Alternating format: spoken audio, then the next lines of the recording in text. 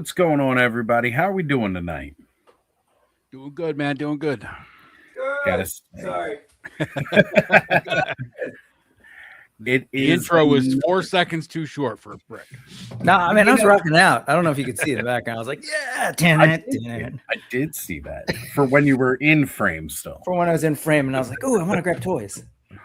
So I think I gotta do the fade out right on that. Like it stopped so abruptly. It's supposed to Yeah. kind of fade out. I gotta go back and re-edit that just a little bit. But I do like that new rockin' intro, a little bit more. But happy to be here for another New Year's Eve. This is what our fourth 2022. fourth. Yeah, it was 2022, 23, 24, now 25. So yeah. Yep. It's the fourth one for the channel. 3 years of the channel, but only, 4 New Years. Because I got started right before the end of the year in 2022. So Was And- the first one the famous one that got cut into 2 segments? yes, it is. That was the first one. Mega J cut it, and I've really got to go back, and it's like out of all of my videos, that should be the easiest one to cut a short from. But just Mega J saying "oh shit" right before New best. Year's because he cut the stream. Really, really gotta go back and do that. It's one of the best memories of this channel. Probably the funniest thing to happen on the channel up to that point. And then much more shenanigans ensued the longer we've gone, of course. But that was definitely one of the best moments of all time. Stand out for sure. What did you guys do today? I was telling Brick I did absolutely nothing today because it's been snowing nonstop all day. Beautiful. And over here in San Francisco is the equivalent of that. It drizzled a little bit. I gotta break out my windbreaker. I went with a buddy to go check out that Art of Manga. I've shared pics with you guys. There's this Yeah, really dope exhibit at the Dion here called the Art of Manga. It's being touted as the largest original manga. Oh, sorry, I don't know what they call it, but like basically collection exhibition of manga outside of Japan. But it's like all original art, and so you get to see like the manga, larger, paste up, all the pencils and it's amazing stuff. My favorite stuff, like One Piece, JoJo's, I mean, all sorts of just beautiful stuff. So, Ranma. I tell you what, I would absolutely love for something like that to come out here to the Walters, because man, that would just be great to actually see. I know we did have art in video game design that came through, and that was really great because like you watch stuff all the way from like the very early days, of course, that everybody would talk about, like Pong and stuff like that, all the way up through things like Skyrim, Nice. where they have a full orchestra and the detail and everything like that. And by the way, that's about how old this exhibit was, because it was like 2010, 2011 when that was here. But it was really cool to go see, because it talked more about the art in video games, not just being like the full-on graphics, but the music and everything that goes into it, So that was, it was really awesome to see. Glad to see that people are recognizing the art in our little nerddoms. Totally. I was going to ask, is Baltimore like, is it a big kind of gaming town? Do you know why they brought that out there? Or?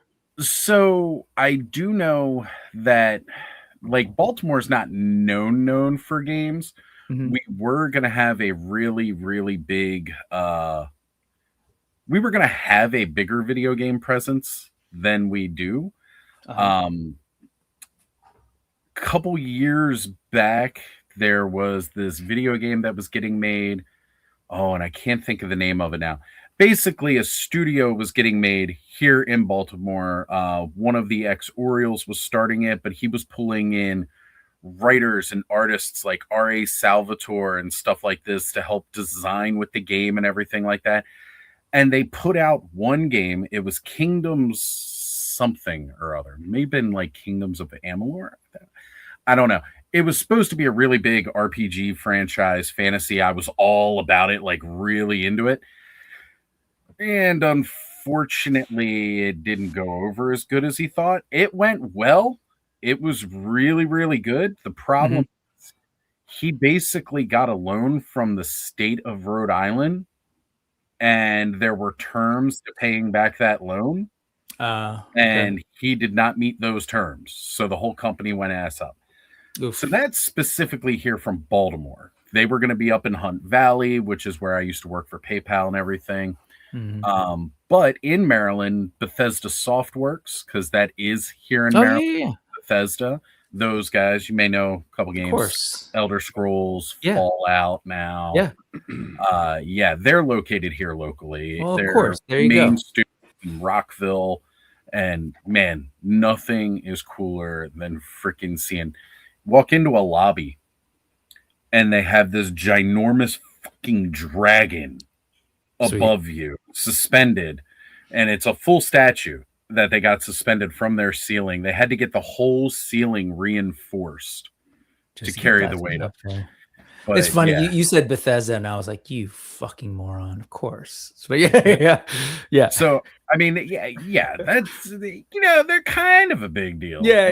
They put out some of the games that I love, but I know that's not everybody's cup of tea, and that's what cool. they're really known for. Those big epic RPGs. But yeah, man, I worked today. It was a nice short shift for New Year's Eve. One call. I took one call today. That was it. Okay. I also found out I was getting fired today.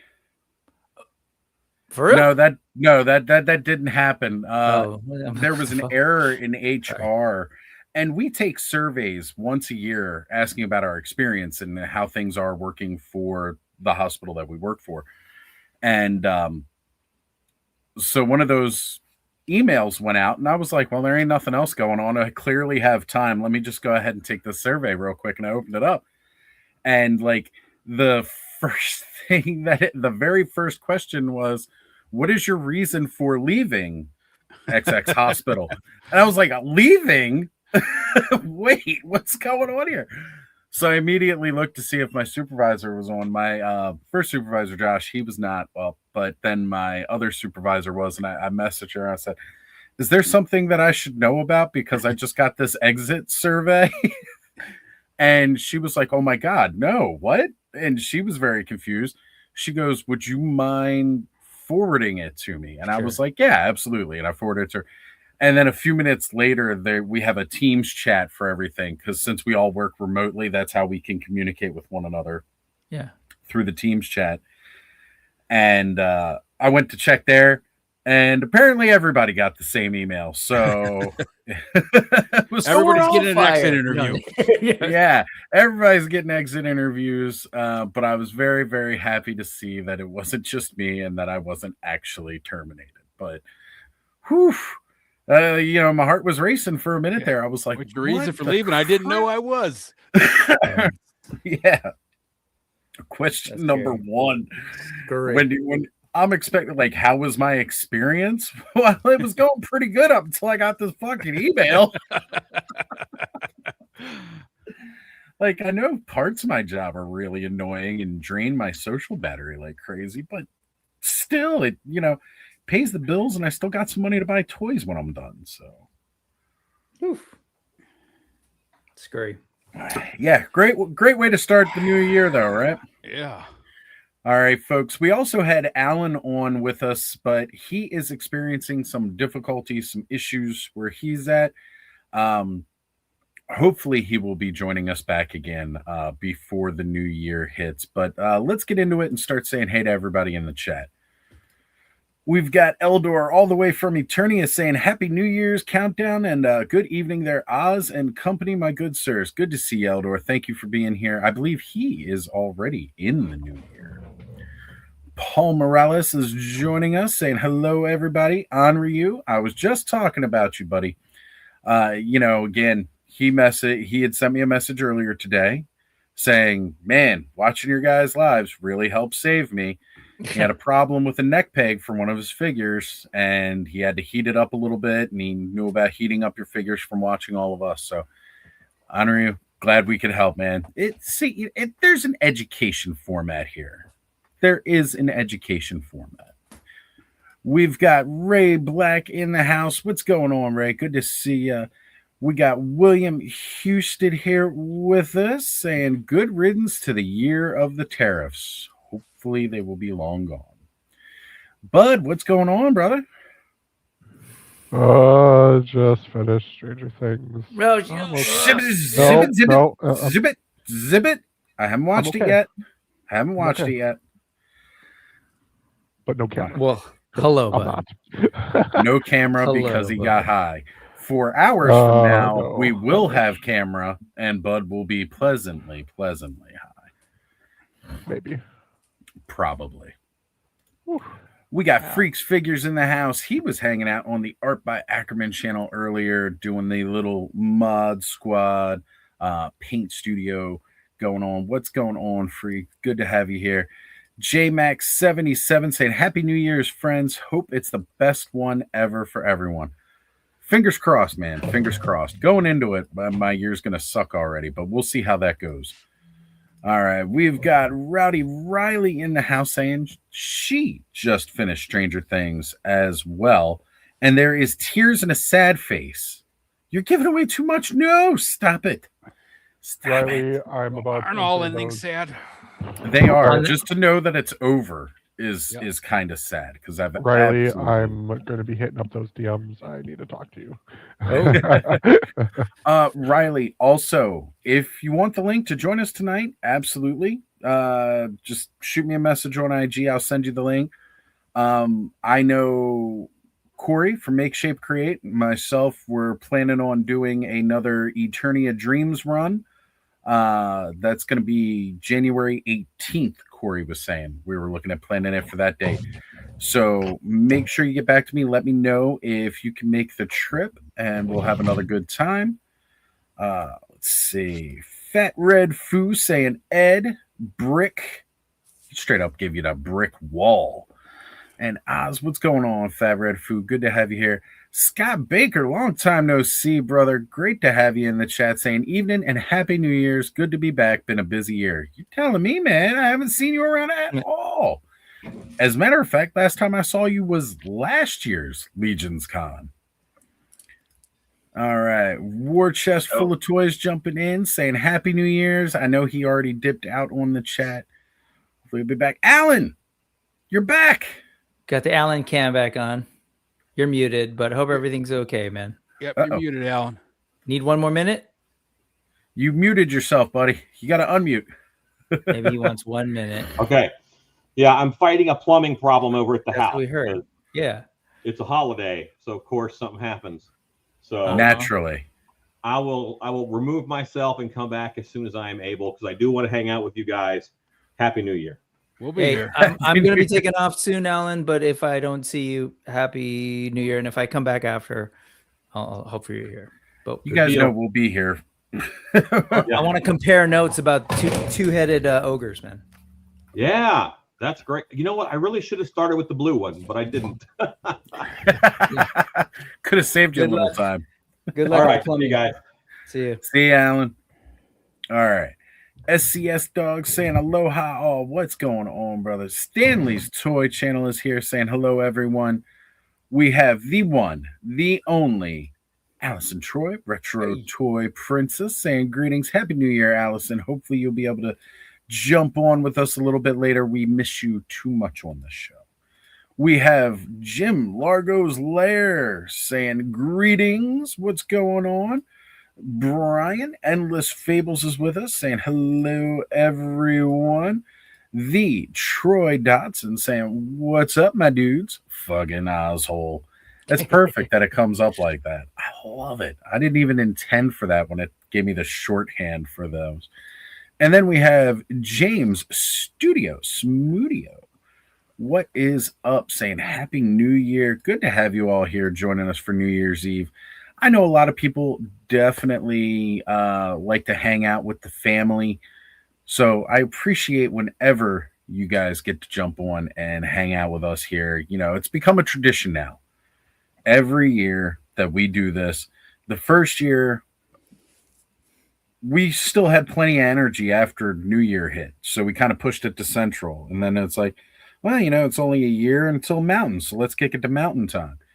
Then it was only at an hour till, it was 3 a.m. here on the East Coast, but it was just hitting New Year's on the West Coast. So we brought it in across all time zones, and that has become the tradition. We all get together and we try to bring in the new year across all four of the major time zones across the United States.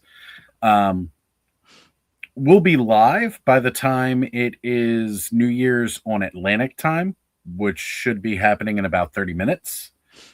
They're 1 hour ahead of me here on the East Coast. Yep. And then Hawaii, I believe, is 2 hours after Pacific. So they're on their own by that point because that's 5 a.m. and I don't feel like staying up that whole time. I mean, I might be up anyway, but. Hey, on that note, I got to get going. Showtime's in about 31 minutes, but can I show you my quick? Yes. Yes. And it's totally random, but first and foremost, the first thing that I thought, Oz said, hey, can you guys show the top 5 favorite pickups? And these are among them, but this probably has to be my favorite. I love this thing. Yeah. The Arctic gorgeous dragon. Cyberzoic by Creative Beast Studios. The second one is used pickup, but at the Mythic meetup, homeboy James was getting rid of this, and he's like, name a price because he didn't want to bring it home. This was that classics, Motu Classics. So the Battle Ram, and what do they call this? The whole thing? Is the whole thing called Battle Ram? The whole thing is the Battle Ram, and the front end of it is the Sky Sled. Love that. That's one of those things. It's like, but this is easily one of my favorite things in Motu because I think it still has the DNA of Jack Kirby's New Gods. I think that has to be something from their New Gods. Yeah, their New Gods line that they're sort of creating right before the Motu thing happened. Right. Tell me that's not New Gods.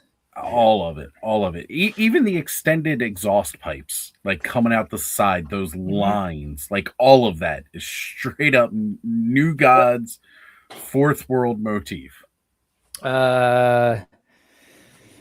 This woman, even though she's relatively recent to a pickup, but I think she's fantastic. This is Sylvanas. I forget what they call her, Queen of the Shadows, maybe, by Mithril / Grey Knight Studios. Awesome. Neja by Investiture of the Gods by Fancy Realm. There we go. Killer figure. That was 4. All right, I'm going to cheat. And then 3, really 2, but 3. Forge Master, and this is again another Grey Knight Studios. This is a Medi Toys. Holy crap. Like, they're still like, of course, Animal Warriors of the Kingdom, which I didn't really pick anything new up, I don't think. Oh, no, I did. But same with Four Horsemen. Sexy Ice? Yeah, Sexy Eye. No, I didn't get anything. I got something in 2024, I think. Yeah, it was the very end of 2024. Jeez, yeah, that was that long ago. I opted not to do the other one, but the point is, like, Jesus, these are like toy companies that like a couple years ago were like, I don't know what doesn't exist, and they're fantastic. These are some of like the best toys, dude. What is that? But anyway, one? This is Grey Knight, which is Mithril Studios, which is the same company. Okay. Yeah, same company as this one. Yeah, soft goods. These like leather soft goods are fantastic. Okay, whatever. Same company. Medi Toys is, remember a long time ago, and I was like, I could get that bear, and people were like, the bear has no fur in its belly, but this is where they are now. Damn. Right. This thing is crazy posable, and I don't know, just beautiful. Absolutely gorgeous. And again, to anybody who's a fan of the Warcraft franchise, you know what this guy is all about. He's going to fart, giggle, and laugh about it. Them cheeks. Right out of there. Anyways, I'm off to go watch Stranger Things and eat some popcorn. So enjoy, bro. That's how we're bringing in the new year. And enjoy. I'll try to get Should I bring tissue? I'll bring tissue. Oh, dude! Like I literally like just came off at like five minutes before like on streams when I finished. I went through a bunch of tissue paper. Yeah, All it was- right, all right. because it was that good. Yes, It- for sure. It So was good. It was good. Oh, and I gotta say, I gotta hold these up too. This is the wire for that, the hammer for that Forge Master. This is the hammer Yeah. for the ogre, and And that's UV reactive, right, Brick? this one is, yeah. And I put it in Yeah. my head, and I was like, ouch. But yeah, they're crazy. Toys, God, thank God for them, because 2025 sucked. And go check out Rowdy Ryle's Happy New Year post. God, it was like, I loved it. Anyways, shout out to you, Rowdy. All right, folks, I'll try and jump back after in 2026. All right. All right, Brick. We'll see you in 2020. See you next year. In your 26. In your, yes. You'll see us at 26. You won't be there yet, though. All right. See ya. Should I click end stream and continue the tradition of Filipino canceling the stream? Yeah, we're not close enough. We gotta wait until like 2 minutes to midnight. Moment will forever be recognized in infamy. The killing of the stream right before midnight. It was a fun story though, and it lives on. So I was just checking some messages here. I know I was catching a little bit of Toy Marks live. They were live this evening, of course, as Wednesday is their usual night to go live at 9 p.m., I believe. Yes, 9 p.m. Eastern Standard Time, 6 p.m. for the West Coast folks. Catching them a bit earlier, and Dead Man said he might try to jump on tonight, but he's going to be hanging out with the wife, and as well as Roger, anime figure statue collector, had also said, hey man, shoot me the link. So I sent those guys the links, and Dead Man was just asking if I didn't mind sending the link to Ronan. I was like, yeah, of course, absolutely. That is his partner and producer for the whole thing. So they might be jumping on with us a little bit later. I'm not sure who else is going to be available tonight, but I'm excited either way. Now we're here. Yeah. So, Bud, tell us about Stranger Things. Was it good? Son of a bitch. All things were strange. All things were strange. Good answer. Yeah, things. Cut you so bad you wish I ain't cut you. Things were on fire. Things were burning. Yeah. There was a couple twisters. That's about it. Nice. Well, I can't wait to see it. I didn't have it. I mean, I probably could have. So last weekend, I was waiting until I went over to my buddy Corey's house to go see part 2 of season 5 to see those episodes. Oh, we got Cobweb in the house saying, yo, Cob, what the hell are you doing in the chat? Get on here, brother. Get on here. But so then remembered that his friend Ivy, we were trying to get her caught up on Stranger Things. I was like, oh shoot. We'd gotten all the way through season 1 the week before, and we had gotten into season 2, like 3rd episode. So we went back to go watch a couple more episodes of that. I don't think we broke through season 3 yet. I fell asleep. We like to smoke and have a good time, and then I end up falling asleep.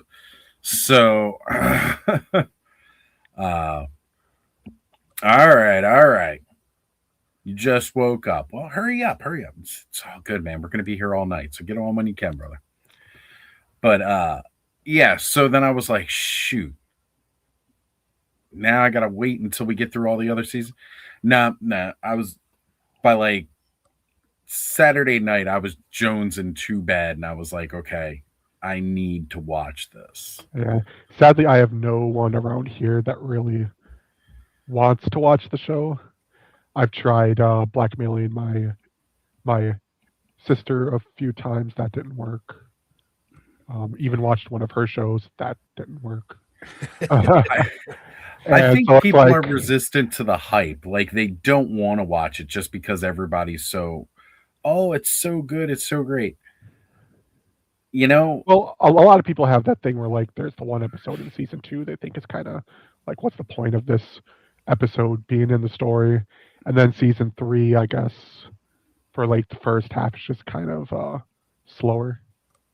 It's kind of like, how is this all tying in? I mean, season 1 is pretty, Perfect. but it's slow. Yeah. If It's you a go back to slow season build-up 1, and it's a burn. very, Yeah. very slow build up until you get to like the last 2 episodes, and then it's like bam. But the payoff is so good. Right. Every And- time they do a slow build with this show, there is a big payoff Yeah. for a finish. Season 2, minus that one episode, just because you don't know how that's gonna come into later, if it does. So Season 2 built up really nice, and the ending was just loved it. what I loved about season 2 was just all the homage to aliens for me. You know, they had Paul Reiser in it. The demo dogs were the xenomorphs, and the tunnels, and then the upside down being the hive. Like the whole thing was just this big homage to aliens. And man, it is just so good to me for that. I absolutely loved it. Season 3 was great because it did this whole like the blob and zombies kind of thing going on. Like there's always an overall theme to each season, throwing back to some old sci-fi. And that's been really good. And, you know, again, it's a love letter to the 80s. And if you loved that period in time, you really enjoyed it. Like, it's just really fun to go back and watch this and see how much of that culture is in it. The changing of the styles through the seasons as the kids got older, because the first one happens in season 1's 83 going into 84, and the last season is 87, right, 89. Right. I was gonna say, like, it goes through the very ending of it, so it's really good. I will say, like, I'll never like spoil, but the very end, just kind of a showing the people more towards their proper age of the actor was nice to see.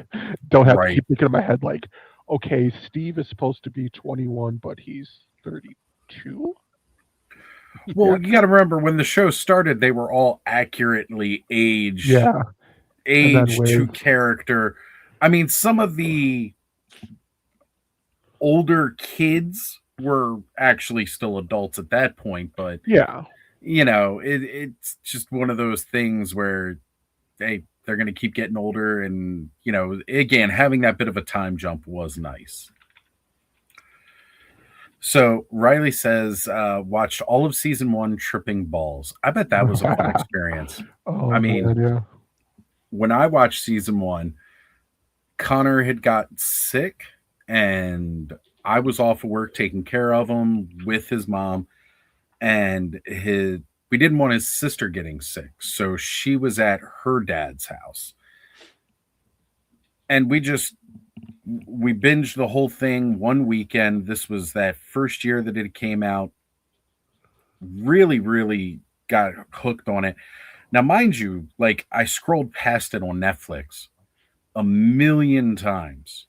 Like, each time, just like, I don't know if I want to watch it. Like, the description, like, I just didn't care for what was in the description. And, you know, like, it didn't call to me. It didn't resonate. And I was like, yeah, I don't know if I'm going to be into this. But Connor's mom had been like, hey, look, everybody at work's been raving over this. Why don't we watch it? And I was like, okay, we got nothing else to do. So we watched it, and we couldn't stop watching it. Now, Connor was in and out of sleep as an infant, so there was no chance of nightmares or anything like that. But yeah, it was really cool. And season 1 and 4 and 5 were strongest in that order. Yes. Totally. Awesome. And this is something I was telling her about, my only real big complaint, and again, no spoiler to how it ends, but there was a Broadway show that gives a lot of background stuff, and 99% of the fans didn't get to see it. No, and but it does tie in fairly well to that last season. Well, so we've got go to like YouTube, type in Stranger Things Broadway show, and just watch like a recap of the events. It's not groundbreaking, it's not mind breaking, but it'll give some context to certain things when you're watching in season 5. You're like, what the hell is this? Yeah. So And that William kinda sucks. says, it's no fun having no one around that shares your interest. Ain't it the truth? That's why we all get together on here, right? Like, my neighborhood, I don't know how many people around here are toy collectors. I know there wasn't enough toy collectors buying toys from random treasures to keep that business afloat. I know that much. But, for us here in Baltimore, I don't know. But I get to hang out with all of you guys every week, doing the live streams on this fun little corner of YouTube that we have found. So, yeah, it's nice to have people that do share the same interests. Now, I don't know how many people are sharing interests. We had 24 people watching. We dropped down to 16. We've lost 8 viewers since we started. Man, we're off to a roll tonight. Honestly, I don't care how many people are watching. Just the fact that there I are don't want to people hear any watching. spoilers. Right? Bud started mentioning Stranger Things, and they all jumped off. They didn't want to hear the spoilers. They're like, oh, hell Bud, no. Bud Bud's stoned chased as them shit. all. He'll be out giving a spoiler without even knowing he did it. Uh, Well, Bud, why don't you give us your top 5 picks for 2025? of what? Your top 5 pickups. Okay. Well, you said pick, so like episodes of My something. bad. Talk about Stranger Things. Here, just to explain to everybody, if you didn't hear the week before last week on Christmas Eve when we were doing the stream on the Clubhouse, if you're new, you haven't been with us for New Year's, we do top 5 pickups for the year 2025. That does not mean that it needed to be a toy that came out in 2025. It's just the top 5 things you picked up in 2025. Bud? Well, 3 of them right off the bat. Arethyr, his horse. Atheon. Atheon, and then my brain's not braining the Dismistros. Demistros, yes, the conversion. Honestly, they're probably all. This is going to sound strange for me because I am usually the go-to person, but honestly, they've all been Mythic Legions. Bud. I mean, Bud got enough Mythic Legions in 1 year to fill his top He's spot. come to the and I dark still side. got some coming. I still He's got some. turned into me. Well, I mean, I he's got still more love coming. the Motu stuff I got, but it's the end of it's nearing the end of the vintage line. Hold on a sec. It is. It's so close to them wrapping up the actual vintage releases. And mind you, they did a lot of good ones this year too. Yeah. And like the turtle line that ended, so now I'm Yeah. just kind of picking up loose. And Turtle line really ended. the Thundercat line, it's okay, but like I don't know if that's also ending right now or not because like they haven't shown off anything else besides the repaint wave. Right. So like the only thing I got excited about was either the sketchbook stuff, the Stranger Things 2-pack, which I still haven't got yet. But Yeah, I need to will, pick that. especially now, and the few random like vintage ones that I've picked up. Because I was talking to you the other day about like I didn't know what to pick up. Actually, What did you end up grabbing? nothing. Sometimes didn't that's the grab way it anything. is. I've done that before too. I've gone to Eternia Dreams with the intent of picking up a toy, looked at everything they've had, and walked out without grabbing anything. Because like with I was showing you the sales that were going on. I could right now pick up the She-Ra Swiftwind 2-pack for $26. Beautiful. That is an insane deal because it's a $60 figure. That was like, I'm not spending $60 on a freaking flying horse because I have my She-Ra. Right, you've already got your She-Ra, so I don't really. I mean, the new like hair with translucent glowing, it's kind of cool. But I've seen in reviews it's heavy. You can't really move it around. right, it's not as So it's pretty much just pliable as buying a the horse. And my She-Ra already has a soft goods cloak. I took the cloak off of my Masterverse one. So it's like I could get it just to get it because it's on sale, but I don't know. I just decided, nah, that and I don't have room for another horse, especially a horse with wings. Well, again, yeah, as far as horses go, like the Mythic Legion's horses are bigger, and yet Fish Toy, like they're even bigger than a Mythic Legion's horse, and they are phenomenal. And I don't know if you guys saw it, but I posted earlier. I sent the link. Nada Toys. Yeah, Nada. Yeah. Is doing horses now too, and those are a good price. they $53. They look really good. Yeah, they're looking solid. Like a lot Those look more actiony. Yeah. Well, they have two versions. Three colors: black, white, and brown. And then you can either get calm mane and tail or flowing mane and tail on both on all colors. But those are actually because the Notamans are like true 1/12 scale. So those horses are going to be more closer to an actual scale horse than Fish and Mythic Legions, which are closer to like a 1/7 scale Mythic Legion Savage Crucible type figure. Yeah. Here, I'll actually share screen with it real quick. And $53, you can't beat that. Exactly. Like again, from 4 Horsemen, you're looking at like $55, $53, and you can just see, like, again, there's a lot of action with these. Yeah, I love that brown. Yeah, my Arethyr horse, I think his name is Atheon. Atheon. Anyways, yeah, the horse, I'm not moving his legs. I tried a little before, and I'm just like, yeah. Heat him up, bud.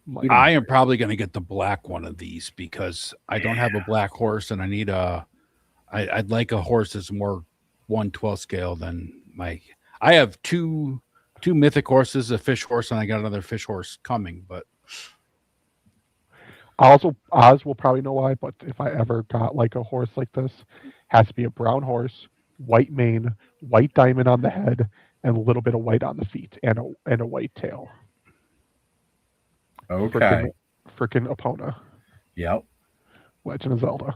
That's what I was thinking when I was looking at this, but I don't have a 1/12 scale link to put on her. Right. I think one of the Figma ones, aren't they like? Yeah, but they're also Figma prices. Yeah. Yep. Right. Like, trust me, it's not that there's a lack of them. It's that there's a lack of funds for them. Like, there's plenty I'd love to get. But, yeah, I just really, really love these. I think they're gorgeous. There's a lot of action in that. And you can see from the different rearing of the horse and everything. And mind you, Mythic Legion's got a lot of, good horses in there. I mean, Boreas, you've got that gray horse that's, Dubin's horse. Yep. Of course, you've got all the horsemen's horses, which are so dynamic. But even then, it's like you got Deacon, and I mean, there's a lot of really good horses in the line, a lot of different paint apps and everything like that. But it's still great to see just really, really good, awesome engineering and articulation that doesn't like break up the sculpt of it. Because I mean, as kids, when we got Shira's horse and the other horses that came out within the Princess of Power, they were static. Same thing with Battle Cat and Panther. They were all static. What's going on, Cobb? Glad to see you could join us, brother. Yeah, what's up? Just waking up. All good, man. All good. Completely understand. Yeah. I was crashing out before live tonight. I was taking a bit of a nap a little bit earlier, but then I got woken up because we were going to have a bit of a dinner here. My uncle made a really, really nice dinner for everybody. So although I was a little grumpy because I got woken up early from my nap, I still had a nice. They found the way to get over the grumpiness by immediately feeding me. So, Right. I woke up, same thing. I got up and immediately went to the kitchen and saw there was some, we do these like roasted candied carrots. It's where you like roast them in some brown sugar and butter. Yeah. So they get nice and soft. And then we had real whipped red potatoes, and there's some kind of beef roast. But honestly, I don't really care for beef roast. I think it's kind of boring and mid, so I usually skip that. But I just had a bowl of like really nice garlic red potatoes and some carrots. Ooh, yeah, sounds good. Yeah. So, Cobb, as you know, we're going over our top 5 pickups here. I know we just had, well, Bud got through like 3, and they were all Mythic Legions. He didn't even have 2 more. The other 2, looking at them, probably the creature because it gave me Jeff. But I thought you got that in 2024. Oh, did I get that? Yeah, that was the end of last year because we ordered it direct. Yeah. Okay. Well, shit. Get back to me. Okay. You got 2 more to come up with, mister. I can't even remember everything I sent you in that box. It was a lot of stuff. Right. Well, the Vampire Knight. He was one that I really wanted. One that didn't come with the fur. That's right. Yeah. If you get that one, I really do like him, and I do plan on getting Baron Vulgar. Yeah, Baron Vulgar. And like that Build a Knight one, he's cool. Like the Armory Knight. Definitely better with the custom head on him. That's someone's alarm. Cobb's got that same alarm I do. Oh, time to go to work. That loud, annoying ass thing. Like, that's what gets me up, man. That's what gets me up. You put one of those normal alarms that does the I could sleep. Every time I get a new phone, I gotta years. make sure I find the right one to wake me up. Yeah, that one right there. I don't know what it is about it. It's just so fucking annoying. Look, you, me, and Ed were not the only ones. You said sounds like my alarm. Yep. Well, everybody at work too. Like, really? Okay. All our alarms because it's the most annoying sound there is on the phone. It really is. It's like, look, it's too happy. It's way too early to be this happy, bright, and cheery. I also think it's because it has such a high range of different pitches, because it goes right. It's hitting you here, at if it's all a different steady, times. Yeah, if it's a steady tone, I'll sleep right through that damn thing. It don't matter. Right? Yeah, it just lulls you to sleep. I mean, I go to sleep listening to something. Yep, I have to, because it's the only way that I can calm my mind enough to really go to sleep. So, and we got Crash in the house saying, "Sup from the guard shack." What's going on, Crash? Good to have you here, brother. Thank you for joining us. Even though as the time goes on, I'm watching us. Man, we're losing viewers like crazy now. Again, it's expected because it's a holiday. It's a holiday. It's a holiday. Honestly, just the fact we got anybody watch. Well, don't worry, Crash. We'll keep you company. We're going to be here at least until 3 a.m. Eastern. Yeah. Well, not only is it holiday, but it's also Wednesday night. Not many people are like, "Oh, Wednesday night, I'll go see what Oz is doing." Right. Yeah. This is not my normal time of the week at all. Last week and this week, because when the holidays hit, this is the night I'm able to do it.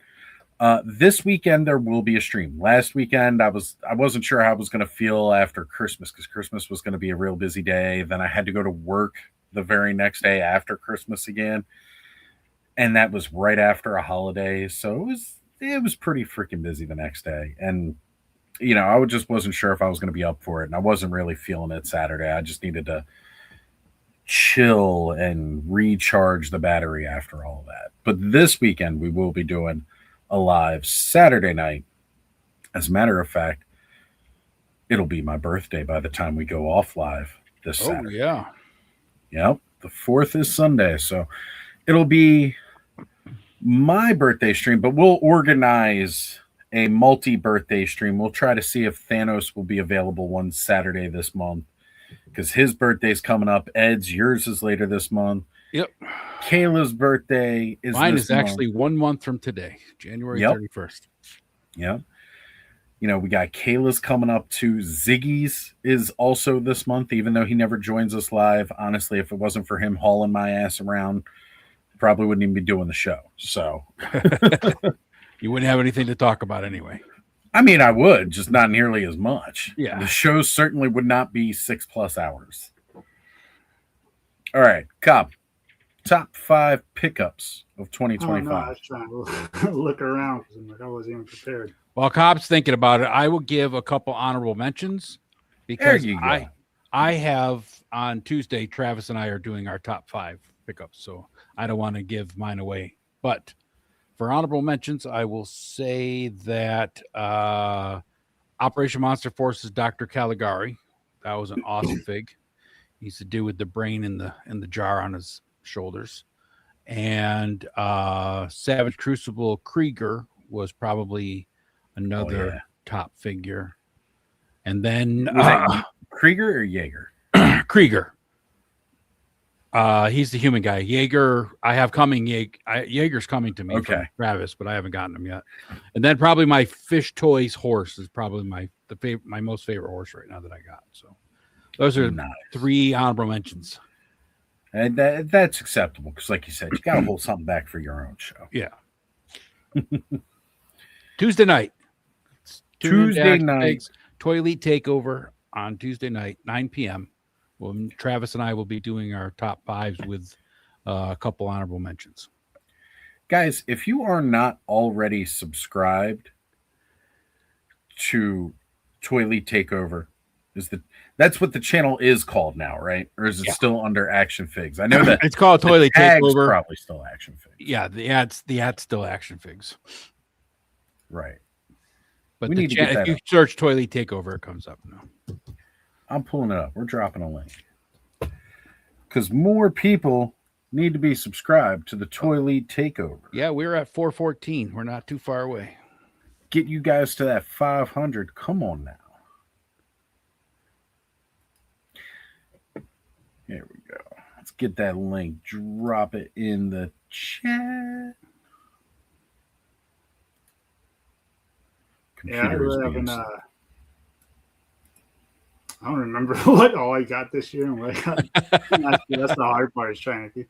All I think about is just recent stuff. So I kind of thinking about what I use for pictures mostly, but I've been doing a lot of pictures with. So I kind of hop around. So Gold Hildar is from Zestray Studios. I mean, she's up there with everybody's, I think, right now.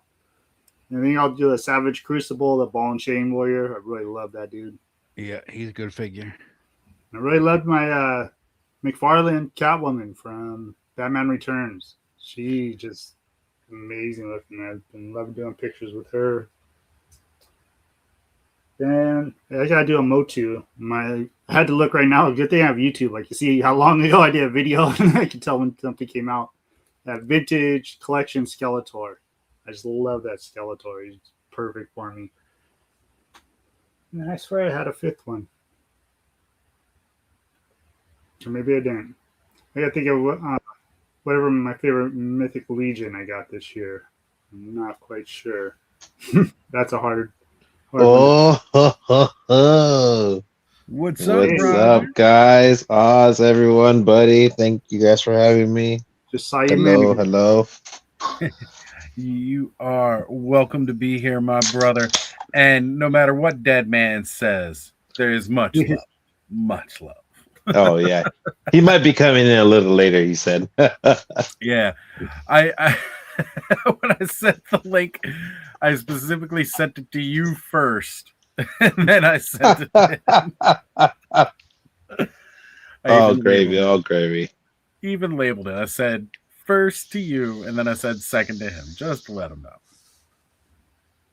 But yeah, I was catching you guys a little bit before we went live here. We're just going over some top 5 pickups of 2025. I figured Cobb was going to be all Mythic Legions, just as much Mythic Legions as he's been getting in the last couple of months. I was trying to spread it out, get something from every line, but Mythic, I mean, all my Mythics, I love everything I've gotten. It's hard to pick for just one out of them. Right? Yeah.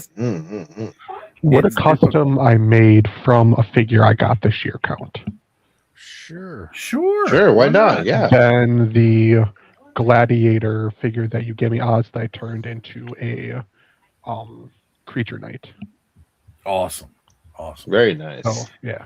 And it's funny, I sent that to you specifically so you could just like paint it up or do whatever because it's one of the Legion builders. So Mhm. it has like bare minimum paint apps, and you barely painted it at all. I actually no. The shoulder I painted, the chest Okay. I painted, and I filled in a few spots that I felt needed. But yeah, most of it isn't painted. Yeah. I mean, but I wanted to throw something at you that you could have, that you could just go wild on, because I know like you like them so much, you don't necessarily want to paint all over them. But I was like, maybe if he just starts with this one, then he'll decide he wants to do more on the other ones. But they do such a damn good job. It's not like with Mattel and Origins where you get a figure and there's all this beautifully sculpted detail into the figure, but they didn't paint any of it. Yeah. Like all of it's painted so well already. It's hard to figure out what you may want to do to it. So I get your point. You know. Man, I'm still sitting on that Alithia.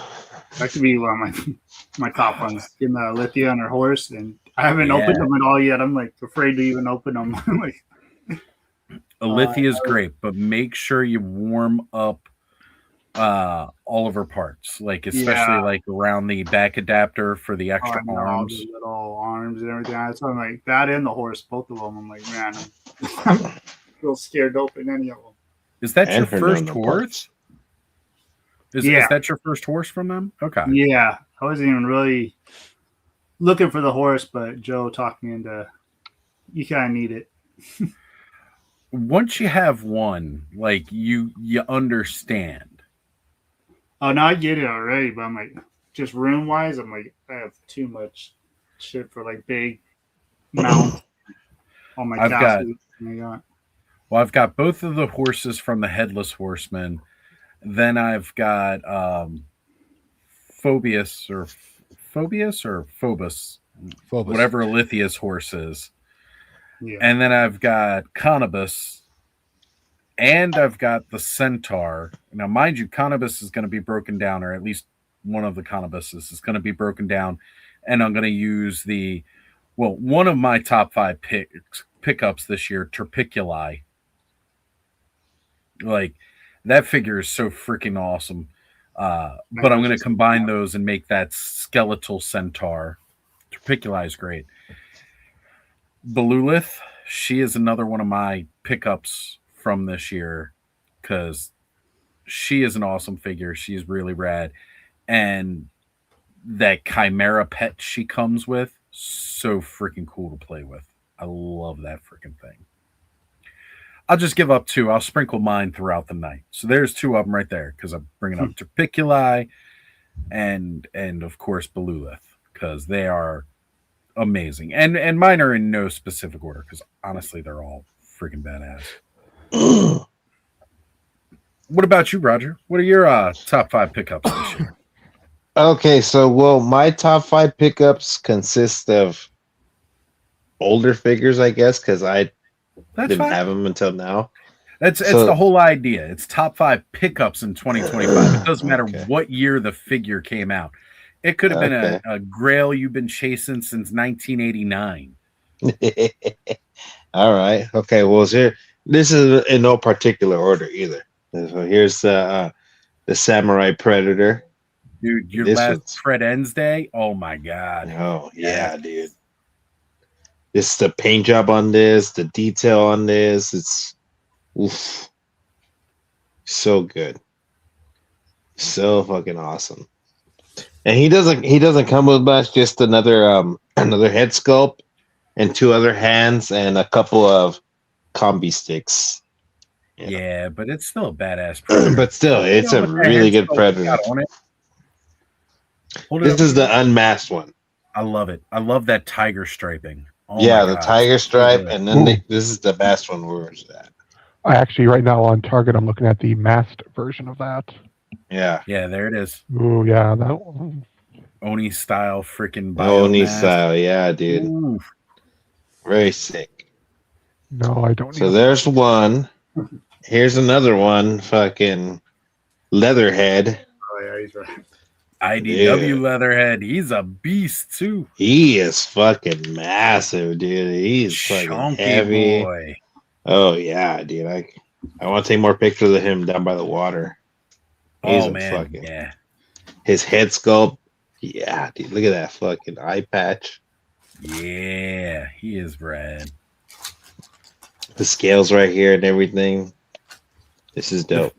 The fact they did all of those scaling like that, like different, they could have just Everything, made it dude. like Yeah, look at that. pebbled texture like the rest of them, but no, they were like, we want to make Mhm. it more like a carapace all the way Yep. down. Yep. Everything. This is dope. So that's number second one. The third one, fucking Look at Nendoroid Kirby. Dude, all these parts, they're magnetic. Look, Oh, that is so cool. he's got multiple head plates. He's got multiple accessories. He's got a base, dude. It's so awesome. I love this thing. And Short because little- he's spherical, like you can put those parts like anywhere and they won't look Mhm. out of place. That's amazing. Yeah. See, look, it's like he's clapping. Yeah. Yes. Perfect. It's so cool, dude. So, short little story. So, this one came with the faceplate for the pink one. Oh, no So I was like, shit. okay, so I have to get the pink one. So I was looking for it, and I found it on fucking where did I find it on Walmart, and it was 35 bucks. So I was like, okay, Ninja Droid 35, I'll take it, you know. So when it comes, it's literally like a Kirby chew toy for a dog. You can't articulate it. You can barely squish it. I was like, really? You're gonna charge me 37 bucks for this? Like, get the fuck out of here. So I told them, give me my money back, and instantly they gave me my money back. So I was like, but still, they're like, don't worry, keep the figure, blah blah blah. I was like, yeah, of course I'm gonna keep the figure. Get out of here. It was just terrible. I was upset. So now I have to look for the pink one again. Right. Anyway, yeah, these are a little ice effect that it came with. Ice Nice. breath. I love it. Oh, dude, he has a bunch of cool effects. So that's number 3. So here's number 4. Mezco Art the Clown. Look at it. Ivy, I know you were in the chat. Check it out. Art the Clown. You're giving Oz Soft nightmares. bits. So, I freaking hate clowns. so this is my official second Mezco. I have an older one, but it's like one of those action figure ones. It doesn't really articulate that well, and it's a Hellboy. Okay. So I got this one off Insightful Imagery. I don't know if you guys know him. His name's Mike. Yeah. Cool guy. He's having the sale, so I was like, yeah, dude, I'll pick this up. Fuck yeah. Let's go make And he some has good shit, man. Dude, he has a bunch of stuff. Yep. Here's the box. Just look at all the stuff that he comes with. Heads, hands, weapons. The head portrait lights up. You know, he's got the cat of nine tails, the flamethrower, the stand, everything. It's just fucking great, dude. So awesome. So I was like, okay, so this sent me down a rabbit hole. So now I'm gonna get some more Mezco. And since I got that one from Mike, he also gave me this one. The Halloween 2. Mike Myers, yeah. Yeah. This one's really cool, dude. Yeah, all the Fucking love Mike articulation. Myers. Yeah, he's fucking awesome, man. Halloween will always be my favorite slasher movie. Right.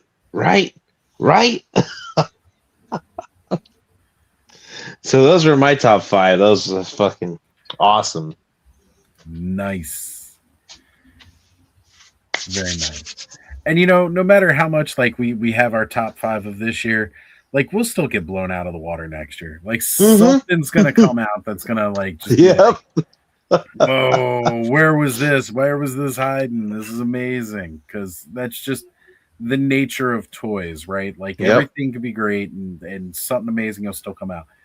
But again, the idea is like for this is just kind of like whatever it was. Again, it could be something that like by today's standards is not that wowing, but meant something to you, like from your childhood that you pick back up. That's why I do top 5 pickups. It's got nothing to do with what came out this year. Because, yeah, man, there's a ton of great stuff that came out this past year, but not all of it is, not all of it, I would say is going to be everybody's top 5. What's going on, brother? Oh, Damiano!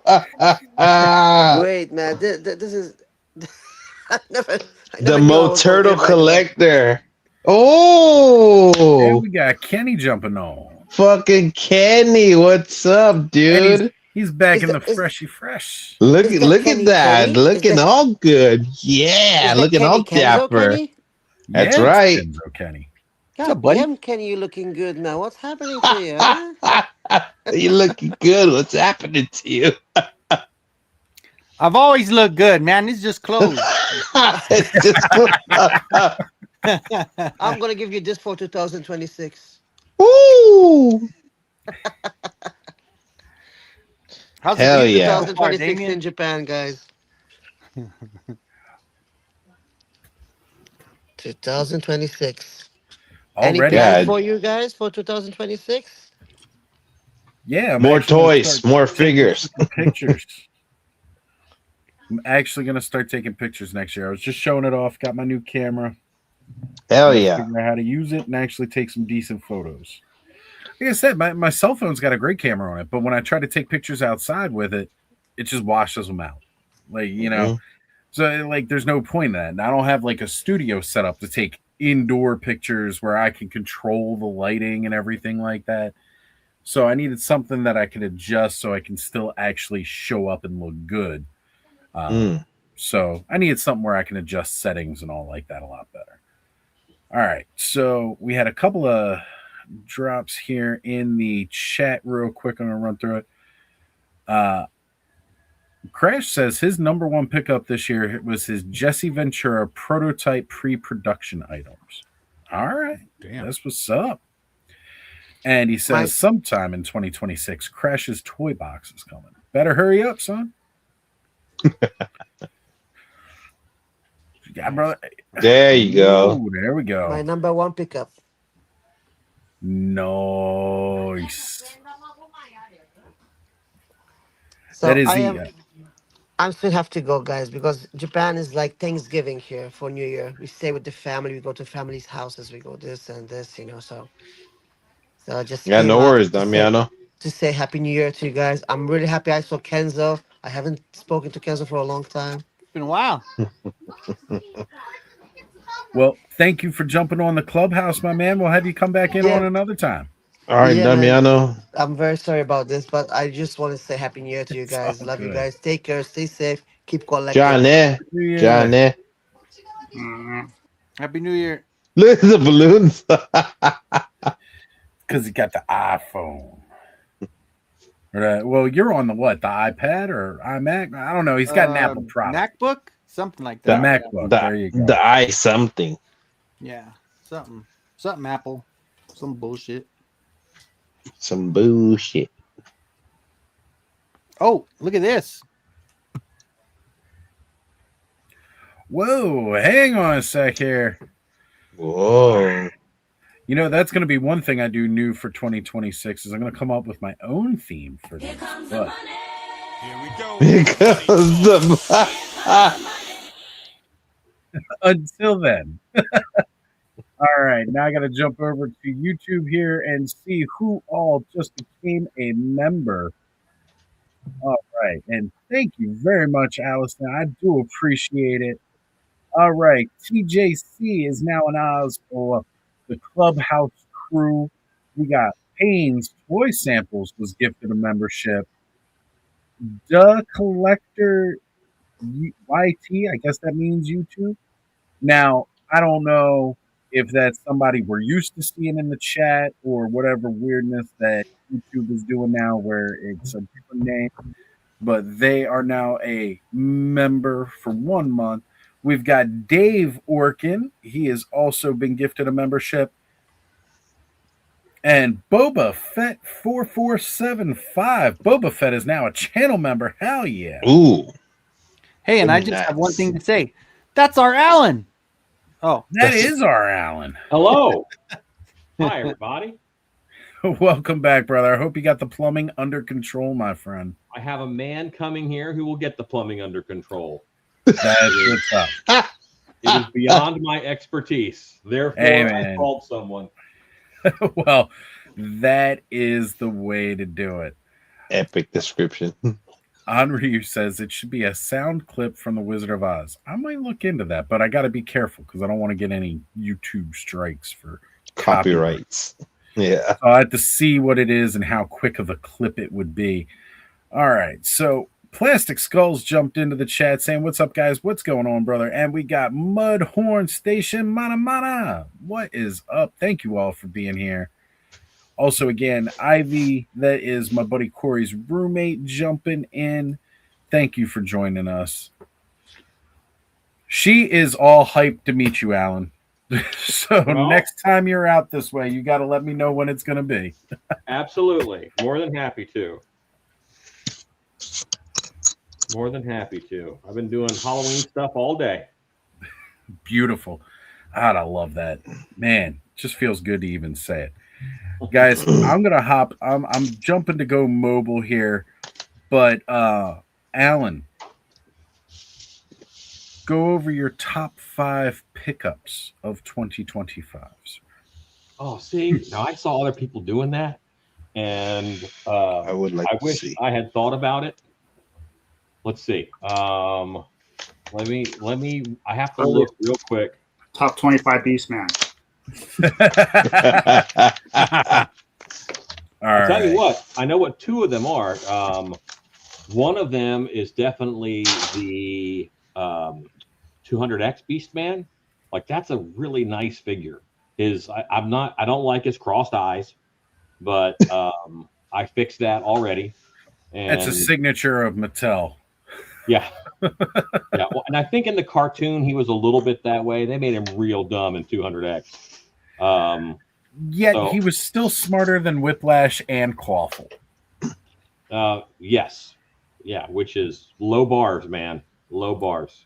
So 200X Beastman, and then did the new Eternia Beastman come out this year Yes, with the open and closing jaw? Yes. Okay, that was this year. that's definitely one also. And then Keep going. I will be right back. You got it. the Oz. two-headed troll, the two-headed ogre from Medi Toys that I just recently got, and I turned him into Too Bad. Ooh. Right. I'll let me grab him. He's right around the That's cool. I'm actually giving a lot of my Motu to the Moturtle collector in Japan. Oh, that's cool. Okay. Roger's always getting those good Target deals, man. Yeah, I don't understand. Like it's 50% off, like 75% off. Like damn, 2 days after they get it. 2 days. Damn, Whoa, dude, that's fucking cool. Hold on, Al. Let me That- bring you up big. Hold on. Look at that chunky fool. Damn. I resculpted his heads in order to be more in line with Too Bad's heads. But this is the Ooh. Medi Toys ogre, which is really an Etten, but that's okay. Jesus. That dude's- Yeah. How heavy is that thing? Oh, if I caught a bass that weighed this much, I'd be happy. Tell you You that. beefy motherfucker, huh? Damn. Well, this is a Mythic Legions Holy troll. shit. So that's a Mythic Legions troll that I rebuilt to stand up straight. Holy crap. So he's almost troll sized. Wow, that is beefy. I don't know anything about Mythic Legions, but whoa, that thing's huge. Yeah. Well, see, these guys are wonderful. I love these trolls, but I'm making one into Troll from the Netflix show, Mm. Netflix movie Troll. So that's what this guy's Mhm. going to be. I'm doing his beard and stuff tonight. And then I got to say, the Mondo Classic Beastman that they did because the first one they did was Mondo style, and then they just did a Mondo style one, but then they did a classic Beastman this year that I got, and I'm really happy with him. Wow, fuck. That's awesome, dude. Yeah, this is a custom. So I mean, I resculpted his head and repainted him. How much was the original, if you don't mind me asking? $110. Yeah, I was gonna say for like 109. But here's what they look like normally. Oh, you have two of them. Oh fuck! I have 5. Oh shit! I have a problem. Okay, He has a problem. We all have problems, dude. Whoa, that is fucking cool, dude. Yeah, that's the ice troll. Yeah, I've got 2 of these guys, and I have 2 of the orange ones. Look at that fucking blade, dude. That is sick. Yeah, what's funny is like I can hold that in my hand, and it's reasonable in my hand. It looks reasonable in your hands. Holy shit! That's crazy. That is so cool. I would have no idea where to put that if I had that. That'd take like half my room, dude. Luckily I have some space. Yeah. Alan's got just a small workspace, just a small one. Damn, dude. Just a little one. I mean, I have some Avatar Banshees that are fucking taking up a shit ton of space. And then I'm going to say that this guy is my 5th happiest pickup. And that's going to be the Jurassic Park Ooh. Whoa. So, dang. This guy's big also. That is massive. Yeah, you gotta love the Colossal collection from Jurassic Park. They put out some big beasties. Yeah. And that could swallow like the characters, right? Big open throat. Yeah. The opening in the belly. Alan? What? Yeah, it has the opening in the belly. Yeah. Yeah. Yeah. Dude, that's awesome. Yeah. Yeah, that's fucking cool. Dave's Dimension says that's a biggin. So that's my That's a 5. biggin. No doubt. Solid 5, Alan. Solid 5. My that is awesome. Here. I'm going to step out for a bit, but I'll be back. Okay. All right, Hell brother, yeah. we'll see you in a bit. Awesome, man. Back in a bit. Fucking cool, dude. Put me in the break room or put me behind backstage. Yeah, we'll put you backstage. Something kind of silly. I had just pulled up a Netflix again, and you know, like where it says because you watch this show, you could also watch this. Because I watched Stranger Things, it's now going to like recommend I watch Gossip Girl. Ed, And can you I think that's fitting. I removed Alan, and apparently now we're just looking at. I don't know what I needed to like. The mobile layout's so awkward. That's fucking good. I wasn't even looking at the screen. I was. Mm-hmm. Kenny, what are you doing tonight? Nothing, just hanging out. Same Here. Yeah, I gotta Same work here. tomorrow, so I'm like, nah. Oh, we're actually closed tomorrow. That's just really weird for my fucking company. I work at an aerospace company, so Yeah, it's you're so always it's working. so yeah. Where I'm always working. It's so strange that we're closed tomorrow. That's good though. You guys deserve it, man. You work your ass off. That's for sure. Well, Kenny, I'm sorry to hear that you don't get a day off like most of the rest of us, but you know what, brother? Look, the mattresses ain't gonna sell themselves. Dude, Gotta have and that it's big funny because we mattress open at the normal time. It's like, okay, who's getting up at? So everybody's setting their alarm to go buy a bed at freaking 9 a.m. on the 1st. No, They got to But get whatever. their New Year's sales. yeah, sure. New Year's sex. Yeah, well, you know, that's right. It is what it is, man. Yeah. So I'm going to throw in, because like I said, I'm going to sprinkle mine, and I've already gone through 2. I'm going to throw in a third that probably not a lot of people are expecting, but it's Delta 17s Leonidas. Ooh. Ooh, good. I saved him as my last figure I needed for Delta 17 when I was picking up the entire wave, just because I knew I was going to love him, because of course he comes with his puppy. And even in anticipation of doing that, I got Marauders had the 1/18th scale German Shepherd that they made. And so like that's a perfect pairing. He's got his, he's got a full-grown German Shepherd. I know later that they've hinted that that puppy might grow in later versions, but for right now, he's already got a fully grown, articulated 1/18th scale German Shepherd. But Leonidas is definitely one of my top picks because the moment I saw that figure, I fell in love with him. It took me right back to the old school G.I. Joe. He's not really wearing any military gear or anything like that. He's just in shorts and a t-shirt. And him and his puppy. I loved it, man. Hands down, my favorite figure from the line. And just so freaking happy to have him. All right, we got Gap After Dark jumping in. What's going on, Gap? Glad you are here. And Dave says, hope all the freaks and geeks are having a safe and festive new year. Absolutely. Dave, let me know if you want the link, man. You can jump on with us. So, Kenny. Let's hear it, man. Let's get a breakdown. Top 5 for you this year. Oh, Mr. Kenzo. Oh, And this is pickups, man. So, it's anything that you got in 2025. That scare glow, though. yeah, I've got to say, like, probably, what is it? 1, 2, actually, yeah, there's a lot of Mondo. There's a lot of Mondo. Yeah, that's for sure.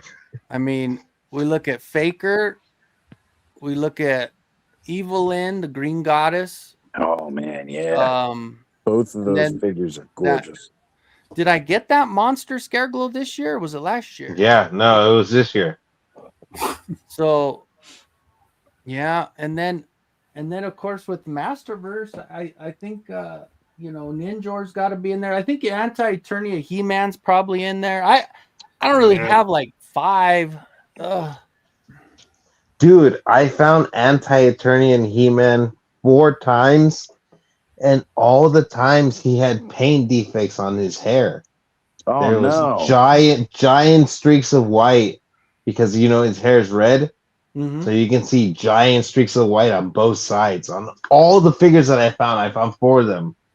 And they were all bad. I was like, dude, what the hell's going on? That's the only thing that deterred me from buying it.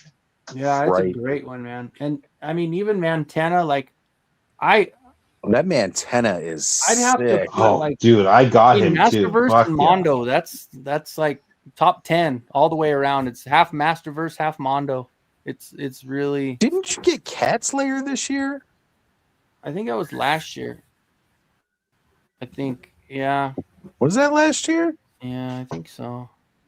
I sworn Cat Slayer was. I think it was like November year. of last year. It was like late last year. Yeah, it might have been at the end of last year. Yeah. That's true. Like even this guy that I just got, he's freaking cool as hell, man. Oh, what? That's the. Who is that? Oh yeah, the Keldor. Oh my God, yes. Hey Oz, did you send Dave the link, or you want me to? If you don't mind. No, I if don't you mind. could. Yeah, but I think it's definitely it's split between Mondo and I mean the Green Goddess and Evil Lynn. Forget it, man. Those are those are gorgeous. Even just the Masterverse versions of those figures that came out this year. Yeah, like they were both absolutely stunning figures for Masterverse and Mondo. They was this year too. Really knocked them out of the park. Yeah, even that Tila, even though her eyes were jacked up after I fixed the eyes, she was great. Yeah. They good like shit, man. Forget it. Mosquito figures have been hot this year. Like, and I'm not saying that in like the hot attractiveness. I just mean they have been on fire all year. Look at that. A Cobb holding up there. Little late night Evelyn Ooh. going on. Snake Mountain After Dark. Yes. Got all that movable stuff. Get pretty nudie. Dude, so Mondo's making 112 size fucking figures? The 2000X and the Yeah. real Ghostbusters. All 112. Dude. I want that fucking Skeletor, dude. Oh, man, yeah. He looks so fucking awesome. If I could, I'd be all about the Mondo 112. I have limits, and those are well past them. Yeah. Sadly. Like, because I love real Ghostbusters, and that Venkman and Sam Hain that I have are out of this world. I definitely would be totally mad about getting like the rest of them, but I just know it's at a price point that I can't keep up with. It's only it's only going to cost 2 Mythic Legions figures us. So this is like 180. I paid way less than that for this. Right. That's the best way to buy Mezco. Is I mean, like, fuck, it's just. That's cool. Freaks Figs asking if it's top 5 it's just what we got this year. It doesn't matter when it was actually released. Yeah. We do pickups this year. Yeah. Which means it could have been a HasLab that you paid for and came out last year, but you didn't get it until this year. You know, like we really make sure that it's stuff that you got this year, because there's a lot of great stuff that came out over the past couple years that could maybe be you one of didn't your pick up vintage then. grails from the 80s. But now you got it. That's the way we do it. So I did want to highlight, we got Troy threw in his top 5, the Anakin Obi-Wan dual set, Vader and Luke dual set, McFarlane Warhammer Lieutenant Titus, McFarlane's DC Batfleck and Batbike, the O2RT fantasy vehicle for Doc Afra. Nice. Nice. Very nice. I like. Yeah, and like Alan's saying, so much great stuff in the past few years. It's tough. Dave's probably got one of the hardest flexes. Yeah, look at him flexing. I mean, all the lights and whistles.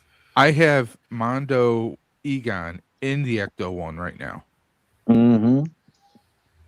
So it was a little bit hard to fit him in there, but I got him in there. Yeah. He's big quaff, with his pompadour. He's a little tough. So how much was that? If you don't mind me asking. I think it was like, I want to say around 330. Yeah, it was something like that. Because the Ecto one up and the Ecto one, because I bought the one because there was a regular Ecto one. You got the deluxe, right? I did the deluxe where you can have it as 1A or as Ecto one. Or if you're creative, you can kind of make it look like the cross between the two from the Ghostbusters, the video game. Right. And then I would just have to find some way to kind of like craft and make a super slammer on the top. Yeah, it's doable. And not to mention too, like, you know, it's great. You got the really great high detailed 1/12 real Ghostbusters that you can put in it. You got the Plasma series Ghostbusters, where with the Ecto one they did the Ghostbusters 2 suits. And then with the 1984 roof collection that they're releasing, I'm think holding off on the rooftop myself. Yeah, I'm holding off on it because I hate to be that person, but I'm like, I want to wait and see if they somehow find a way to the outlet sale, just a little bit less. Because playing that clearance chicken. I mean, yeah, right. No, I mean, if you think about it, we've already had the Plasma series khaki suits. These are painted a little bit better. They're supposed to have slightly better head sculpts, but for the most part, we've had these figures before. Right, like I just picked up the whole set of the slime covered ones from Ollie's. I have 2 years finish doing. I didn't get all of them. I have a few of the slime figures. Yeah, I managed to get the whole set of 4 Ghostbusters from Ollie's like 2 years ago. So, I'm happy with those. That's what's going to go on that glow in the dark shelf. And I'll be honest, big plans for tomorrow. As far as the Mondo Real Ghostbuster figures, I'm fine getting just the single figures. But with Egon and Boogeyman, that was the 1-2 pack. I was like, I have to commit to that. We've never had a good Boogeyman figure released for the toy line. Boogeyman, he's just the head sculpt alone is friggin' insane. Now I actually had a defect because Boogeyman comes with 2 head sculpts.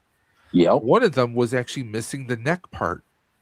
Oh no, where the ball joint actually pops in, but that and also the PKE meter was slightly damaged. Oh no! So I emailed them. They're like, okay, yeah, we'll send you tracking. They sent me a replacement PKE and they sent me a replacement Boogeyman head. So if anyone out there needs an extra Boogeyman head and wants to do something creative with it, let a brother know. If only, I would definitely be down for it because, I wanted that set so bad, more for Boogeyman than anything else. But the companion ghost being that guy from the intro that we've never had as a ghost before in the toy line. Oh. The sets that they're coming out with from Mondo, when you get the two packs, they're totally worth it. And even if you didn't get the 2-pack, because say you're in a position where you can't afford that much, so you get the single pack. We've already seen where they've re-released a color variant of Sam Hain. Yeah, I missed out who on was that with one. the Peter Venkman 2-pack. I definitely still want to get a Sam Hain at some point, even if I have to pay a little bit extra in the secondary market. It is what it is, but I definitely want a Sam Hain. But on that Ecto right now, you see there's Slimer up top, right? Yes, That's sir. the Mondo Slimer. Right? And he looks fantastic. So well. Yeah. Yeah, he's definitely one of my favorites. The stickers are a pain in the ass. By the way, the 1A stickers are a pain in the ass to try and line them up perfectly. They're still not lined up perfectly, but you really can't tell. Yeah. People already are making videos on how you can make your own custom stencils for the scrolling marquees on the side of the Ecto 1A. Very cool. Yeah, I know don't that think was I'm a lot gonna of bother with people's that. critiques was that they weren't scrolling, but at the same point It in would've time, cost it's more, you know what? I'm kind of happy with where it is. I mean, you know how much that would have charged just to have that scroll, right? Yeah, but I'm sure someone's gonna do this. You can, there's these little name LED name tags, kind of like that. Oh yeah, that you can buy on Amazon. Someone's gonna make a board that's just the perfect length and size for those, and it's gonna be something where you can just swap them out. Little magnets, pop them in. Bob's your uncle. Yep. Because I had a Spirit Halloween Proton pack that I made to look like just regular movie Ghostbusters. And I actually bought one of those and I had it programmed where you can type in a text and it had it scrolling continuously. And I had that on the back of the pack. I'm sure someone's going to make something similar. Someone who's smart with programming the little LED boards. You program something on a small micro SD and bam. They're going to come up with something within the next year. But I will say this, just opening up this Ecto, because the hood opens up to reveal the engine. I mean, is this the second one or the first one that they made?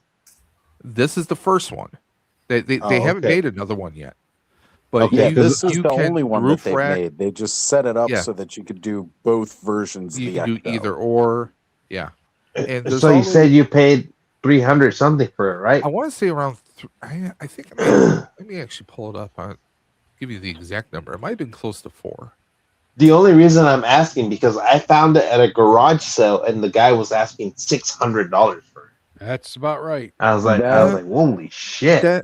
You're talking about that secondary markup. That's probably pretty close. And if it was complete, then that's not necessarily too bad. I've seen people trying to sell them for $1,000 already. Yeah, and get this was at a garage sale here out in Simi Like Valley. some dudes, like just randomly, some collector's gonna stroll up and have $600 at a garage sale. And that's I and love that's how eBay ruined garage sales. That's all I. no, that's the thing too. The guy was, I don't know if he like. I don't want to assume that he stole stuff, but $434.99. $434.99 technically. All this stuff was from Entertainment Earth. I don't know if you guys heard. You guys heard of Entertainment Earth, right? Yeah, of course. Yeah. Okay. So I used to work with.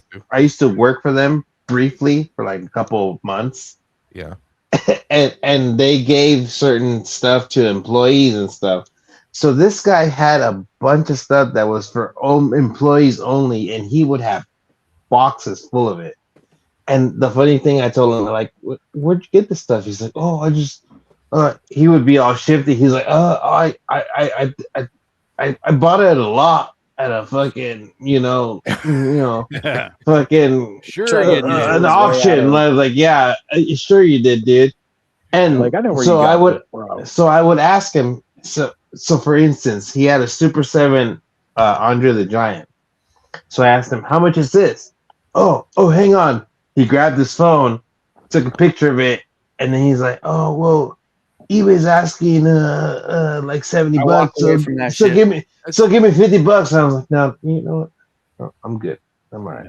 You're like, dude, it's not a swap meet where you're like, no. And honestly, that's ruined all of it. Like any yard sale, you're not gonna ever find a treasure because everybody's doing that Google shit. But here's the thing. I did get this for $10. What?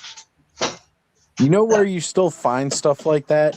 Facebook Marketplace, because you do have people who are just getting. Oh yeah, there you go. 1993, dude.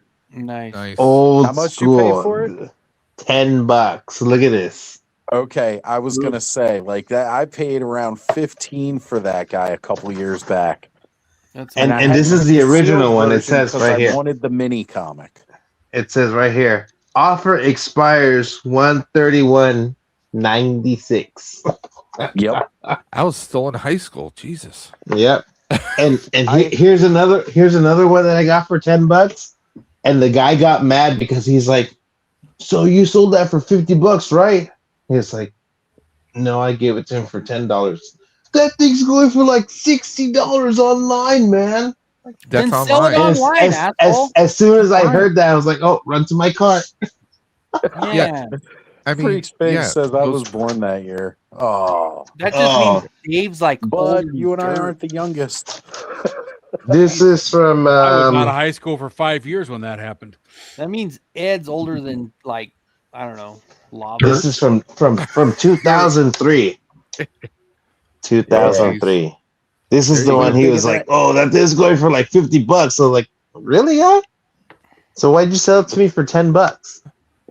That's clamshell, old school, dude. I was like, yeah, I'm gonna keep this one. I got sick of walking so many sales because everybody's like telling him he's full of shit, and then finally, right? All right, I'll at least make one sale. I'll drop it. Like, get out of here, man. You know what hurts when the freaking clown falls off the shelf and freaking beams you in the head. It's a hefty figure. Here's another. He is a hefty figure. All right, real quick. Freaks Figures put his in here. Mine. 5 Kid Robot South Park Wizard Cartman. Nice. 4 SDCC NECA Surfer Chucky. Oh.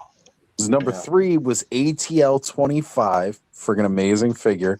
That was the Toylanta exclusive 4 Horsemen figure. I have to say that because it's not really cosmic. It's not really mythic. It's its own thing. Sir Enoch being number 1, and his number 1 is the limited edition Freak figure. So, which that deserves a spot in your top 5. Nice. Which one's that one? That's his figure. Oh, okay. Cool. So that's always got to be in your top 5. That is badass, brother. Very nice.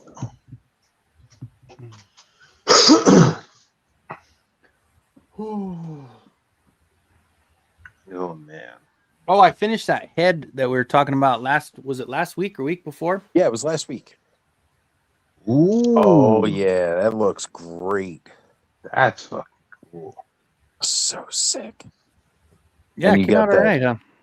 that iridescent from the scales. Oh man, looks good. Yeah, it's not exact. Like normally, I do pretty good with getting exact, but That's it's hard funny to do because when the you're talking green with the shimmering, iridescence. it's tough with the green shimmer. So like green and blue, and it kind of one's You gonna know, take if you over the really blue needed to, longer. you could just try to do that same paint on the arms and the legs where that's exposed. Yeah, just cover the other side. Yeah, well, Right. You know, and I because that did would make buy it match. But it looks good either way. when it dropped down to $6. I bought like 5 more. Oh man. Oh Yeah. Because I mean, with I that picked up snake body, two. like that's such a good custom for anything with the Yeah. snake body. I picked up 2 of them when it dropped down to 10. I'll look. Maybe they still got more. I don't know. I can't honestly right now. I can't look at buying more figures. $6 where at Walmart? Walmart Yeah, app. Walmart.com. Yeah, it went down to $6 for a while. And it Sure, might yeah. have gone back up, but I know there was probably like a week when it was down to 6, and so I just Eternia Dreebs has had those guys sitting on his shelf. He was charging $60 a piece, and I'm like, why would I spend $60 on this when I go to Big Bad Toy Store right now and I could get 2 for that price because it was the normal retail price, $27.99. Yeah. Like, why would I buy 2 for 1 from him when I can get 2 for the same price and just pay a little bit in shipping? Oh, honestly, I mean, man. I get it. He's got to have his markup, but just sometimes but it's like still, like, that's fuck. a lot. yeah, exactly. Like if you're gonna mark it up, I would say mark it up for the cost that it would basically like if you're trying to sell a brand new toy like that, right? And you want to mark it up some, mark it up to what it would be with the cost of shipping and maybe a couple bucks more from one of your competitors. Yeah. But it's That's why I can't $60, sell I'm never gonna figures, buy dude. it. Yeah, it's $60. I I'm never can't- going to buy it because, like I said, I waited a couple more weeks after that, and I was able to get 2 of them for less than 1. Yeah. That's exactly why I can't sell figures. I give them away, or I would say, here, I'll give you these 4 figures for like 1. This guy was impressed me more than I thought he would. Like out of this The line, like 2000X this set, like this wave, he was probably my favorite. I thought Evelyn was going to be, Moss Man is pretty cool. He looks pretty good. Yeah, I love that Moss Man. Moss Man's cool. Did he come with the I never arm even cannon? seen that one. No, Yeah, this that's is what I was it. saying too when I opened them. This He's is it. freaking rad, huh? Okay. That's the But white he's one, heavy. right? He's got a lot of girth to him. Like when you take off his armor, he actually has a different buck. He has armor under his armor. So No if you're kidding. dealing with tabs on him, you're actually So this is the 2000X version, Robert. yeah. So you've got like okay. armor Yeah. under that, and the arms have.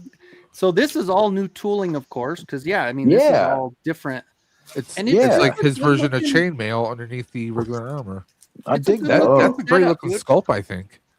I like I like this the guy. face. He's probably So one the of my favorites. original, the head sculpt they did for Origins definitely looks like Burt Reynolds Mhm. with the mustache. Yeah. And that one, he's looking more like Sergeant Slaughter because of that chin. Yeah, he's got the chin. Slaughter. Listen here, maggots. Yeah, this is a good one though. I would recommend this one. Out of this wave, this one and Moss Man probably. Now I want to Evelyn, see someone put some sunglasses on that Her guy. face is kind of, I don't know. It's just that wonky face. I don't know, but I still like it a little bit more than just the paint variant version that we got when Origins first came out. yeah, Yeah. Under Armour, huh? That's pretty badass. yeah, I like this. This one's a good one.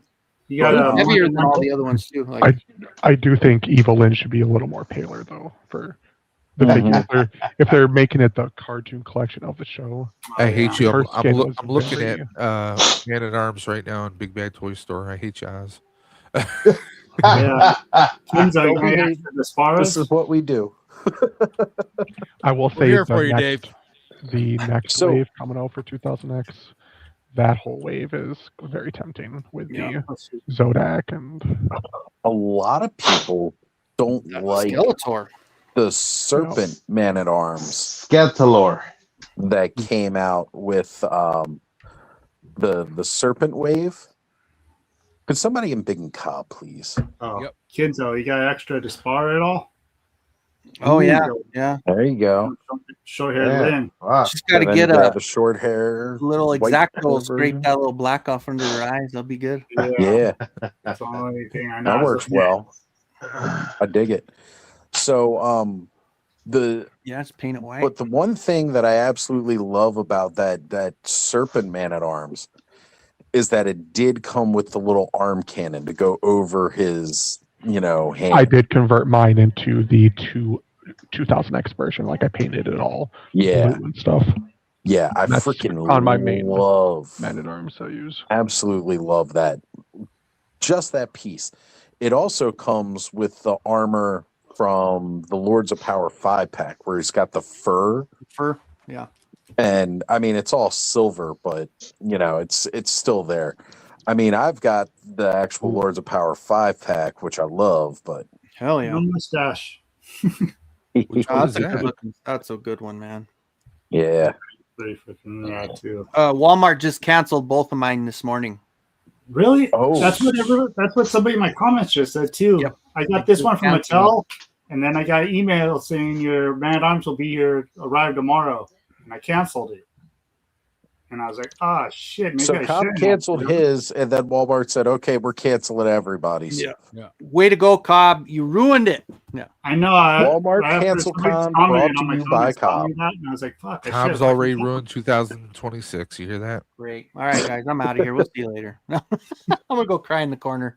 No, I was like, shit, they're going to be hard to get. I know people. Well, Entertainment Earth actually sent me this one. I didn't get the other two because I don't really want to get those repaints. Like, I don't really, but this one I'd had to get. I hear you. Yeah. Fuck Entertainment Earth. I hate them. I'm going to be opening those here. Said I still need to get the He-Man from Thundercats, and I still need to get Panthro. I wanted to jump in on that line, but I'm like, no, hold off, because I usually have a hard time completing a line, so I'll just avoid going in on it. There's pills for that. That's what she said. Completing a line. For me, I said I'll get the Thundercats from the line. I still am not I'd like to have the Battle Cat Man or the Panther Man, but I don't have to have them. Yes, you do. They're animals. I freaking want them. Animals. I don't have to have them. Dude, you have animal problems. You need to get animals. I know. I always get the anthropomorphic fucking animals. I need to pick up the Panthro Red does look Shadow. I badass, didn't though. pick him up, but I'm freaking loving him. Hey, honorable mention underrated is this guy. Underrated as hell. Yeah. This is a badass figure, man. The Hellfire Demon Man. Dude. He's got the Triclops armor. The airbrushing, the fading they have on there, like that yellow in the center, they did so good with the paint on this one. Yeah. Very nice.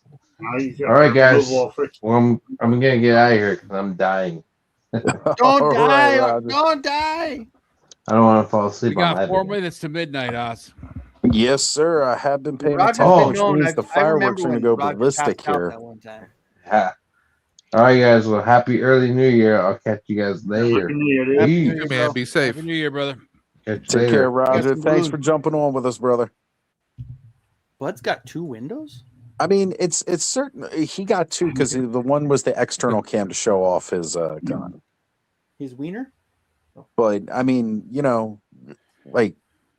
it's not that I have less love for what Masters of the Universe has been doing. It's just that other stuff has been coming out that's just bringing me more and different joy. And what I have for Masters of the Universe, I'm good with, picking up little bits here and there as it comes out. Whenever they finally decide to release Blade for Origins.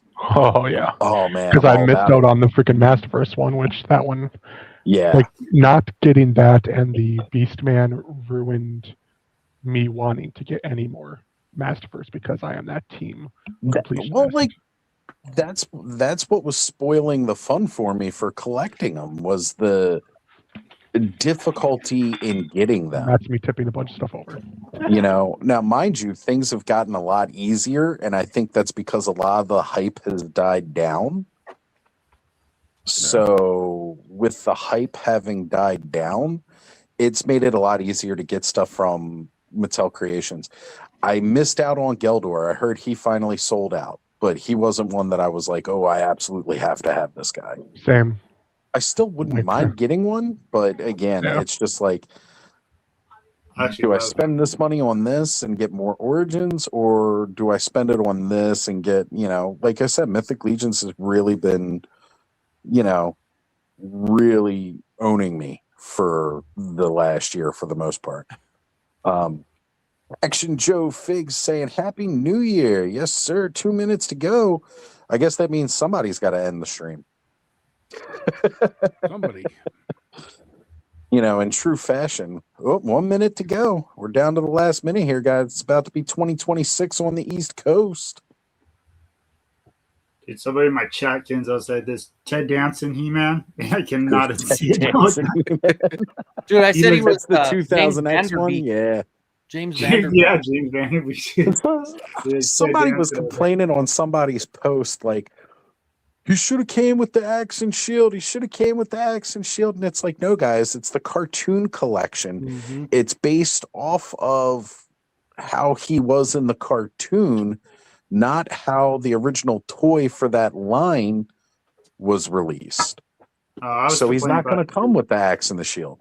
And they did do the axe and the shield when they did the 2000X version earlier in the line.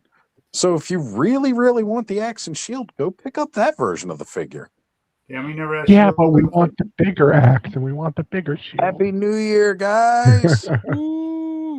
It is officially 2026 on the East Coast. Woohoo! Happy New Year's! I got fireworks going off around me. No crickets. Ready, Riley saying Happy New Year. Happy New Year, Riley. We have survived another year. Just plain yogurt saying Happy New Year.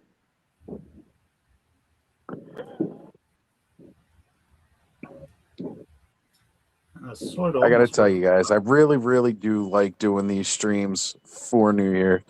Adam says, I lost track of time. That's okay. You've still got time. You're on the West Coast. Yep. Happy New Year, Adam. You jump on whenever you can, brother. Happy New Year, nerds. The funny thing about Adam is I was on Instagram like a month ago now, and I was like, you know what? Adam hasn't done those little Lego things for posts in a long time, and I think it was like the next day. Doing them all month. I know. Yeah. Like it was like a month ago. I was thinking about it, and then he did one the next day, and then I realized I was like, oh, You just missed them because they hadn't been in your feed. Yeah, I think I popped in on like day 5. Crazy. And I still think I was only catching them every other day. This year was like a Droid Factory one or whatever. It was pretty weird with a lot of weird stuff in it, but it was still neat. I like them. I dig them. Oh, there's a big firework. Firework or car bomb? What? It's Baltimore. Hard to tell. Okay. See, we don't blow up cars here. We just leave them at the by the lake so they can just freeze over. Man, that thing was become a tourist attraction. That thing was awesome to see, dude. It was like frozen water up to the bottom of the seats in that car. Well, I mean, guess the story I heard was someone was they stole it. They just left it there with the windows down. Yeah, they stole it in Delaware. Off of Delaware Ave, and then drove it to Hamburg. Got like big chunks of ice coming off the inside of the roof. Oh my god, that's insane. The waves, because the wind we had, the waves was blasting waves off of Lake Erie like 7-8 feet high, and it just filled up this BMW. And the guy stole it and left the windows down, sitting right by the lake. It was a Bavarian monkey wanker. Yep. Yeah. Damn, this was somebody's pissed. This is Ice Car, the sequel. Do you remember the other one from a couple years back? Oh, the one that was covered in ice completely? Yeah, just massive shield of ice you couldn't get through. It took them several days to try and crack it open. Yeah. Oh man, I'd love that to one see was all shut though. That one was just stuck there. Well, the first thing that pops up in my mind is everything inside the car's engine has to be like completely frozen, and 100%. everything is shot.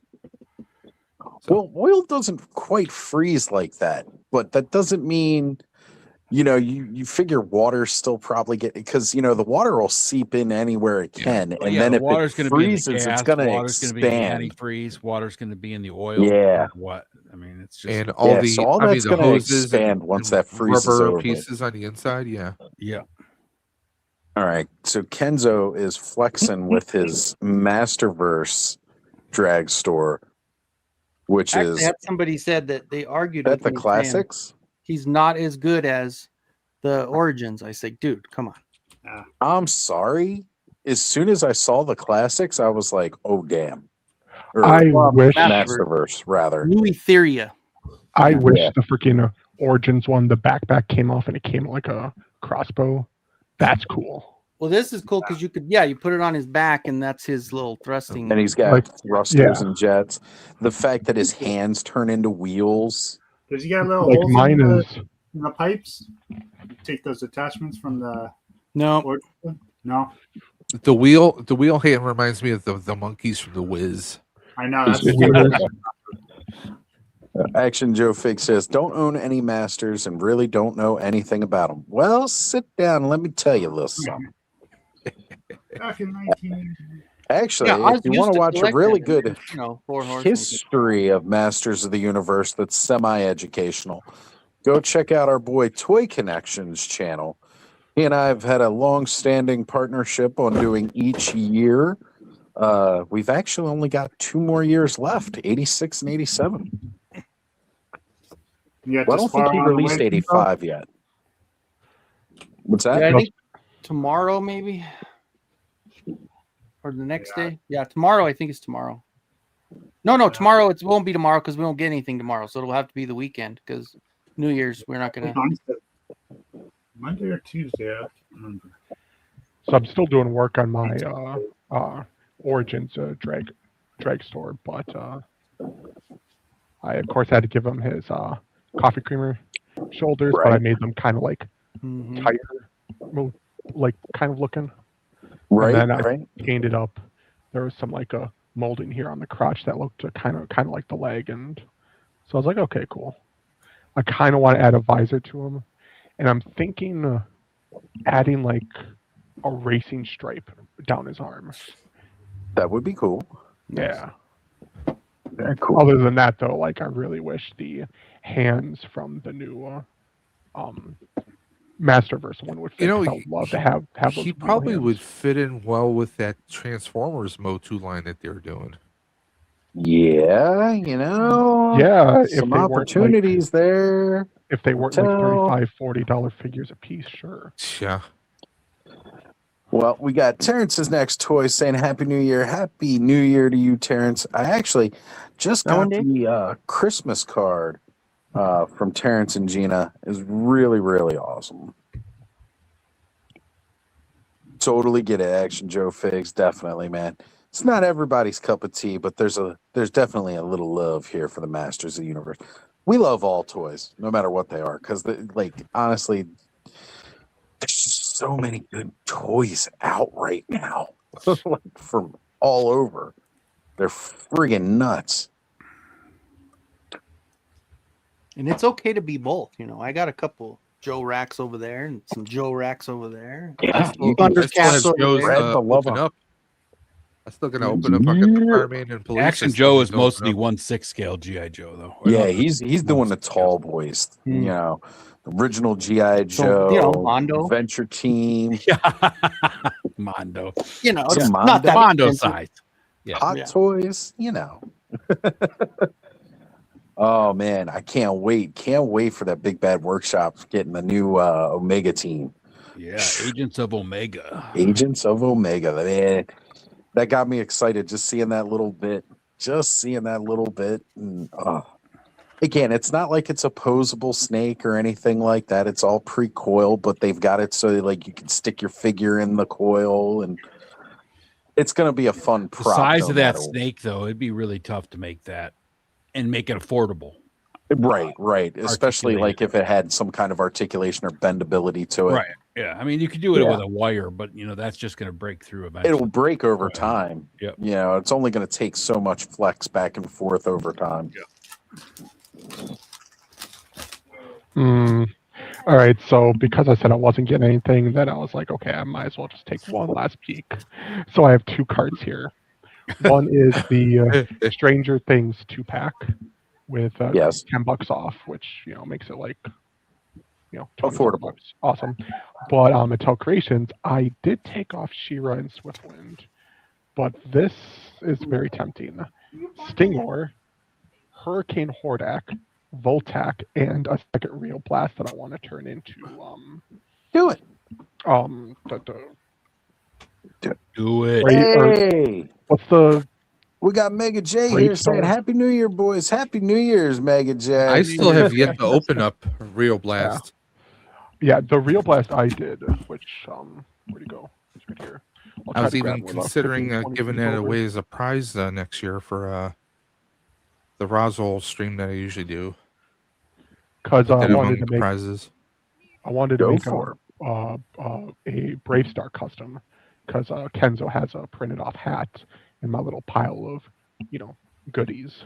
I wanted to make like a Brave Star character because my he's like trying to grab Real Blast without tipping over characters. You know it, Mega J. He's saying, fighting the flu, but miss you all, guys. Well, I certainly hope you feel better soon, brother. And he says, let's make 2026 the best year ever. I don't know that it couldn't be the best year ever since Motooniverse is happening this year. For all of us big Motu fans, we're taking a Motu convention back to the Torrance in California, doing a West Coast Motu convention again because they missed out on the last couple Power Cons. So bringing it back to home, and yours truly will hopefully be there. I say hopefully now where I was confirmed before. Now the issue is just I got to get past this thing in February and figure out what that's going to do to me. So, but yeah. I will say painting the inside of this was a pain in the ass. I can't even imagine. But the fact that you did it, though. Yep. I'm sorry. I look at Rio's face, and I'm just thinking Charles Bronson for some reason. Right. Listen, he's a tough guy. Freak Figure says, stayed away from 118th for a long time. Was strictly 112. But then I started looking at Joy Toy Warhammer. Just ordered my first one the other day. So that'll be the first figure of 2026. My condolences to your wallet. Mm-hmm. Whenever I hear someone say Warhammer, I just say condolences to your wallet. Right? Like my wallet tells me I'm not allowed. I'm like, I've known too many people who've fallen like, hey, well, I'm thinking of getting into Warhammer. I'm like, how much space do you have on your shelves? I started getting into Star Wars Armada, which, like, if you've ever played they have a tabletop X-Wing game. So Star Wars Armada is the same idea, but it's on capital ships, not the smaller starfighters. So, like, I was getting into that for a little bit. I managed to get the starter set and like one expansion, but I never got much more than that. Now, of course, they're not making any more and they're not really doing it, which is a shame because I've really, really enjoyed what I have. But the problem is finding other people to play. I don't know enough people into it to actually play it. Yeah. So Action Joe Fig says he's also collecting Valaverse and loving Mythics, primarily the Templars. Kicking himself, though, he missed out on Sir Enoch.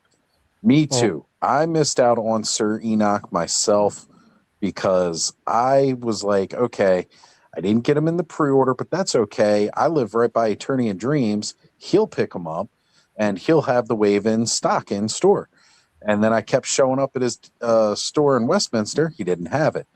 Then I thought, well, maybe he's holding All-Stars 6 for his new location in Frederick. So when we went down to Frederick for the grand opening, I thought I'll see it there. Nope, he didn't have it in Frederick. So when I talked to Alan, he said he's skipping waves of Mythic. So I can't rely on that anymore if I miss the pre-order. Well, all right, got a couple more people in here jumping in. Let me see. Thanks to our buddy Trey. He knows I've gone back into wrestling, watching wrestling. So now I actually have wrestling figures. Okay. He sent me Punk. He sent me Punk. Sent me Jey Uso. I'm like, okay. I was like, these look great. And then of course, I'm like, well, I gotta get them Frenz now. Right. So got Roman Reigns. Even got Mr. I'm retired. John Cena. Actually, why you got that empty box? That empty box, you can't see it. They actually have a figure that's all completely transparent. They did the Masters of the WWE Universe, where they were mixing gimmicks from wrestling with gimmicks from Masters of the Universe, and they released a John Cena figure, and then later released a John Cena Faker figure that was transparent plastic. That was pretty good. My favorite figure from that line to this day was that they did the New Day as Manny faces, so that you did a whole stable in one figure. One figure, yeah. He had the Xavier Woods, Big E, and Kofi all in one. I was like, this is fucking perfect. All right, Joe Fan 84 says, just stop by to wish a happy new year to everyone. Has to get up super early, so he's off to bed later. See you, Joe Fan. Thanks for stopping in, man. Yeah, let me see. I know Andrew Davis was also saying, Happy New Year's, boys and girls. Hey, wait a minute. Where's all the girls? Allison said she might try to jump on later if she should have some time tonight, but we'll see. Andrew, hit me up still. Was that? John Andrew hit me up still. I thought he disappeared off the face of the earth. Right? Like, we ain't been seeing Andrew so much anymore. Yeah. Hit me up stuff, yeah. Still want to do that deal. Hey, none of those drug deals online. Come on. He wants to do the deal, man. Come on. I'm doing off on. Got to do that deal. All right. Adam says that stuff's not supposed to go across state lines, Cobb. You're going to get in trouble. All right. Well, have fun, Adam, and we'll see you here a little bit later, brother. That's what I love about this big toy family. It's like, we got our families. We like doing our things with them, but then we all like to still get together and do our thing here, and that's cool. And a big shout out to our families for putting up with our shit. Well, see, like with me, I just got my wife into her own forms of collecting and cosplay, so I've kind of like gotten my stuff, and now I get her. She's all okay with it. It's just like I added a second printer. And now she has me printing out big mega. All I gotta say members. is that Dave's wife is awesome. Yeah, I like to think so. She's cool. You got yourself. I certainly hope you think so, Dave. I think Dave's like, she's mid. Yeah, she's all right. I mean, he could say what he really wants to here because she doesn't watch. Unlike Alan's wife, Shannon is always watching. No, well, Roxanne supports my YouTube. Yeah, and she's even said, well, I'll come on to one of your live streams if you want to, and then that's when I find excuses so that she doesn't. So, because come on, if you have her on, you'll have your most viewed content ever. Yes, I will. It's true. Dave's afraid that she'd take over because she's pretty outgoing. Like you don't want to give. It's like Costanza. You don't want to give. She attracts Friend George and Married George together. Like almost every con we go to, she will have like random celebrities who walk up to her. She won't even know who they are. Okay. Was a couple Predator actors were down in Buffalo for the last Nickel City Con.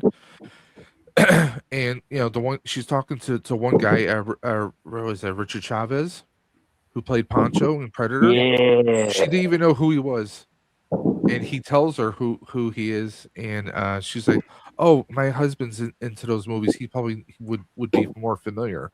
I'm like, "Yeah, he's been in A-Team. He's been in Predator. He's been in everything from the '80s." Wound up getting a photo with him. A real nice guy. I mean, people will just walk up to my wife, and she's like, she just doesn't know who they are, but they're celebrities, and she's like, she was talking to Christy Swanson, didn't even know it's Christy Swanson. I'm like, the horseshoe. Yeah, but you know what it is? Her ass, I swear to God. It's not that. It's pure the fact luck. that your wife walks around with a huge smile on her face the entire time. Oh yeah, she's such a she's so freaking happy to be there. Listen, if you invite us over to your house, she will like say, "Oh, is there anything you need me to do?" She will start doing your dishes. She will start serving people. I mean, she's just one of those people. Like, she is a social butterfly. Me, not so much. I'll just sit back and just relax. I don't know. Maybe I'll bring her on for Stream for the Cure this year. You should do it. You should do it. I'm not doing 24 hours this year though. Oh no, scaling it back this year? I don't know. Maybe I'll do 12 hours. It depends on how I'm feeling and what I have going on printing wise. I'm printing I'm printing my own firehouse. It's gonna let me know how that Kenner. turns out. It's gonna be Kenner scale. Okay. And I'm gonna display my RGB Kenner reissue Ghostbusters, the Fright Feature ones, and the Ectoglow all in the same house. But this thing is gonna be massive. Nice. Andrew Davis said, "This channel is being monitored by the team, Toy Enforcement Agency."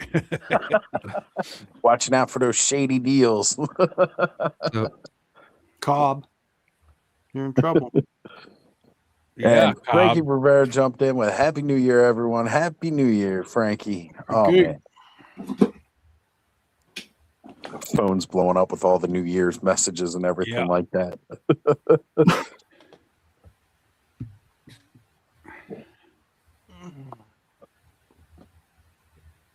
I got to change up my room.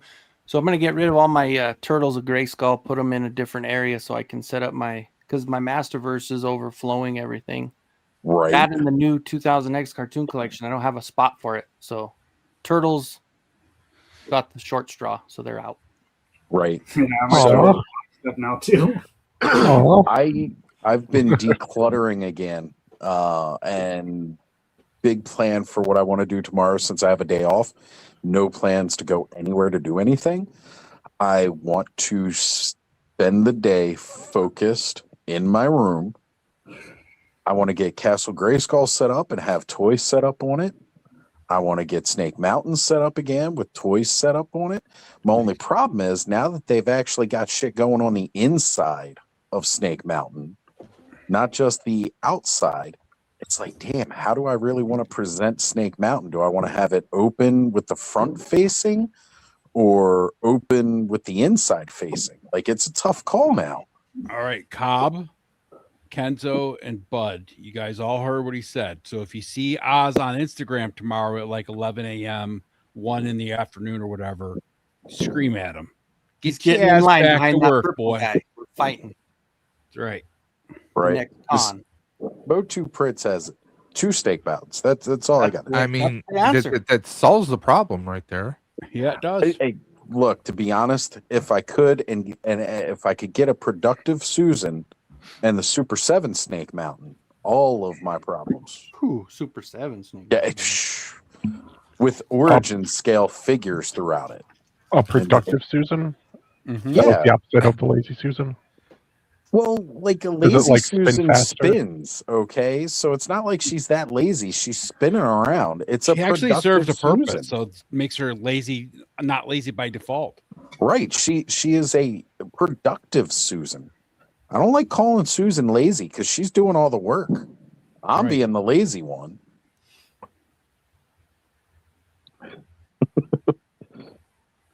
So it's like you could call me lazy Bud. So if you notice, I got Soundwave I am on my lazy shelf. My wife got me the Lego Soundwave. Nice. You know what I love about and that? it does transform. transforms. it transforms, but And that's not the plays best music. part. It's got the sound brick in there, but it does have a working eject. The front panel comes out to eject cartridges. Does it transform without stuff falling off? Yes, it does. It transforms Okay. way better than Optimus does. I know what you're referring to because I also have Optimus Prime. The So fact Dave, that does Lego your Ecto took One the just time- stay lit until you turn it off? I actually have I have a couple power banks, so I just plug it into the USB and run it that way. He's had it plugged in for the last month. He said he wasn't doing a Christmas tree. His Ecto One is his Christmas That tree. is my Christmas tree. Nice. I mean, if you looked at it, it had plenty of colors on there. Especially when you do Ecto 1A. Yeah. My key lights off, and I'll zoom out. I mean, it lights up the damn room. That's awesome. It definitely could pass for a Christmas tree. Right? Like it's good. It's good. And I knew people who went on multiples of those. I'm like, more power to you. So I'll sprinkle in another one of my top picks this year. The reindeer that I just picked up from Naughty or Nice. Naughty or Nice, yeah. You know, I was saying, like, I want to try to figure out my first shot.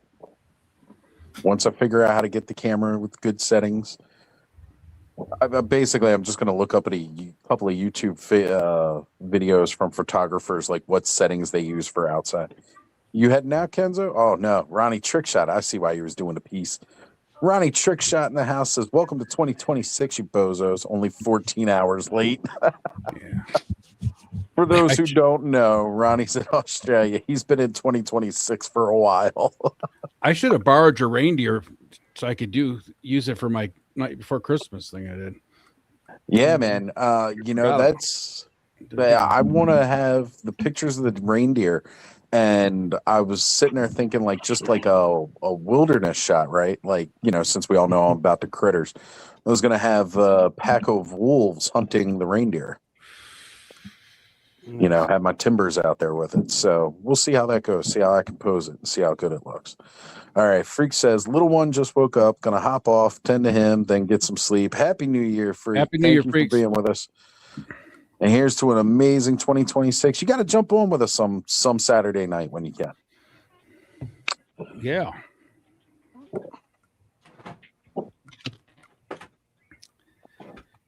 You need to get yourself like a 1/12 scale Polar Express, and so you can do the caribou. Oh, geez. Oh, how many reindeer I need to pull off that shot? Well, you don't have to have all of them, just a few standing around the front of it. Right, you're right. Then I could always like cut and paste. Yeah. From down. Caribou.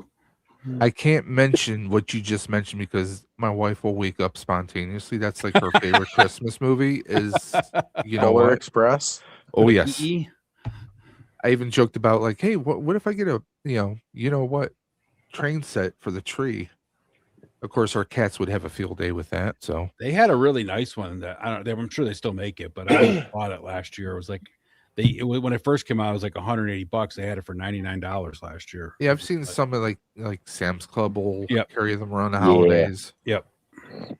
Yeah, it's the same set. It's an actual train set. It's not just one of those. I always wanted to chintzy have Christmas like trains. a really nice train set to put up for Christmas. Always did. Never got around to doing one. Even when Connor was young, like I was up by a little train thing here, a little train thing there to set one up. We did have one that went around the tree. We did do that, but I always wanted to have more. When I was growing up, there was this guy who lived behind me on my block, and he had a permanent train garden set up in his basement. Oh yeah. And he would invite, like, if we were off for a snow day, he would invite kids in with hot cocoa, and they come play in the train garden. His name was Mr. Awesome. Carl. Everybody in the neighborhood knew him. Nothing. And again, like right now, you hear something like that. Like, Yeah. again, 1980s, everybody in the neighborhood, we all knew one another and everything like that. Like, it was actually like there was no kids getting locked in the Yeah. basement, is what you're saying? No. There was no Dr. Dr. Huxtable prescribed pills and the hot chocolate. Nothing like that. Nothing nefarious. It was, all just good thing. He had a special needs son. So like we all kind of like would go over and say hey to his son, hang out for a little bit and all. And he'd invite people down and play with the train garden and stuff. I love those really train gardens that are outside. Oh, man, huge ones. They got that nice one set up at in Washington, D.C. Ever been to that one, Oz? Yes, I have been down to the DC train gardens. Around this time of the year, there's a couple locations all around Baltimore because Baltimore's known for trains, for the B&O Railroad. For those of you who don't know, it's not Body Odor Railroad, even though that's kind of what it smells like mostly. It's the Baltimore, Ohio Railroad. So like Martin State Airport, they do a train garden around this time of year. There's this Kenilworth Mall. That mall is pretty much dead all year round. But then at Christmas time, and like all the shops in there are like real bougie and fancy or whatever like that, which is why nobody ever shops there, which is why I'm surprised they stay open. But they put up train gardens and they are packed from November through December with those train gardens. And there's a couple other local firehouses that set up train gardens and have people come in. And it's a big way that they pick up donations, We used to have a lot of train shows in Western New York like years ago. Because the first house I lived in, my dad in the basement, he set up 2 massive tables that he built himself. One was his, the other one was mine. And he introduced me to HO scale train sets. Okay. Like he was teaching me how to lay the tracks and how to connect everything, putting together the houses and the buildings and the different trains. He had like, I think 4 or 5 different trains going on mine. He had about 8 or 10 on his. He went to N scale, which is like the next size smaller than HO. So he used to take me to all the train shows. It's just like it blew my mind back then. And I don't really think they do those too much anymore. Yeah, it's something that's kind of going to the side. But man, I used to love doing the train sets. Yeah. Well, I mean, a lot of it, it's kind of like the way we look at action figures, right? Like we're all really into it.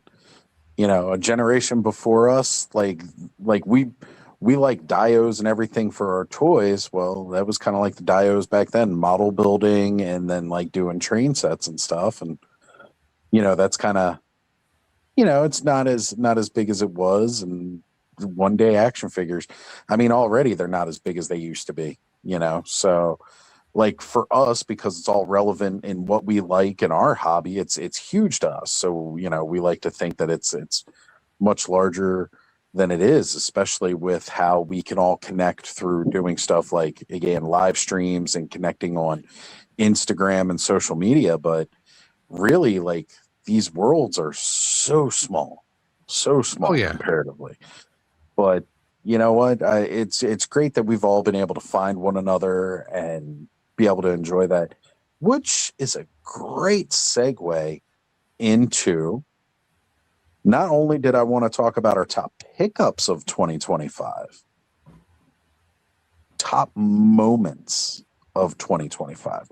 This does not necessarily have to be toy related. So you're asking me what my last 2 picks were? Yeah. Okay, this is sorry. This is kind of a mix, but it is the Thundercat figures. I'm kind of lumping them together because I can't really pick 2. But that's all okay. Of these, I mean, they all look badass. So, especially after I quote fixed them up. Yeah, you did your thing with them. Oh. Yeah, I got to tell you, I'm really happy with the way they turned out. I'm glad that Mattel went the route with the Thundercats figures of being able to make them strictly Thundercats, or you can add the Masters of the Universe elements to them. You didn't have to, you weren't stuck with them one way or the other. I feel like that was like the only misstep they took with the Turtles of Grayskull. was that you could never get a full, complete bear set of just Ninja Turtles out of it. Mind you, it's not like the elements were bad that were Motu. It's just that, you know, I kind of wanted them to look like... If you did want to get that full look, you had to get the original 4 from the first, like, 2 waves. Then you had to get Stealth Leo, and then the other 3 turtles from the Snake Wave, so you could get all their, like, original weapons. So you technically had to buy 2 sets of, like, turtles. Yeah. And then you if would you have had wanted to buy 2 complete sets and mix and match. And even then, there were still parts that, like, you would have either had to buy extra of the other turtles and paint match them. Yep. To the other and one. then Like, depending if you want just the original 4 turtles or if you like the, you know, IDW and you want to add in Jenica or / Venus, then, like, you have to buy even more. Yeah. Because Jenica is one I definitely have to add to mine, so I have to get a Stealth Leo. Because that would be the base. Because Jenica looks like, even though she's a female turtle, she's got, like, the male-ish kind of body. She looks just like a, you know... When did that one come out? It was a couple years ago. During the, like, IDW run, so, like, the 2015-ish, 17-ish. Right. Yeah. She was a former foot soldier who, I don't know if she, like, met up with the turtles and kind of befriended them, but she ended up almost dying. And in order to save her, the turtles gave her a blood infusion of their blood, and that ended up changing her into a turtle. Right. So Anryu's asking he wonders if they were not allowed to do just plain turtles due to a licensing agreement. And more or less, I'm guessing that's probably what it was. I mean, with so many people having their hands in that pot, trying to, you know, be able to make a way for similar scale, similar figures, but not quite, you know, kind of thing. Like, you know, that it's probably had to boil down to that, where they couldn't just give you, like, regular plain Ninja Turtles. Yeah, but now with Playmates and the license, that's going to be interesting to see what that looks like in the next year or so. Well, who knows? Right? I mean, I always thought that Playmates had the master license and they were okay with, you know, parting it out to other companies so that, you know, they would get money for it without having to make any actual product. But I don't think that was the case now. It seems like we talked about it more last week. It seems like maybe now more Paramount or Viacom has the master license and they kind of divvy up who can do what. So we'll see how things Nickelodeon. Go. Yeah, well, of course, you know. We'll see what happens over the next year and see where that story takes us. You know, who knows? Maybe they couldn't come to terms on a contract and they might be reworking that contract. Playmates may get that license back. Who knows? But either way, though, like, I really, really like the fact that with the Thundercats, you know, like, I could take Skelra and break him right down to Mumra. I got Lion-O just as Lion-O. I've got Tigra just as Tigra. Like, you know, I don't have to use the Masters of the Universe elements on them. You basically have multiple figures in one, which is something to be said about that. The thing that keeps bringing me back to it is I love the looks, especially with Chitara. They kind of gave her the Red Sonja look. You know, with the bands and everything. Yep. Yeah, she is a really, really cool figure. She is one of my, like, favorite ones out of the 4. And Panthro, I mean, Panthro just looks badass. Panthro's always I'm looking at him right now. He just looks badass. Do you think Panthro, the recolored version, is better because the skin tone is more toned to, like, the show and stuff? But yeah, well, I think that was the whole reason for those figure. two. Him and Lion-O both, I think, like, those versions are more accurate to the cartoon, whereas the initial 2 that came out were more accurate to the toy. You mean the more toy. yellow look that they had for Lion-O? Yeah. Yeah. I kind of wish to have both versions, but swap the armor so that the lighter versions have the kind of darker, more flat. Yeah. I hear you. So a needle pulling thread. Top moments 2025. Top moments. Oof. Going to sleep and not having to look at the news. Hey man, I don't care what side you're on, either or whatever. It's just it's a shit show all around. Yeah. Fucking world's going to a hell in a handbasket, man. You just got to roll with it now. It's like that meme. I'm fine. You're surrounded by fire. Yeah. I'm fine. I'm fine. It's fine. Okay. It's Everything's okay. fine. Totally fine. Kenzo, what about you? What's a top moment of 2025, brother? I know you had some pretty big ups this year.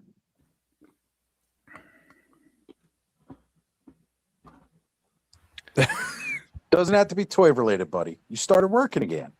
You know, the one moment that I'll say, two moments that are top for me was the day that Merritt came up and said, "Dad, can I watch the Bronco game with you?" Whoa. And then shortly after was, "Dad, could I get a Bo Nix jersey?" And prior to that in the summertime was, "Dad, I think I want to start playing basketball." And like everything that I just did not push him and like wish that he would do, he started to kind of come around, and now like he's hardcore freaking Bronco fan with me, and he's wants to try out for the basketball team next year. So awesome. You guys still shooting hoops?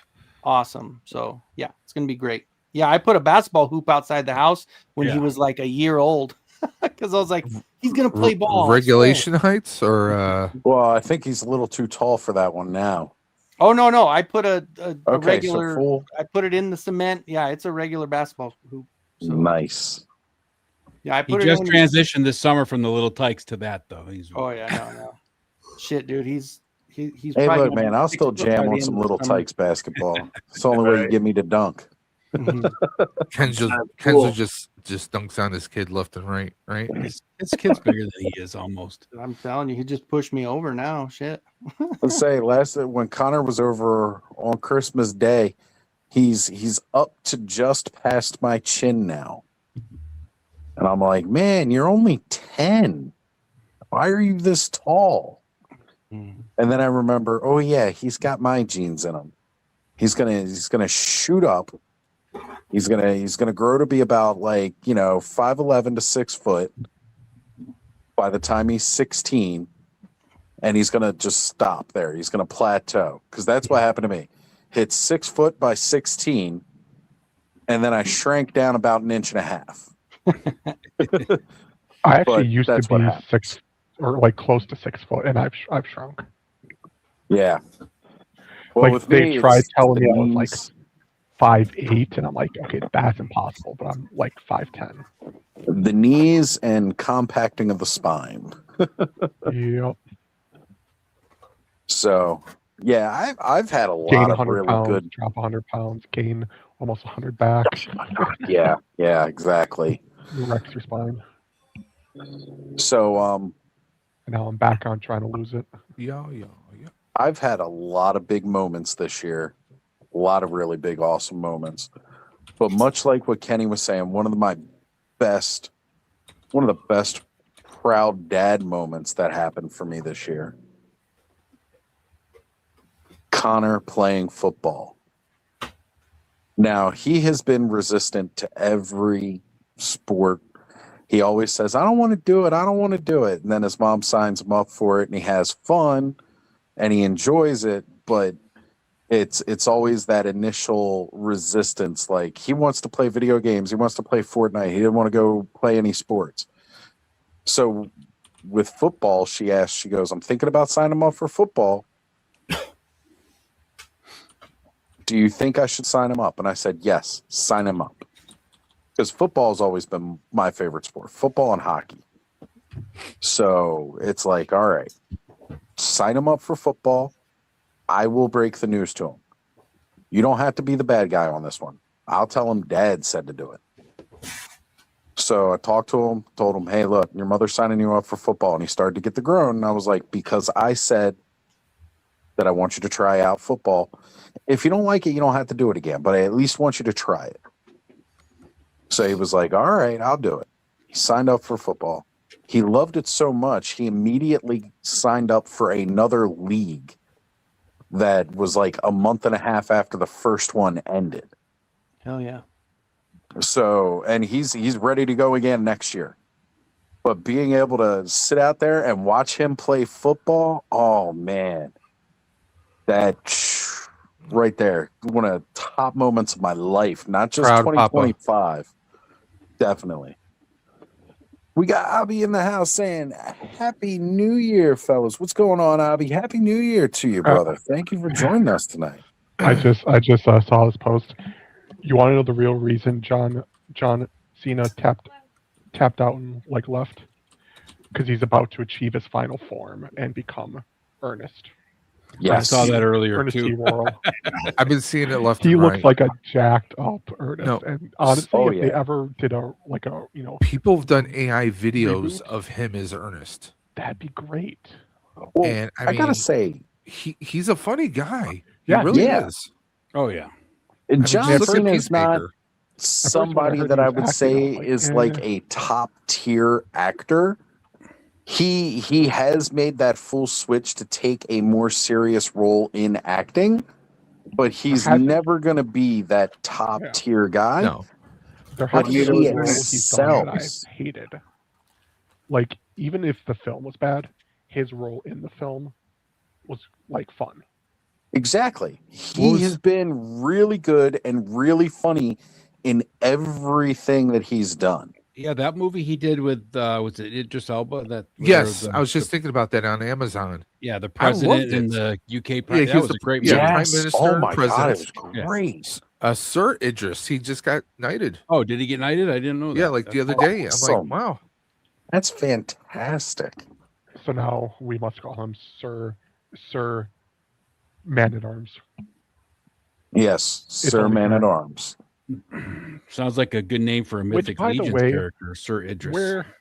Where the F is Sir that trailer? Idris of Elba. Where is that trailer? God damn it. And isn't he a DJ too?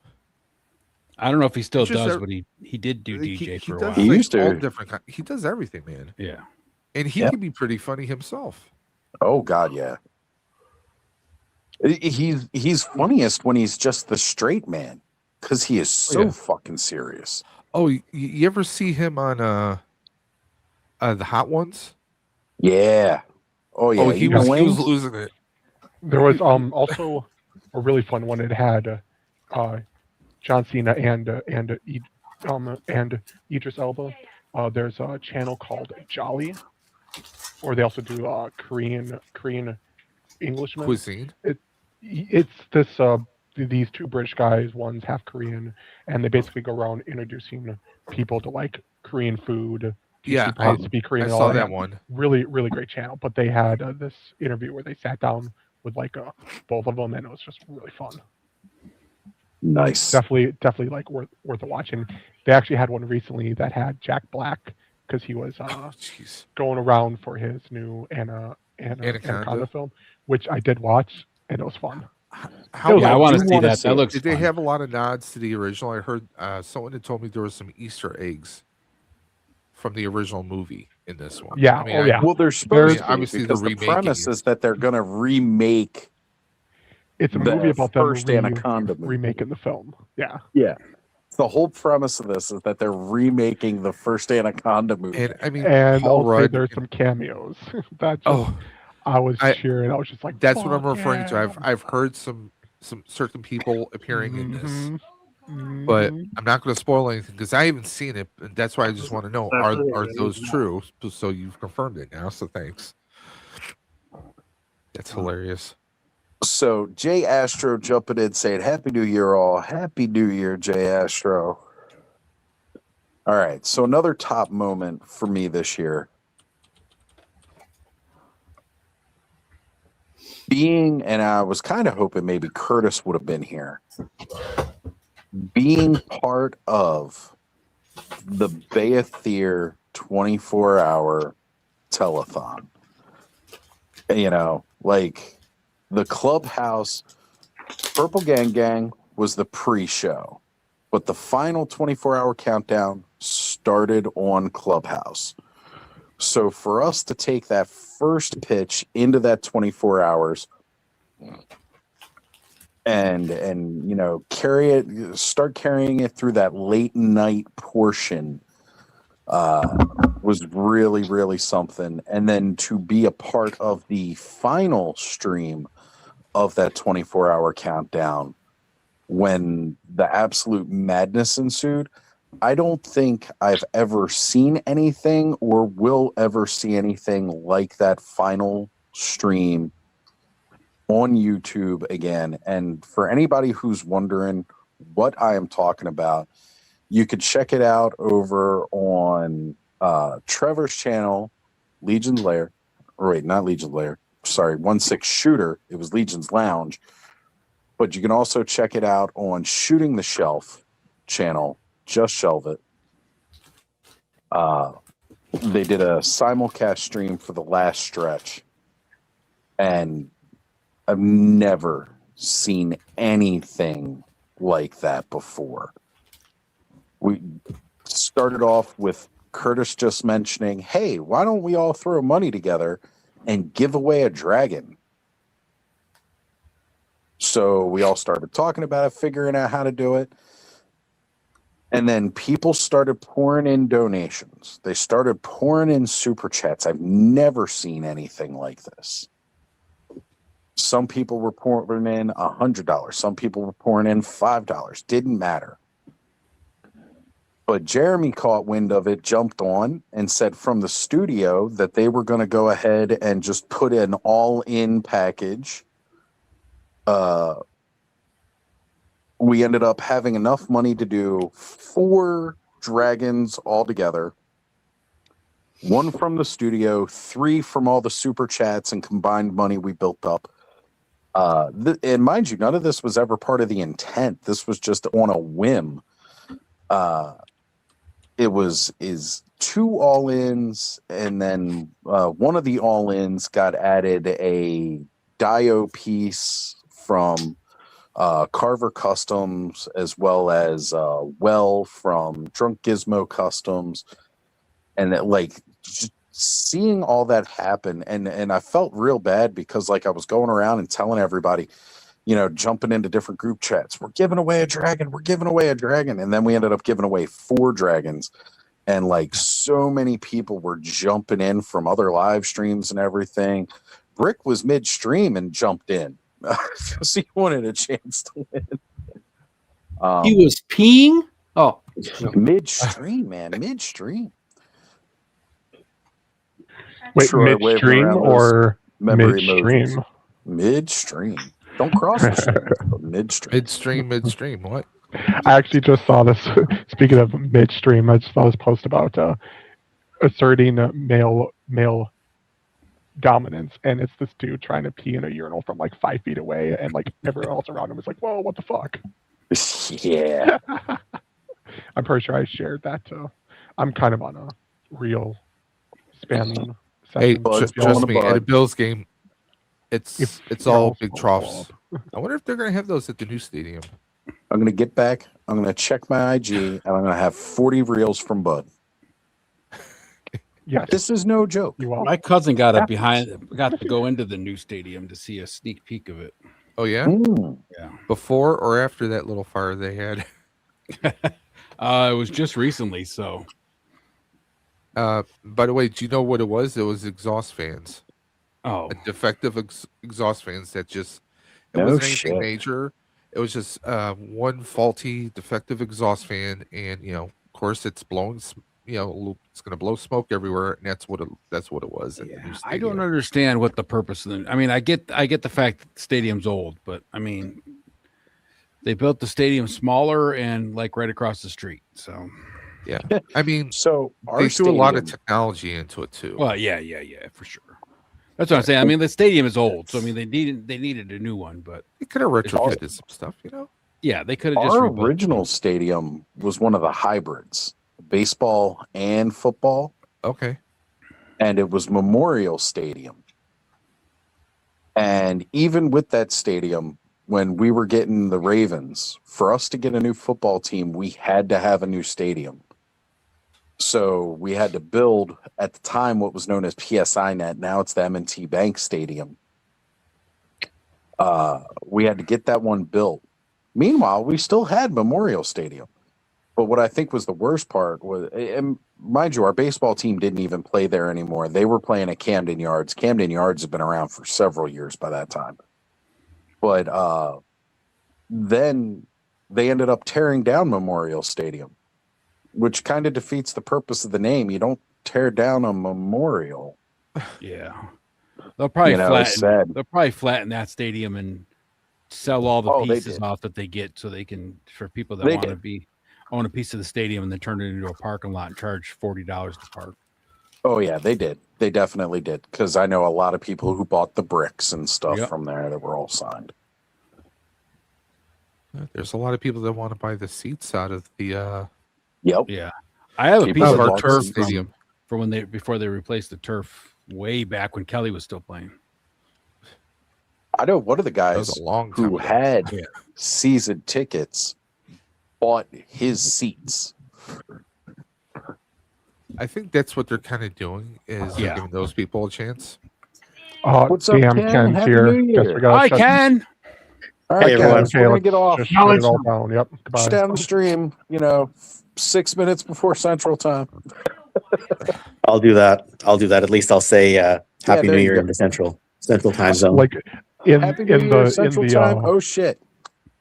In the clubhouse chat, I was like, "Oh shit, Ken's coming! Shut it down, boys."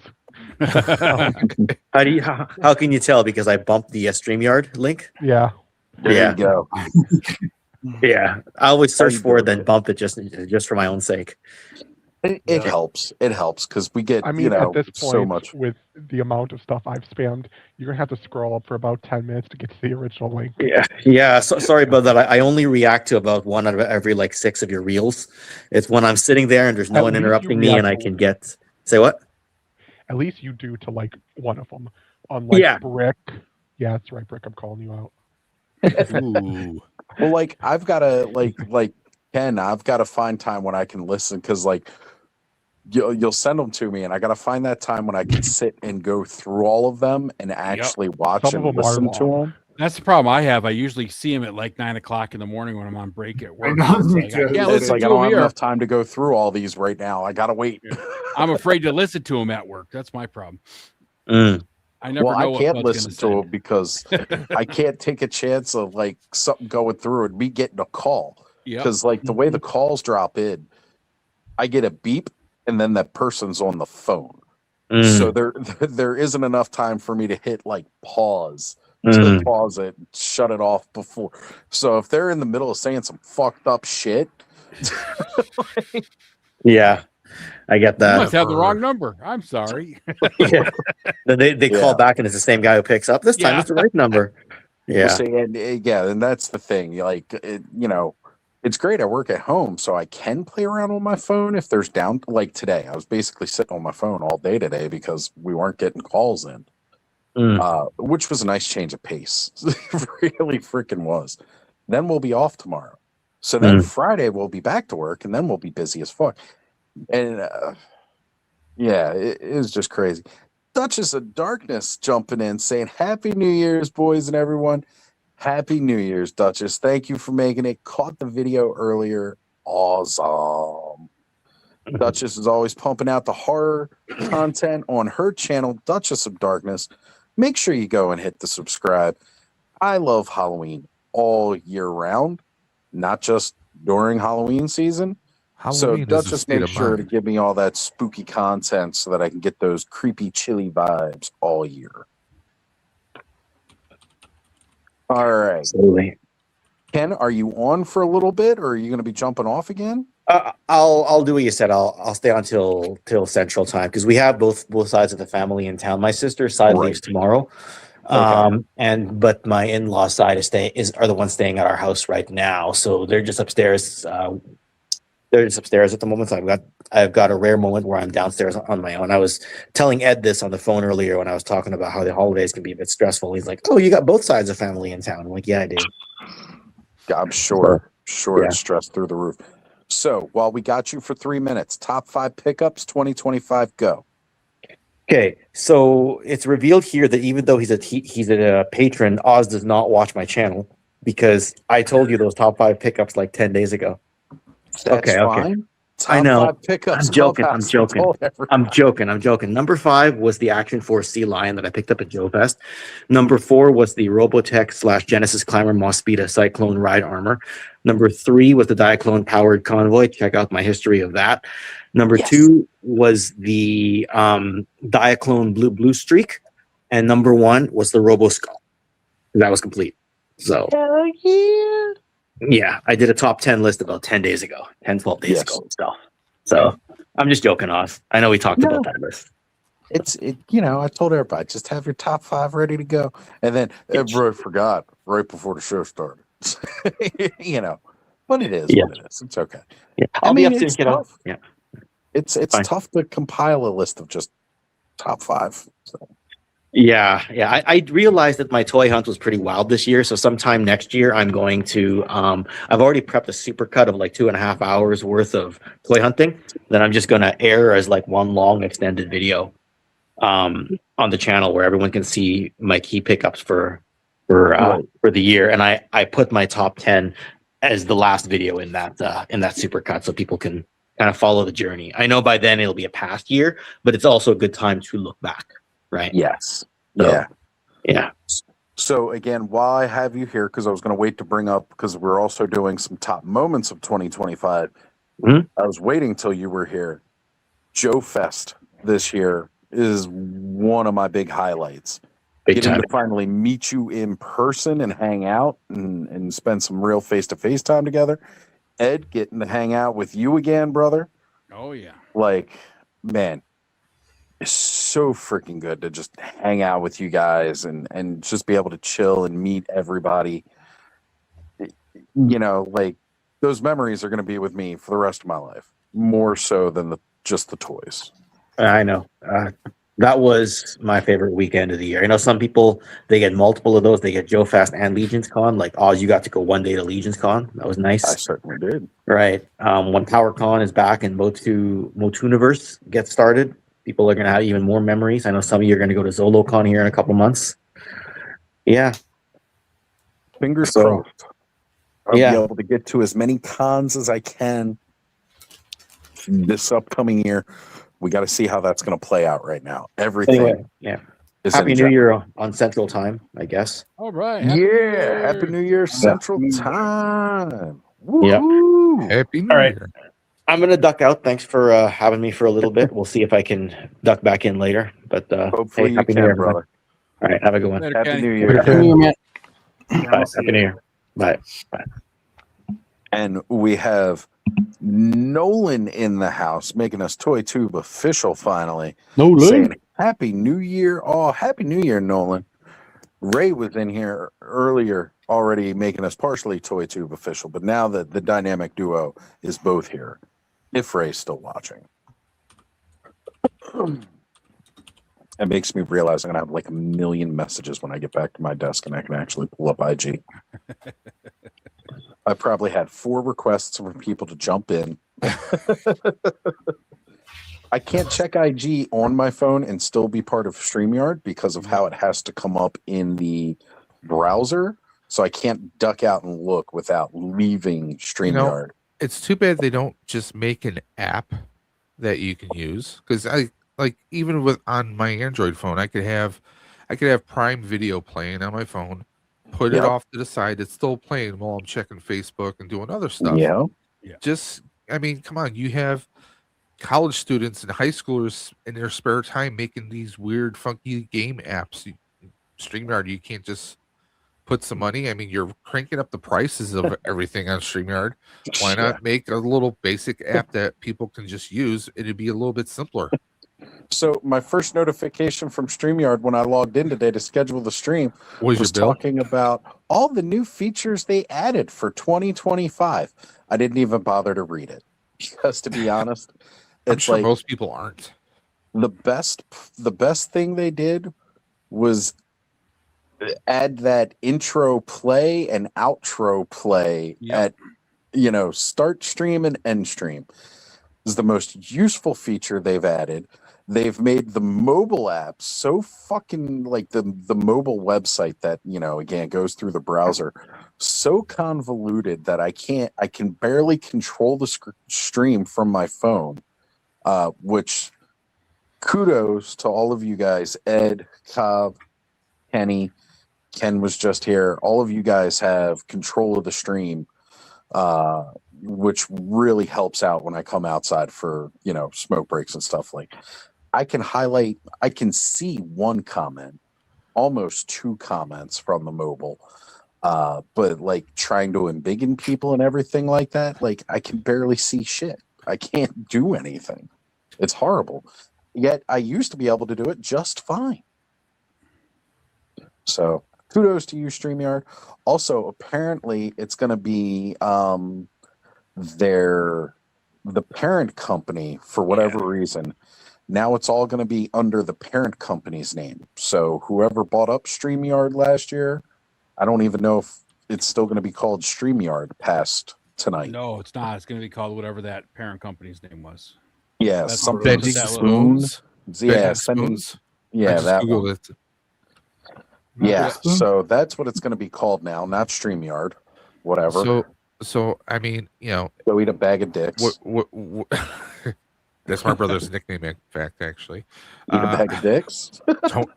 My brother's name, his name is Tony. For the longest time on Facebook, he went by Tony Bag of Dicks, and he because people would always say he was an asshole. So they're like, you know, like, and his response to a lot of his buddies in a joking manner was "eat a dick."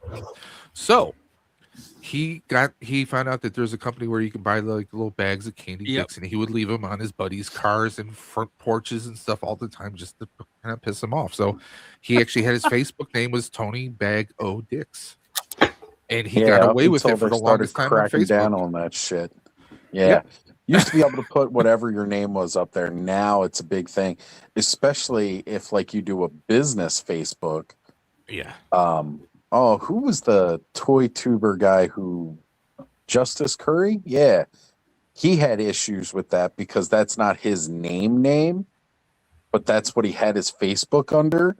And then like all of a sudden, like it became this big issue and they deleted his account. He couldn't get it back. Probably because he couldn't verify like You're right. Couldn't verify with an ID that was his name. Which is one of the reasons why I've not set up a Facebook for. If you have me on Facebook, that is my personal Facebook. Mind you, I don't post anything on it, except I post to Instagram, and Instagram shares it to Facebook. Yeah, everybody always thinks I'm so active. They're all on one Facebook. and the same and everything now. And right. I mean, I've talked to people who like they have, you know, they have their own Discord, they have IG, they have Facebook, they have, you know, X, they have, you know, all these different. It's another thing that you have to keep on checking in and deal with. Yeah, I'm not on there as much. Yeah. Like I'm in the Cabal, and I do see Cabal posts when I do go on Facebook. It's one of the things that pops up in my feed quite regularly. But I'm not on Facebook regularly enough to like look at it. Like people have to draw my attention to it. I don't even use Messenger that much anymore. I used to be on Messenger a lot more. But now I'm pretty much strictly IG, and that's it. That's about it, really. And I thought about setting up like a fan page and everything like that for the channel, but it was just one more thing I'd have to keep track of. I tried to do the Discord thing. That did not work out well for me. I never really got a hang of doing Discord. So, you know, it is. There's so many freaking Discords out there that it's you lose track of them anyways. I mean, years ago, Ed's going to be familiar with this place, Airport Bowling Lanes. I was an assistant manager, shift manager down there, and at the time I was working for them, I asked them, I said, well, you know, maybe we can try and get more people in if we actually have our own page. I launched a Facebook page for Airport Lanes. I was managing stuff, posting when they had open bowling or special events like for New Year's and everything. And we started getting a lot of attention in. And eventually, guess what happened? They took it off my hands. The company did. Yeah. Not by choice. So, but the thing is, you deal with a lot of, obviously, you're going to deal with a lot of crap. You get people who just comment. You gotta kind of filter things. It's it's like trying to moderate a stream. Oh man, it's more of a headache than anything. And if I needed to do something like that, I would weigh the pros and cons before doing it. And I just think for the most part, it's a headache for a lot of people. So, in the years like of the pandemic in 2020, I was on Facebook quite heavily at the time. And then I started to get onto IG. The more I started watching more YouTube videos, and people be like, follow me on my IG. So I got into it from there.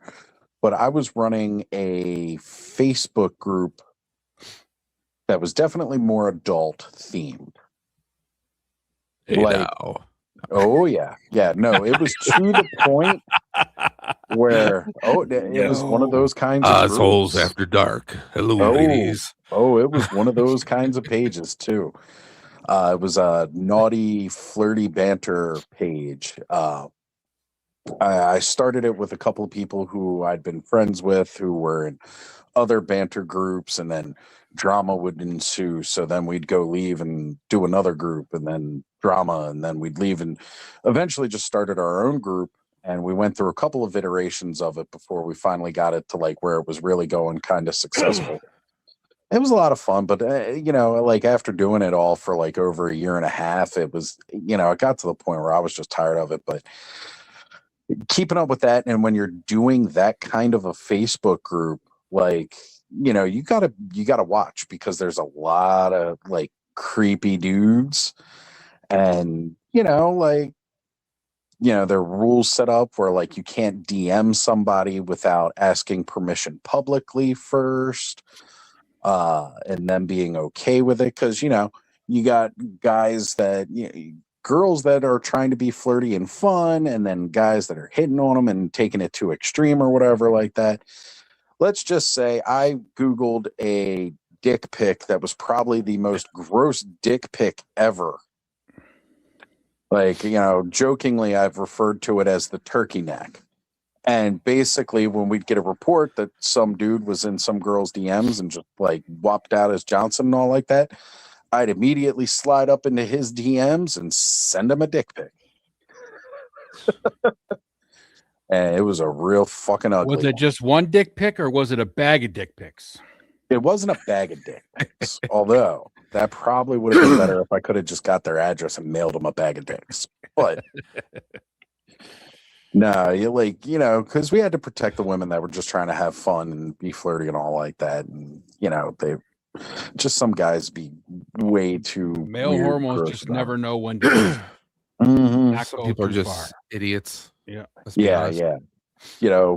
Woman posts to suggest a picture or a post, and then next thing you know, like 6 guys are in her DMs trying to get more pics and everything like that. Senator, like, look, unless she asks for it, don't no woman want to see your dick. She will let you know if she wants to see it. Don't go sending it preemptively. So my ex-wife, gross one. My ex-wife started an IG page many years ago when she was doing personal training, trying to like promote her personal training business. And every single request she got was just guys asking her for, ass her number and pics, shit pics, like that. And would you like to go on a date? And it's like, come on, dude. Yeah. Something funny. I had a friend who he was dating this girl, and he decided he was going to send one of those pics, and he thought he was sending it in DMs, and he ended up posting it on his main page. Ooh. Where his entire family and friends were all on it. Oh yeah. I was like, dude, you're a little. I was just trying to get a medical opinion. That's what I was supposed to. Should this vein be this far out? Would you look at this? Is it okay to have a mole there? Yeah, that was at a time where I'd actually had to set up I had 3 Facebook profiles because some of the stuff you'd post would like get you banned. And this was at a time where like they were revamping what was considered acceptable content. Like you used to be able to do like the bra hands pictures, right? And you know, where a woman covers her breasts with her hands. Well, then like 6 months later, that wasn't okay anymore. So we had members getting banned for posts that they made 6 months ago because it was no longer by the community guidelines. So were they impressed? Most of them blocked me immediately. And if you blocked any of the moderators in the group, you were banned from the group. So, as it should be. It was a quick way for us to be able to just get those kind of peoples out of there. But yeah, so like I had my profile, like they ban you once with like a 48-hour ban.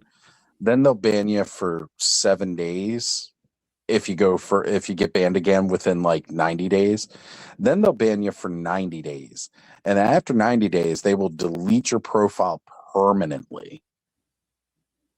And I had 3 different profiles set up because my profiles were getting banned every, like, it would be out of jail and it might be 24 hours before I would, you know, have, before I was banned again. Like, it wouldn't even be 24 hours. I'd be like, oh, shit, I'm in jail.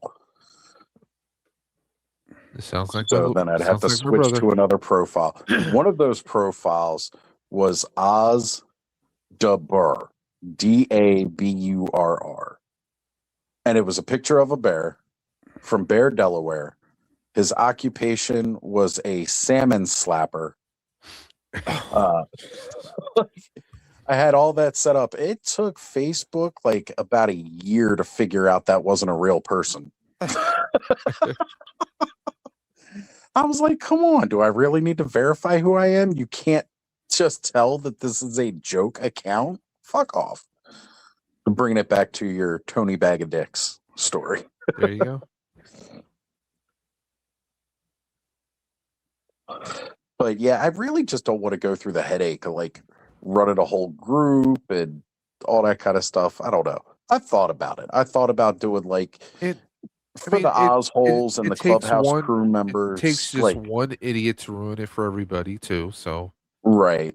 I thought about setting up a group for, you know, the members, channel members and patrons. Like I thought about doing that. I was like, do I really feel like having another thing that I have to look over constantly? And it's like, I don't know. I'll be right back, guys. You getting thirsty? I got to get rid of some coffee and refill it. Yeah, Totsy says he needs a drink because he's thirsty. And Nolan says, a lot of thirsty guys out there. Indeed, brother. Indeed. Yep. And technically, it's Thirsty Thursday right now. Yes, we are. We are now in Thirsty Thursday, which was shit. I missed it. It's 16 after now. Yep. Yep. Oh well. We said Happy New Year Central Time. Jeez, bud. I was looking at memes to share. Damn it. Bud missed his own fucking time. You didn't have your memes queued up already? Come on. Jeez. Yeah. Oz is such a bad influence.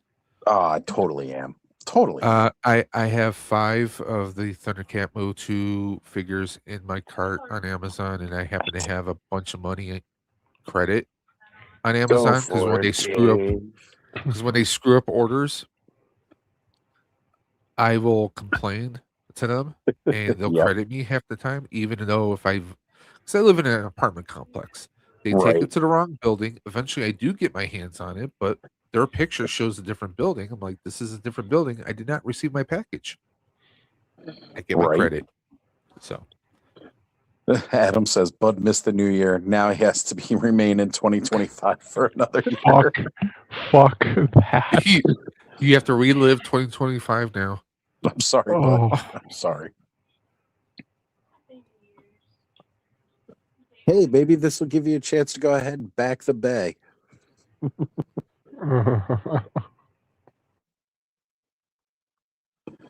Excuse me.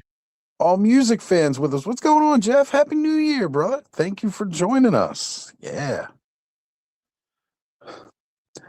So, Dave, what about some top moments of 2025, brother?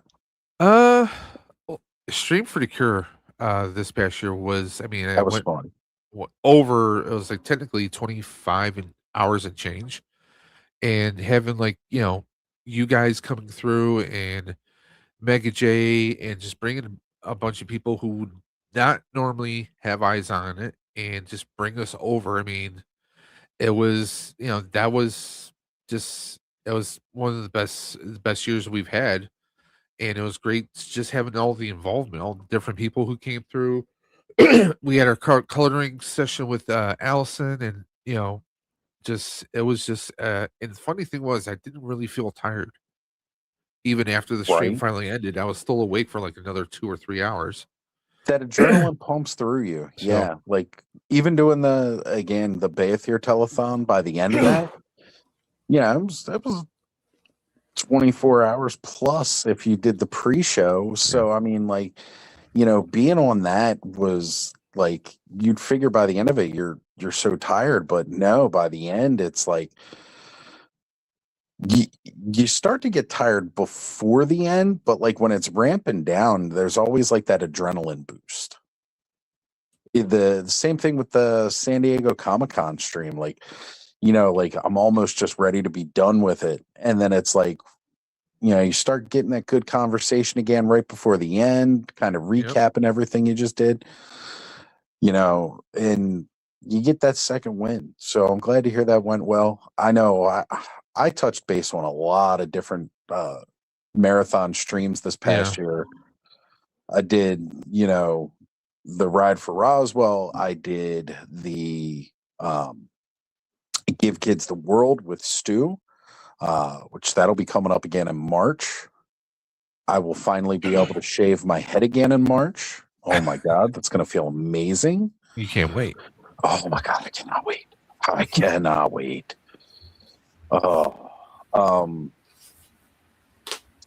And even doing the Punkathon with Punk this year, it was always, it's fun to do that and know that we're having some kind of positive impact with our obsession with toys.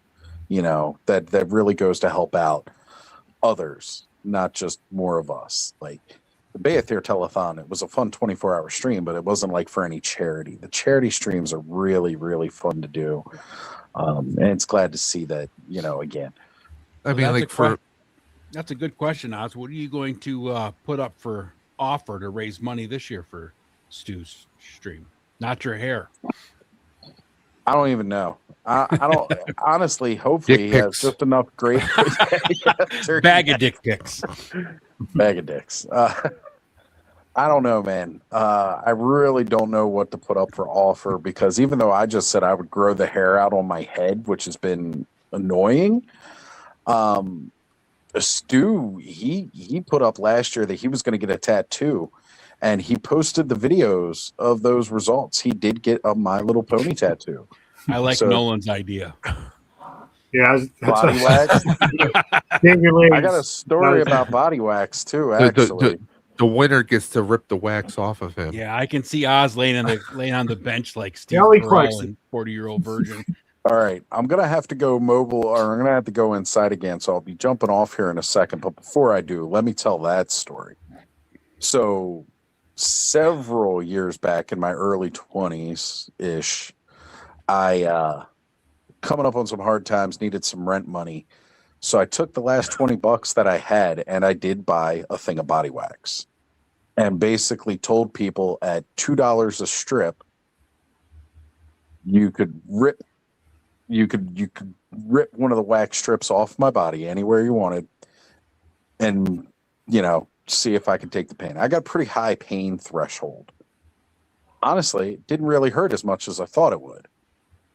Until they did the sides of my stomach. I'm laying out on a floor, stretched out, arms above my head under a couch with 3 people on it. and the wax cooled a little too much. Uh-oh. And they went to go tear the strip. And it fucked up, of course, and it hurt. I almost flung the couch across the room with 3 people on it. This is like ripping skin off, basically. When it I down, lifted it up right? and moved the couch, and people had to jump out of the way. From a laying position on the floor with 3 people on it, that's how much it hurt. Like my adrenaline jumped, and I just moved this couch with these people. Man, that sucked. But yes, so body wax is actually not too far out of the realm of possibility. I've done it before. All right, guys, I will be right back. I got to go jump in. I got 4% on the phone. Oh, all right. See you in a minute. I'm still trying to figure things out for my stream this year. I still want to do a version of the hot ones. I did it. Stranger Things 2-pack. I bought it. The new one? Yep. Got $10 off it. So I was like, okay.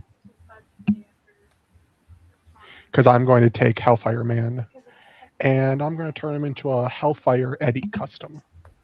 Because in my head, it would have been cool if that character would have showed back up.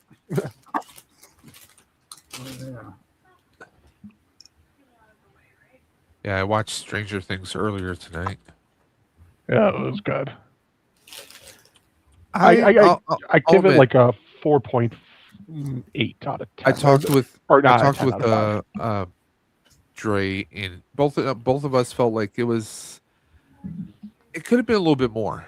Like it felt a little. They kind of people have said like the season 5 was heavily edited. There was a lot cut out because they first showed off where like someone can get that idea.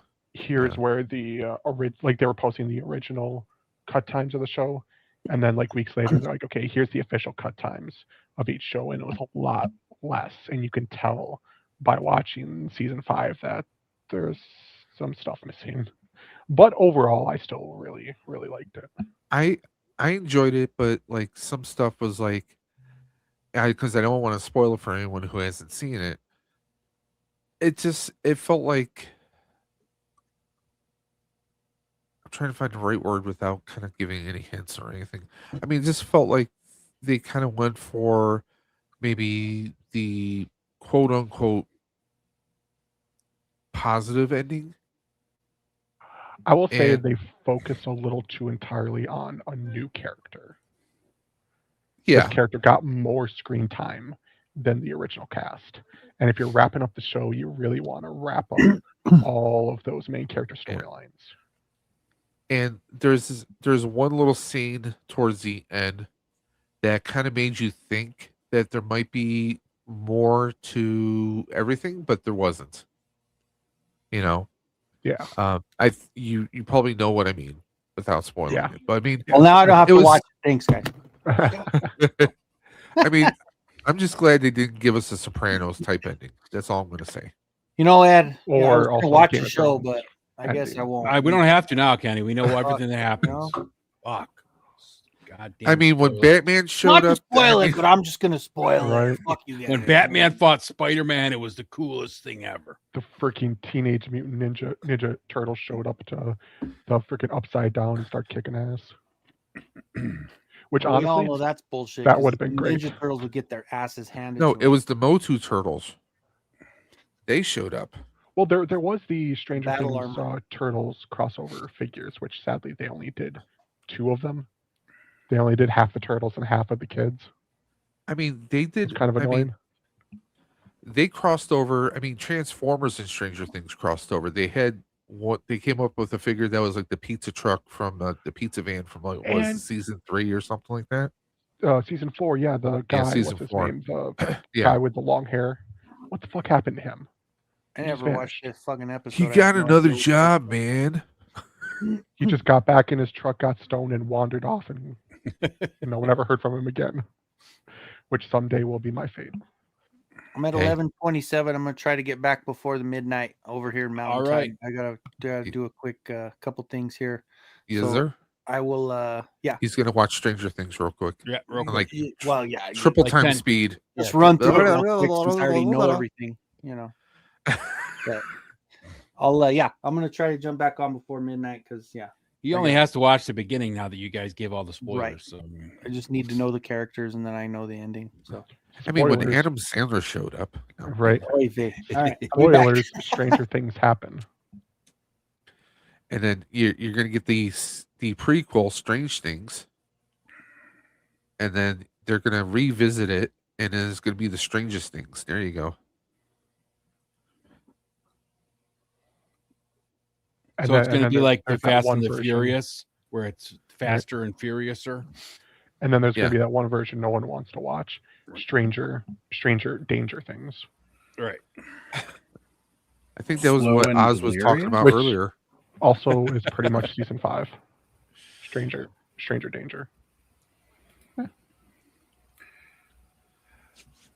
So I just managed to get inside and get back on as my phone died. It's drained. So I'm taking a look. We still got Alan sitting backstage. I don't know if he's going to be able to join us again. I don't know. Close out the stream tonight. We're just going to have Hey, Alan's workshop. yeah, just show us Troll. Is he's in Texas, so is he Central or is he? That would be Central. yeah. Central. He's Yeah. DFW. Okay, yeah, so that's Central. Yeah, he's actually not too far from John, I believe. Emerald Knight Photos. Yeah. Man, a big shout out to him. If it wasn't for him saving my butt on a space to stay, wouldn't have been able to go to Joe Fest this year. So again, Joe Fest just being a top moment, a big moment to John for Joe Fest was a good time this year. Well, Joe Fest was a good time last year too, but yeah, I could see where that would be a good time every year. Like I had a lot of fun. Got to meet a lot of people who I hadn't before. I mean, shoot, I had Clint Jorgensen telling me, Ken and I need to have a class teaching. We need to be professors of toys.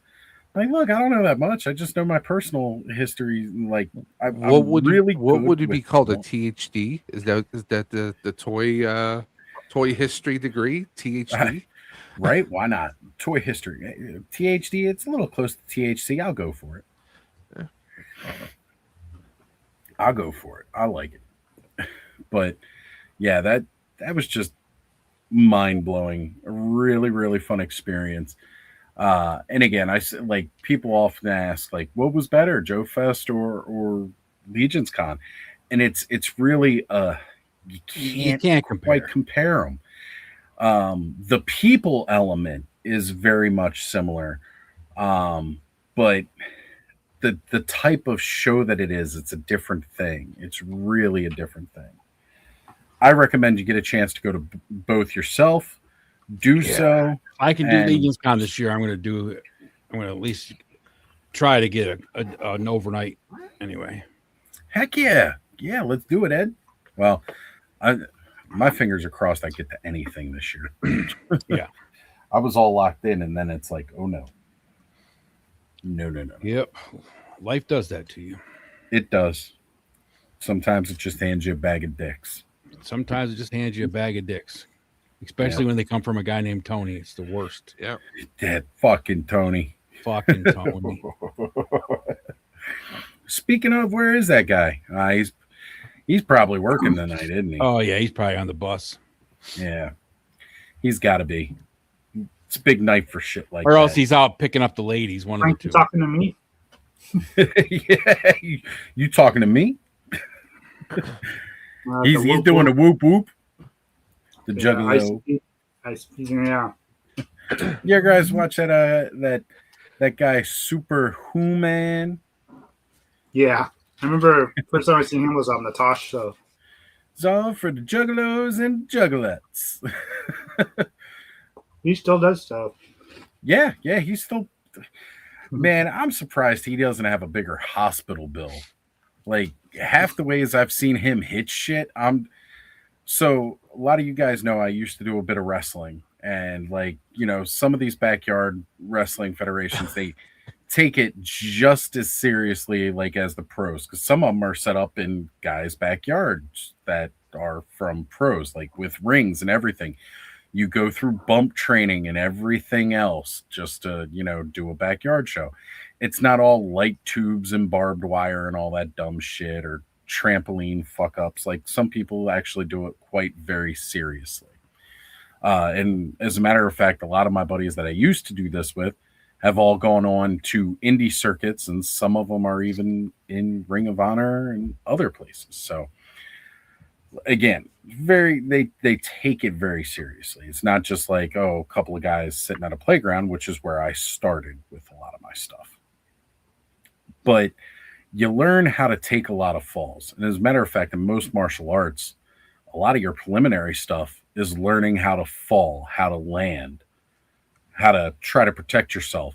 And I'm watching the way this guy dives into shit, and I'm like, ooh, he probably fucked up some ribs on that one. I mean, maybe he is superhuman, and that's why his freaking arm's not broken 4 places.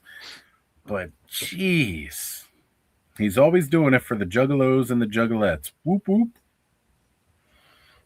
Do you spell it Hoom? I think that's how he spells it. I can't remember. I remember it was something like that. I was gonna say, because he's been around longer than I remember people doing like the thing for dogs, the humans. Yeah. No, he's been around since like the dawn, like pre-YouTube days. He's been using that human. Yeah, he's been doing that forever. Yeah. So it's the end of the year. I said I wanted to have the big bushy beard for Christmas, and Christmas is come and gone now. My aunt and uncle jokingly got me this, which you can't see because it's all whited out here. It's a beard bib. If you see the picture there now. Oh yeah, one of those. I've seen those. So I think I'm gonna probably try this out this weekend. I'm gonna trim it back down to a more manageable length. And we're gonna see how. You mean you don't want a beard fro anymore? Oh no! I still beard want it. fro. I'll grow it back out. It's just I want to get it more manageable and tame, and then let it kind of grow again. Are you going for ZZ Top this time around? Oh yeah, I'm definitely going for longer. I've got a beard straightener and everything like that, so I can straighten it out and all. But I just kind of want to hit that reset button going into the new year and let it grow again for another year. I think this past year I really started to let it grow out like March. Around the same time I just started letting the hair go. I was like, screw it, I'll let it all go out. And so we'll see how long I can get it by the end of next year. If I can do a better job of maintaining it, that, making it look a little nicer throughout the year, it'd be nice. Cool. Cobb, what about you, buddy? What top moments you got for 2025? Oh, I don't know. Guess that concert I went to with my son, I've been waiting to do that for God, they haven't been out here in California for 7 years, so he wasn't quite old enough. I didn't really want to take him back then, but man, he had time. Just seeing him like function with everybody and just make so many friends and getting old couples to buy him T-shirts. I mean, not getting them to, but they liked him so much they're buying him shirts and stuff. Nice. It was such a cool and time. did you nudge him like, okay, just keep repeating that in the future? You'll tons of swag. Just come on, just keep doing it. Well, the problem is he won't be so tell young. My size instead. Right. The wonderful back scratcher. It was a great invention. I got one too, sitting in. I kind of have it propped up in my little trash can. I got a drawer full of them. I had a bunch of them. I had the one that looks like a bear paw and it's telescoping, so it actually gets the metal one. I got the same exact one. Heck yeah, love that one. Yep, the telescoping one. That's my favorite. Looks like a rake. Believe Yeah, it or it not, looks like a rake, but it's bear paw design. believe it or not, one of my cats likes it because Yeah. we'll scratch their back from a distance with it. Oh yeah. Our dog is terrified of our back scratcher for some reason. My mom's dog's afraid of the back scratcher too, but I think it's because she beats him with it. Well, yeah, that's she good. doesn't really beat Well, him. She like smacks the chair with it when he's like doing something. I definitely don't do that, but if I can't, like, she'll have her like little squeak toy, and she always wants me to throw it. And times she'll just drop it on the floor, and it'll go under my chair. So I'll use it to like dig under my chair to try to bring it out, and she like freaks out. Don't you have but one of like, those pickup barking things at where it. you squeeze it and the little clamps go together? I broke it. Wow. I've got one, but it's shaped like an Allosaurus. Hello, ladies. Got my first G.I. Joe classified because I wanted the head. Scarlet head. Nice. Yeah. What He's a body little is cheap that? on Escharella. Oh, the okay. shoulder. Yeah, it looks freaking good. I'm building my little army because I got a bunch of Shirellas. I still need to pick up a Shirella. She was one of those For some figures reason I they're all said red. if they ever released. Yeah, see, I've got the Becky Lynch. Yeah, she goes good on it too. Yeah. It's originally what I was gonna do. Like I wanted a Becky Lynch so I could make kind of battleground Tila. I know she had more blonde hair, but just that flowing hair with the braids in the side and stuff Yeah. like that. That's why I ended up getting 2 Becky Lynches. And yeah, now they actually just came out with a Shirella, so it's all good. But I do want that Shirella figure real bad. Looking good is Marlena. Marlena, hell yeah! Finally got a Marlena to scale with the original toys. You got the Randor too, right? Yeah. Yeah, because you got you posted the pictures of the whole family. Yeah. Yeah, I did a Christmas one too. Yeah. I did the actual picture from my thumbnail, but then I did a Christmas version of it. Yeah. That's what's up, man. It's great that we actually have that. Like Marlena made her badass. Yeah, hell yeah. I don't know, she looks cool on that. That would actually look really dope if you had a second Evelyn and painted the armor to be like kind of green and gold, like her dress. Yeah. That would actually look pretty dope. Warrior Queen Marlena, yeah. Hell yeah, go for it, Kyle. Or late night BDSM queen with king. Ooh. Hey now. She's about and we got other bodies for that. Nolan's asking, is she cartoon collection? Yes, Nolan. She is the cartoon collection. There you go. Got the backup from Jeff on it. Yeah. What's up, Jeff? Yeah, man. It's good to see Jeff back in the chat with us, man. It's good to have you here, Jeff. Been too long, brother. Now, since we were talking about the Motu Thundercats earlier, how do you feel about that He-Man in that wave? I love it. I think it's great. I like that longer hair look. If you watch the Netflix, the eyes on the face kind of throws me off a little bit.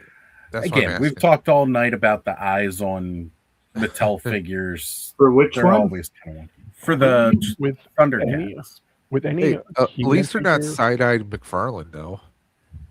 Yeah, the Thundercats one, the one I was just showing earlier, that 2000X is a little funny looking.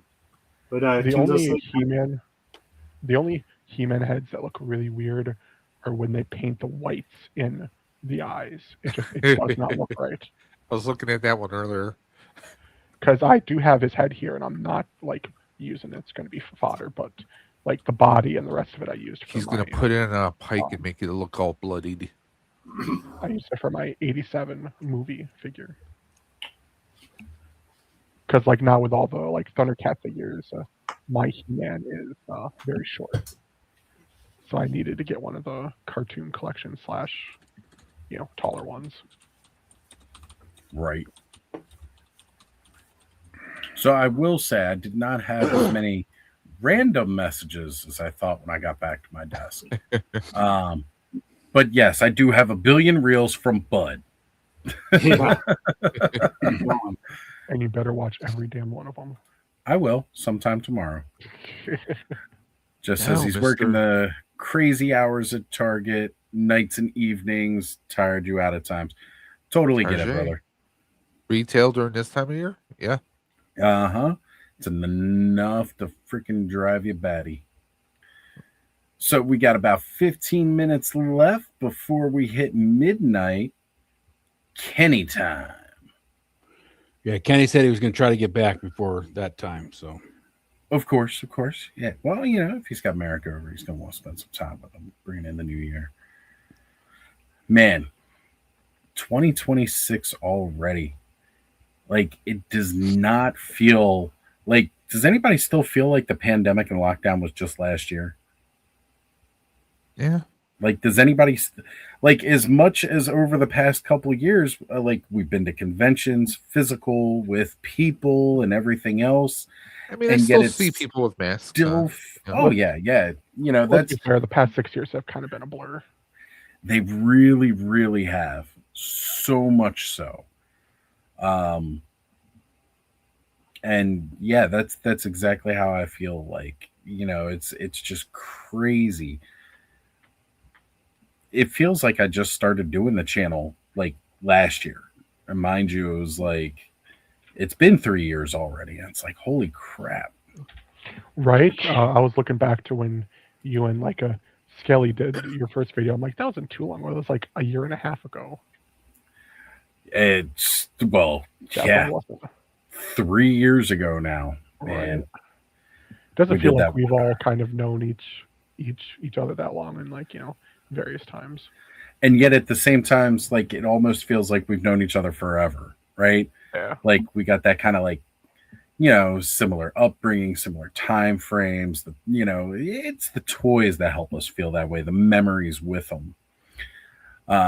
Speaking Moistly says, I used to be Kenny time, but now I'm Oz time. I didn't know you came over to the East Coast. Nice. I know the eastern tip of Canada is Atlantic time, which is an hour ahead of me. Our good friend Radical Toys, Adam, he is Atlantic time. So he always ends like he would send me a time and I'm thinking he's East Coast, like where I'm at. And then I'd be like, oh, no. He means this time.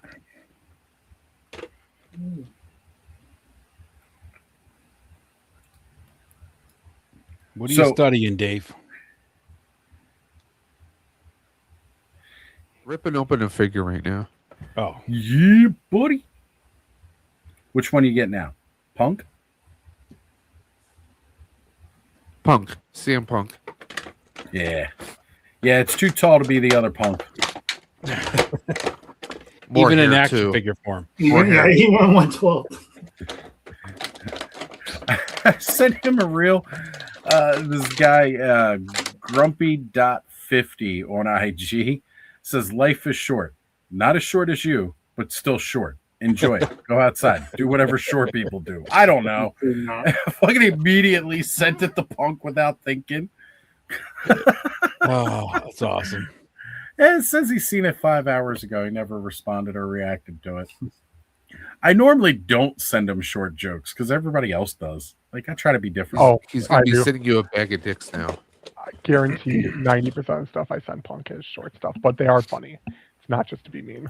Yeah, it's not like just the same fucking jokes. I try to find ones that are like unusual, not like, hey, short friend, Santa needs you back at the North Pole. We'll see you later. I've said that one. I've said the one about let's say bye to our short friends for the next couple of months while they go. Yeah, I send them that one, but actually, again, I have one now. I'm about to send. I'll actually going to post it in the Clubhouse chat, but I found a new logo for Punk's Circle of Jerk. The Circle Jerk. Yeah. I'll post it here in a second. Skeletor is there for the Circle Jerk. And I will not leave unsatisfied. Skeletor will have satisfaction. Oh man, it's probably one of my favorite things. Speaking of new looks, here I'm gonna share this real quick. Our good friends, the Collecting Brothers. We gotta get John on again soon. They just updated their logo. Oh, look at that! I knew his brother was AI. Definitely. Hey, I can't say whether this logo is AI or not. Could be. I mean, it could be from a Japanese anime. Yeah. I'm not saying that. I'm saying, like, if you look at those two faces, they're too identical not to have one of them be AI. Yeah, it's true. It's true. The beard doesn't, just make it go away. Yeah, but I can mirror in mine so that everything that I'm drawing on the left side automatically works on the right side. Yeah. I've got that mirror ability without AI. So, yeah, I just wanted to show this off. They got themselves a new logo for the new year, and I'm digging it. Digging it, digging it. And we got Travis, Mr. Wonderful, in the chat saying, Happy New Year's, up, Travis? What's going on, brother? Can't wait to see you guys on Tuesday. Tuesday. There you go, bud. Gee, that's really rad. Yeah. Actually, that does look cool. really That looks pretty good. badass. Yeah. Man, I wish When see better. when She-Ra needs to attend a royal function, she got that, slips into a little something else. China's cape on there too, that black and purple cape. Right. Yeah, So I saw somebody put extra. that. Somebody put that on Evelyn earlier, like just a regular Evelyn, not even the Toon Evelyn. Or no, it was the Toon Evelyn. It was the Filmation cartoon collection Evelyn. Regular Filmation one. Yeah, they put that cape on her, and I was like, "Oh, that works," because they decided not to put a cape with that Evelyn for whatever I think that reason. purple actually matches up a little better too. Right, with her, with that look. She looks freaking cool though, right there. Mm-hmm.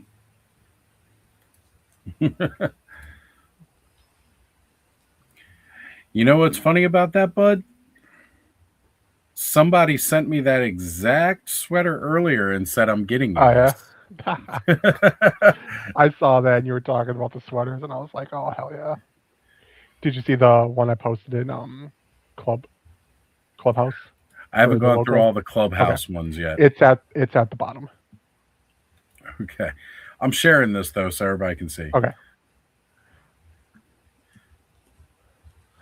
Oh Jesus! Oh yeah, I saw that. My friend said they were going to get this for me to wear. I was like, "Yep," but I probably would too. And then they said, "You got to do it with the skullet and all." There we go, folks. That's going to be my ugly Christmas sweater last year.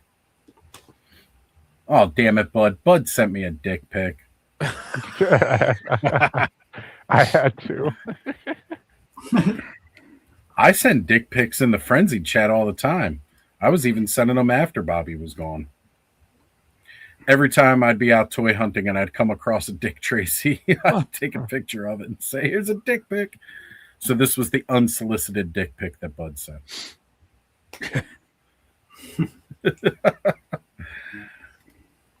And no, I will not be sharing the fucking turkey neck. I do not want to get us banned. Jesus, Bud, you did send a lot of fucking shit. I told you. You ain't even react to the ones that I sent you, dickhead. Like, Bud don't even realize I've sent them because I'll send like 3. Bud will send 15. I have a group chat with my 4 friends that's that way. The one guy is like all night long just sends tons of reels and memes. And if you send one, he doesn't even see it because he sent so many of them that he doesn't realize anybody else did. There's like 7 of us in there, and he still misses them all. I know there's a few I know I've sent, but I know he didn't see them. Bud scrambling back now and reacting. Right? Yeah, I am. I totally am. So there's like no proof. I'll do that. Alex too. Alex sends me a bunch of shit all the time. That I'll send him stuff. I'm always like, "Don't miss what I sent," and I put like little up arrows, directing them back up there because I'm like, "I sent you some good shit." I sent one earlier to Bud that says, "And the award for the person who sent me the most reels this year." Yeah. Hey, Alan's back. Thank you for putting something in the chat. I stopped looking down there to see if you were with us again. Well, that was an adventure. I bet it was. Everything copacetic now? Well, yes. Yes. Better than it was. Everything flowing as it should be. Downhill. That's right. Downhill. All right. You want to hear my crazy idea of what I'm going to do? Let's do it. Shoot it. Custom troll figure. At Yes. LegionCon, there was an amazing Kraken figure, right? Yeah. There was a troll custom that was a Kraken. Harryhausen stuff. I right? just replace Uh-oh. this front section like a centaur with the top of the troll, and this is like the back of the Kraken. I think that's Oh shit. So I've got a spare ice troll over there that I think I've got to buy another one because I was gonna make Snake Mountain troll out of that, but So you just got to buy one more Kraken. and do a Kraken. I've already sculpted a Kraken head. Hell yeah.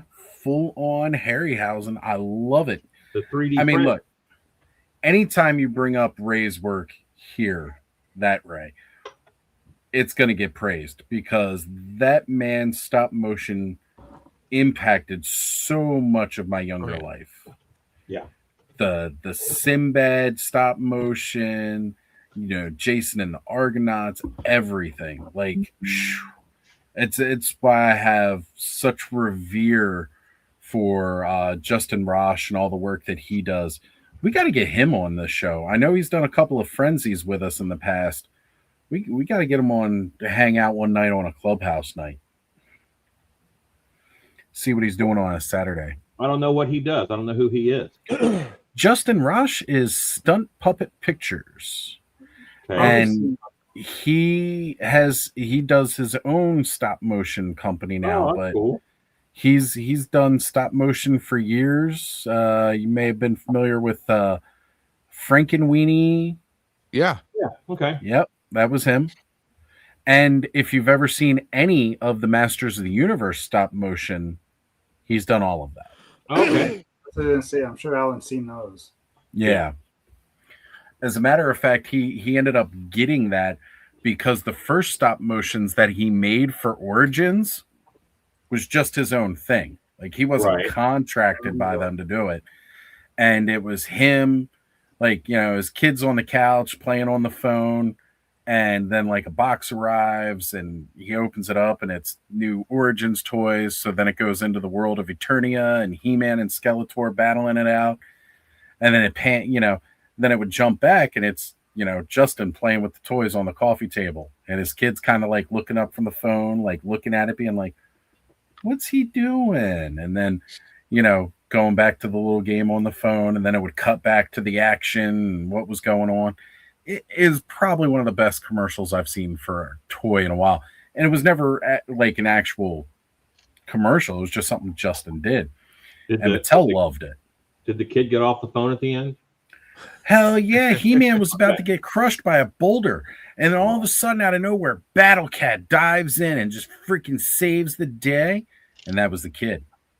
Freaking Battle Cat. Jumped in, saved the day. Always ruining Skeletor's plans. Yeah. It is great, though. Again, you can follow him on IG, Justin Rosh, Stunt Puppet Pictures. And he's got a YouTube channel, but I haven't seen him post much on the YouTube for Stunt Puppet. I know I'm saying this to you, who's on like almost every day, but YouTube is hard to maintain. It is. Like I said, if it wasn't for the fact that I just go live every Saturday, yeah. I have a lot of reasons to jump back on it.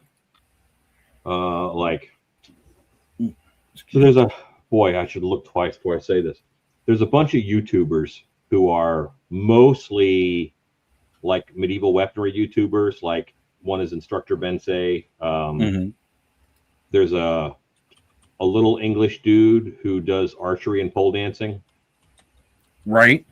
Okay. Yeah, I love that guy. I follow him on IG and then there's Self Sword Arts is another one. You know they're all doing a D&D game soon. I do know that. Guess who's building their set and their D&D table? And guess where they're filming? No shit. Yeah. Yeah. So we've been starting to do a D&D thing ourselves at Dark Hour. So we'll tie in. So like I said, there's a lot of reason, you know, like that's a combined, the 6 folks who are doing min-maxed are about 8 million subscribers. Yeah. And they're gonna each one is gonna individually collab with my channel. So hey, you should tell them about this really cool place you hang out on Saturday nights. Yeah. And 2026, we are going to be doing.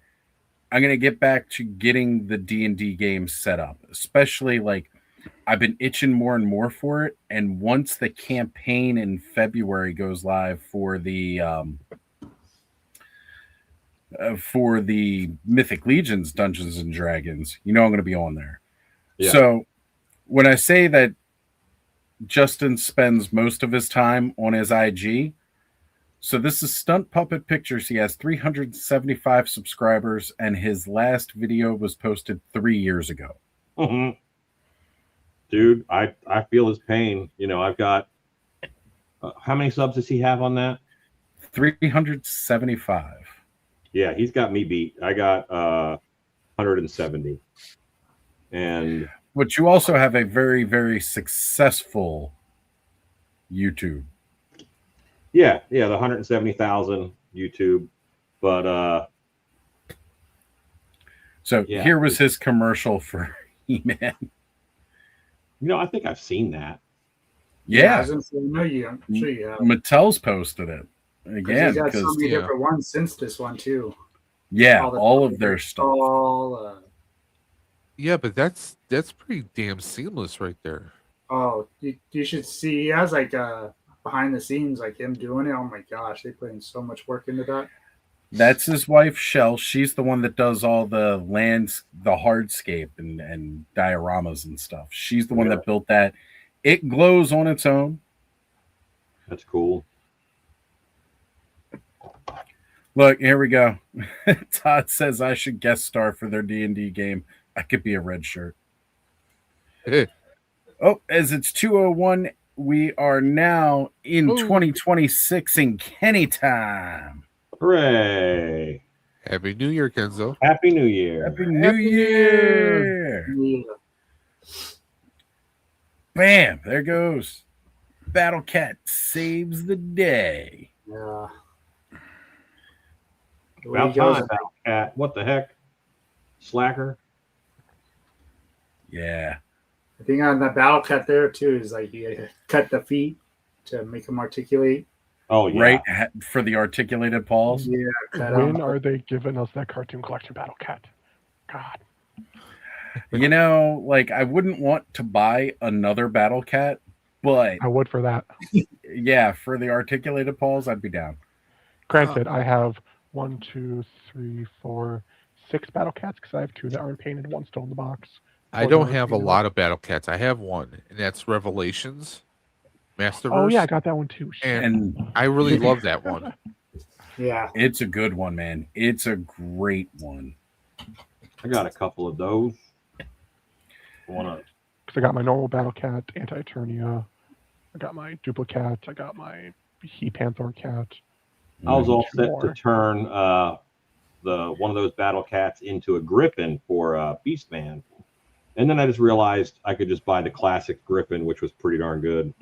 Yeah, it was really good. So I've got Anti-Eternia Battle Cat. I've got a He-Panther Battle Cat.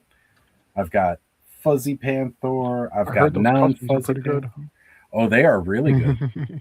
They are really, really good. Fuzzy Panther sounds like a drink. Fuzzy Panther? Yeah.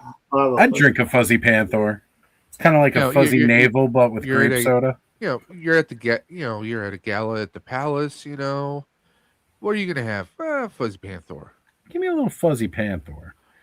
Also sounds like it might it's be. also purple too, and a little bit of fizz. You know, there you go. So I'm saying it's got some grape soda in it. I'm down for Minorly Great adult. crush. Yeah. Alan, top Yeah. moments of 2025. Moments. And it doesn't have to just be toy related.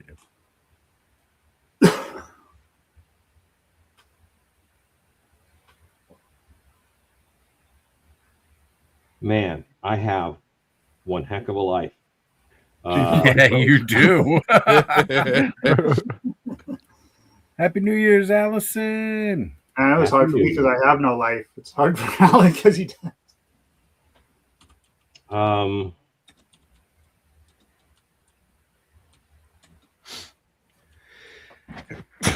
was you know what?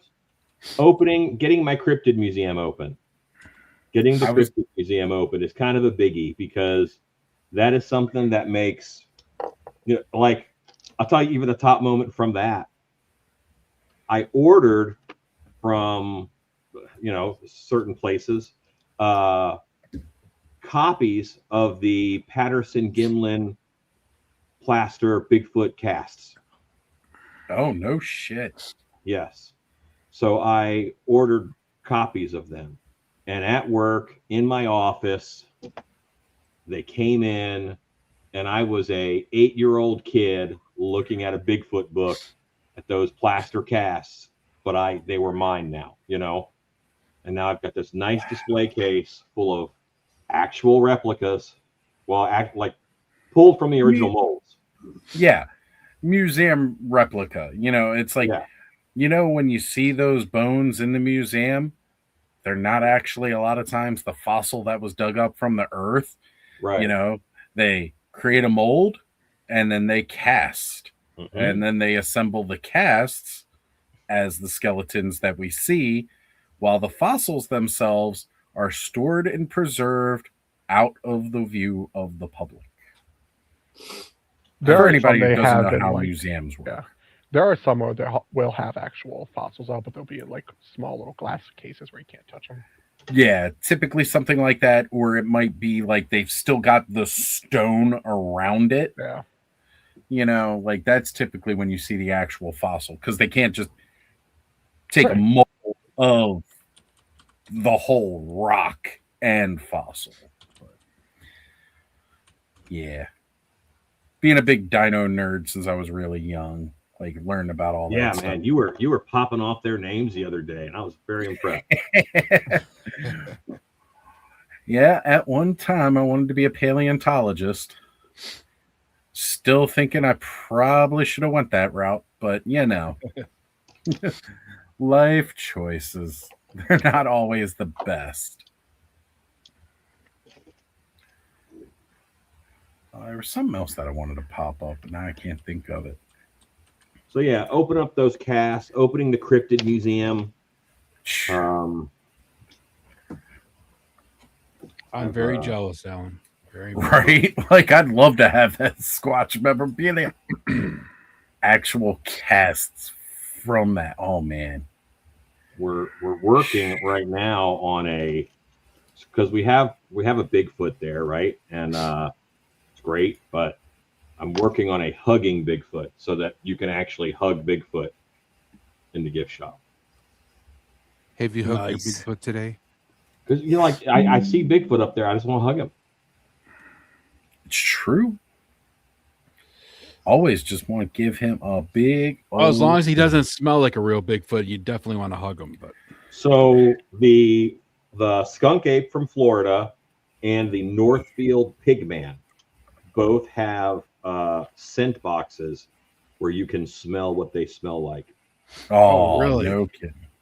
Yeah. There's this kind of like a ghost hunting / cryptid hunter person that I watched from like time to time just for fun, and he had got these little tablets that are supposed to be like Sasquatch or Bigfoot scented pheromones. And yeah, and there's a thing where like if you like donate enough money to this group they were working with, that he would put one of those tablets in his mouth, and he did while wearing a Bigfoot suit, and it was the most amazing clip I have ever seen. Good God. I'll try to find the clip if I can. I don't know if it's actually posted. It just sounds all kinds of wrong. Yeah, I guess he could taste it like days after. I bet. That sounds pretty terrible. That sounds horrible. Right? But that campaign raised so much money so fast to get him to put that tablet in his mouth. I bet it did. There's your challenge, Oz. No. That was a quick no. You didn't even think about that. So, previously in life, I have said that my depravity knows no bounds, but it has found boundaries. I do appreciate my palate, and I feel like that would destroy it. Yeah.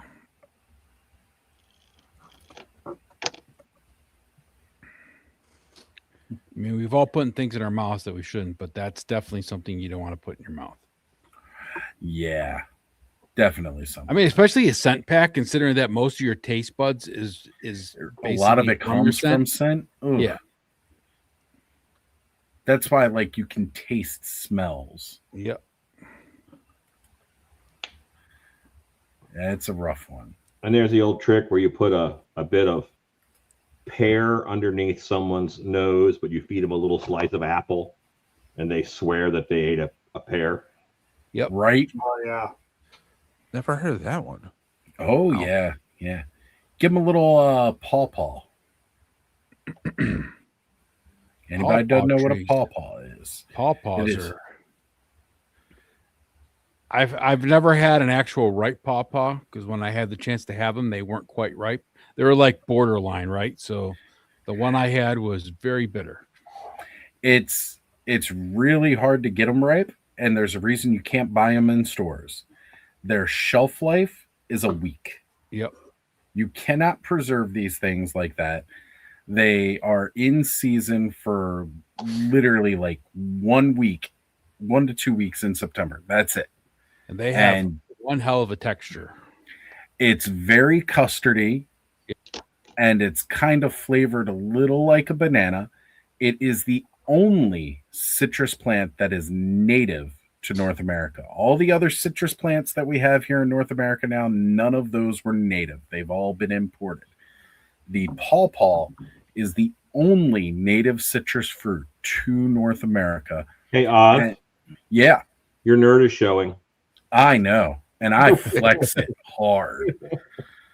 But that's because Maryland is one of the places where you can get pawpaws. Yeah. And Maryland and West Virginia is basically it. Yeah, they grew crazy through the Chesapeake kind of lake area. Chesapeake and then a little bit up into the Appalachian Mountains. Yep.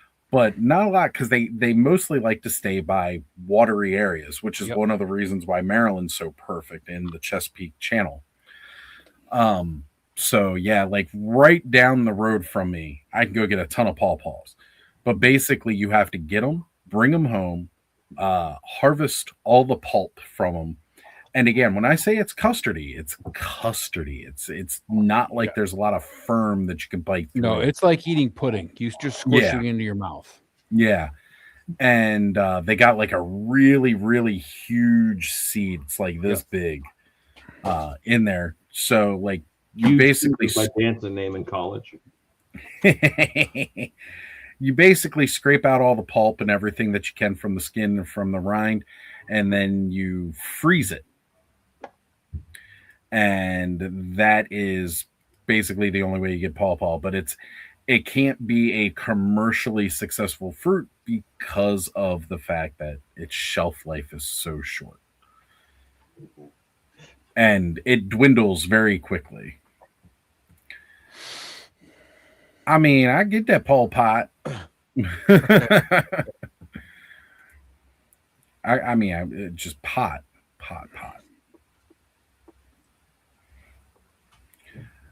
But yeah, talking about the way AI is advancing and stuff like that, it's Yeah, I'm only bringing it up because I'm looking what's going on in the chat here since we were talking about AI.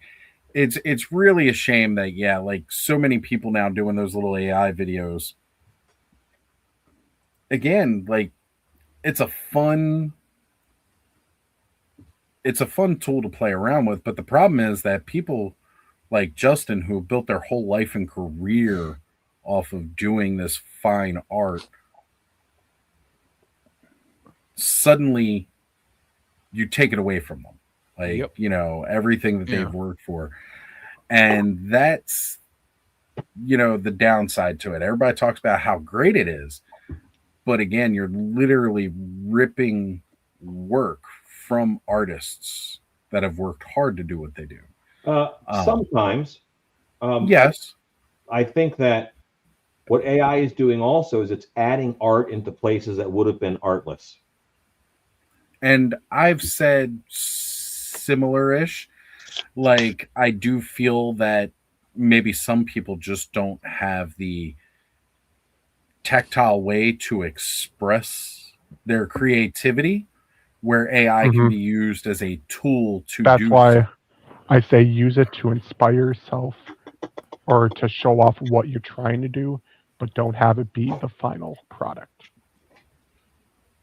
Like if you have this idea you're trying to show off and you can't really like picture it, or you use AI to kind of be like, here's this like concept of what I want to do, and then from there make it your own. Like, do all the work. Well, I use AI for when I was building my cryptid museum.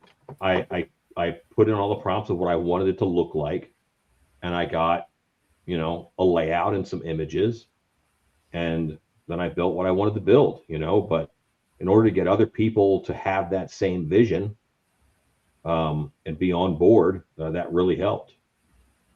And little things where you never would have put art there. Yeah.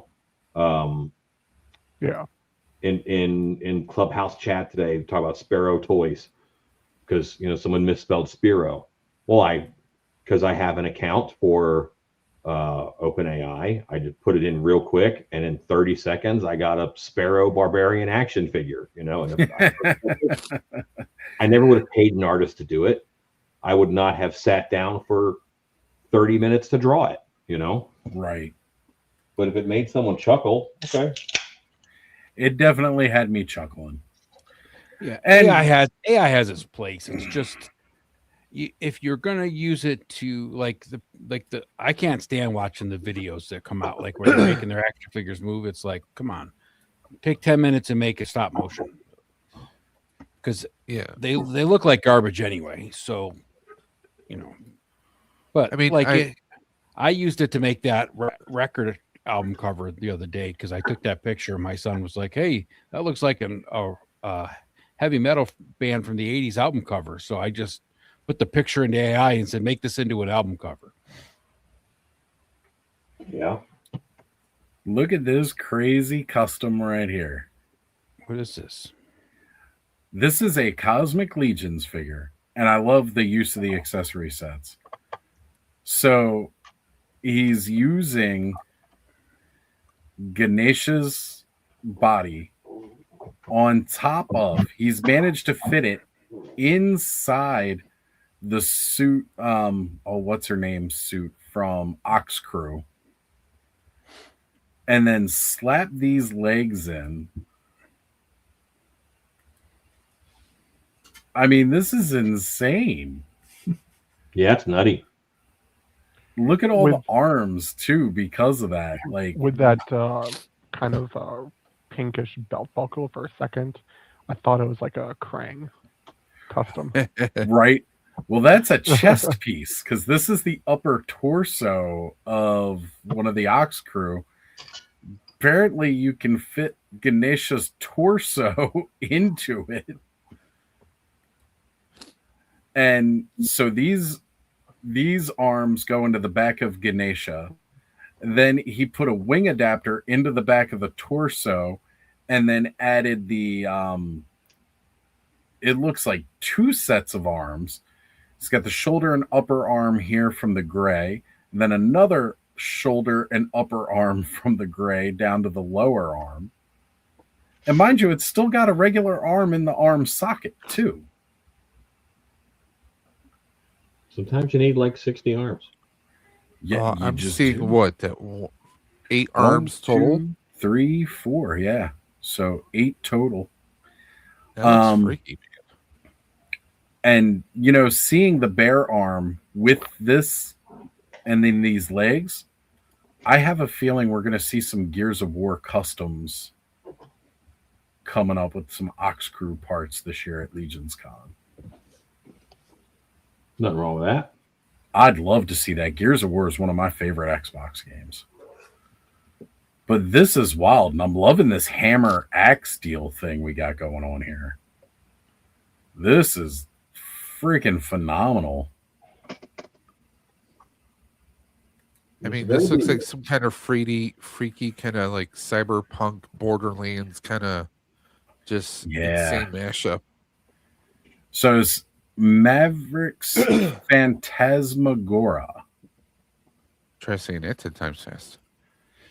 Nah, I'll pass. But I also like the fact that they did this with a Terpiculi. Holy hell. That's that is wild. That is dope. Oh, and he put the tail on too. Holy shit. So that's got to be the hip piece or the pelvis piece from Terpiculi, but you can't notice it behind the belts and everything because the boom boom hole on those suits isn't the same spot it is. So the tail wouldn't sit properly. But that is wild.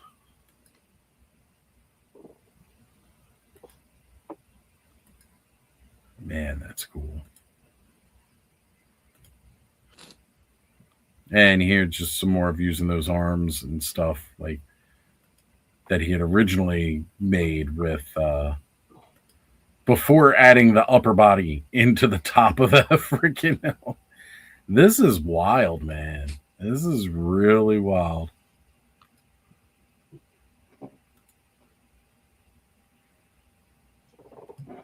Oh, here we go. That Desmistro skull head. And then he's using the freaking skate back legs. Oh, this is nuts, Ed. Look at this. That's good. Those are great legs. That's a skate back. Oh, yeah, that is skate back legs. Look at that. Skate back legs. That's the front. Hands are pretty creepy. I'm looking at those the feet and the legs, and I'm actually thinking Dragon Ball Z Frieza. Very, very Frieza. Yeah. I don't want to toot my own horn, but I love how this troll's turning out. Man, when you started making that the other day and you posted that about the from Troll 2. Yeah. Like, oh man. Look, he made like a little robot dog.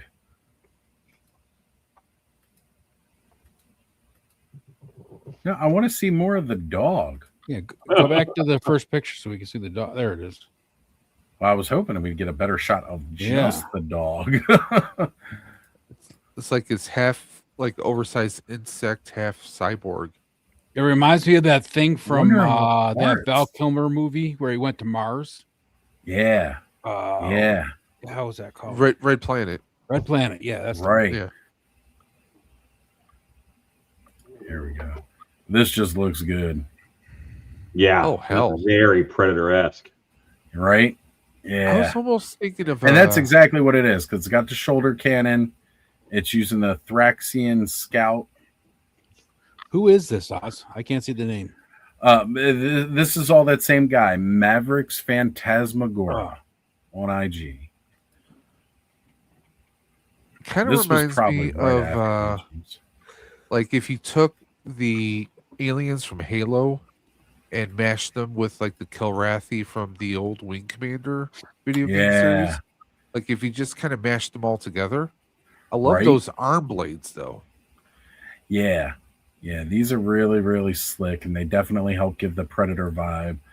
and then you put on top of this, he used a wing adapter and then 2 of the upper arms from oh shoot, what's her name? Can't think of it. Lithia, those skeletal upper arms. But I can't tell what he used for the actual cannon. It looks like it's a lower leg piece painted all in black. Almost like it's a biomechanical kind of appendage. Oh, very Geiger-esque. But yeah, this is totally a Predator homage, and it's great. And I love the fact that, like, it's got... Oh, I thought it was a face covering. That is the shoulder cannon. But yeah. And again, this is just some of his previous work. This is really cool, too. He took the new Otho and made this using parts from, again, Ox Crew. It's got, like, cybernetic armor. That's cool. Yeah. Oh, man, playing with the toys. So good. So, guys, go check it out. Mavericks Phantasmagora on IG. Oh, man, that's awful. Tail broke. Always reach out to customer service. A lot of times they'll just be able to go ahead and help out with that. I mean, I know you said you fixed it, but you can always just email them about it and see the help. Let's give Alan some big screen time here. Oh, you guys go. Troll 2. Look at that. That's phenomenal, Alan. Got a little more to do. I got to give him pupils and finish painting his eyes, and I'm going to flock him, get some moss on him, you know? Yeah, flock the shit out of that guy. Beard. Just green fur? Green fur. I used to make a lot of Grinch masks, so I got a bunch of green fur. It's actually just green insulation. I'm going to be a little itchy later. I don't mess with that stuff. Flock will do that to you too, though. Yeah, the flocking when it gets, like, especially when it gets in between the grooves, like your finger grooves, and then it just, like, you just seem like you can't remove it. Ugh. I think I'm going to do something stupid. I've been known to flock around here and there. I'm not very good at it, but.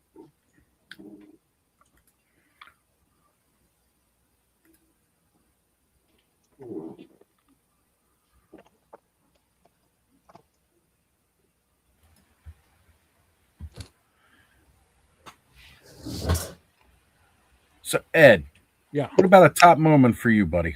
What was a top moment this year for you? Top moment for me. Oof. I would say Joe Fest weekend was probably a top moment because not only did I get to go to Joe Fest and see all my buds and hang out with you and Punk and Ken and all them, but I also, on the way home, I stopped and saw my daughter in South Carolina for a little while, so the trip was well worth it. And then probably my daughter came home for Christmas a little early and got to see her for like a week, so that was nice. It is good. It's always good. I think another big moment was after the Mythic meetup when Connor said, Dad, next year I want to go to Legion's Con. Yeah. I would say this year I had a big moment with my son. He started to customize his own action figures this year, probably like May timeframe. Started just one day. He's like, Dad, I want to make a custom figure. I was like, well, there's the paint, there's the brush. And he just did it. He's asked me for tips and pointers and stuff, but you know. And today, I think right now he's got 5 that he's done, 4 or 5. That's what's up. Being able to share these hobbies with your kids, you know, if you have them, is always a really fun part of it, especially when they're into it. Yeah.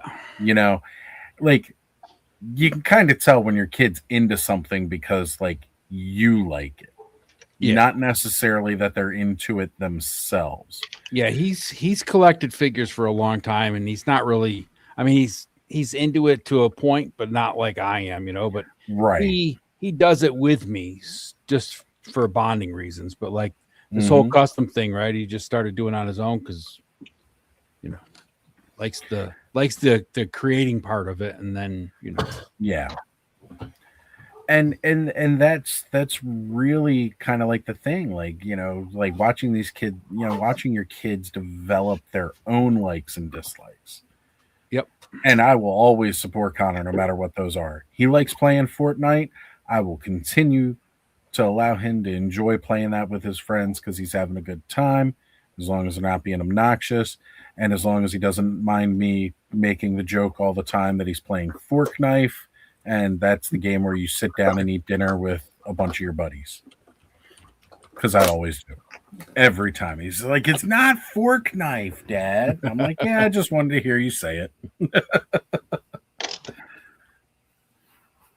But yeah, he's, just that kind of stuff. So when he told me that he really wanted to go to Legion's Con, like, that was his own excitement. It had nothing to do with my excitement about going to Legion's Con. I wouldn't want him to go to something like that and be bored. I also don't want him to expect to go there and that we're just going to buy all kinds of toys all weekend. Yeah. I mean, heck, this past year I was there for a day and dropped way too much money walking through the door, basically.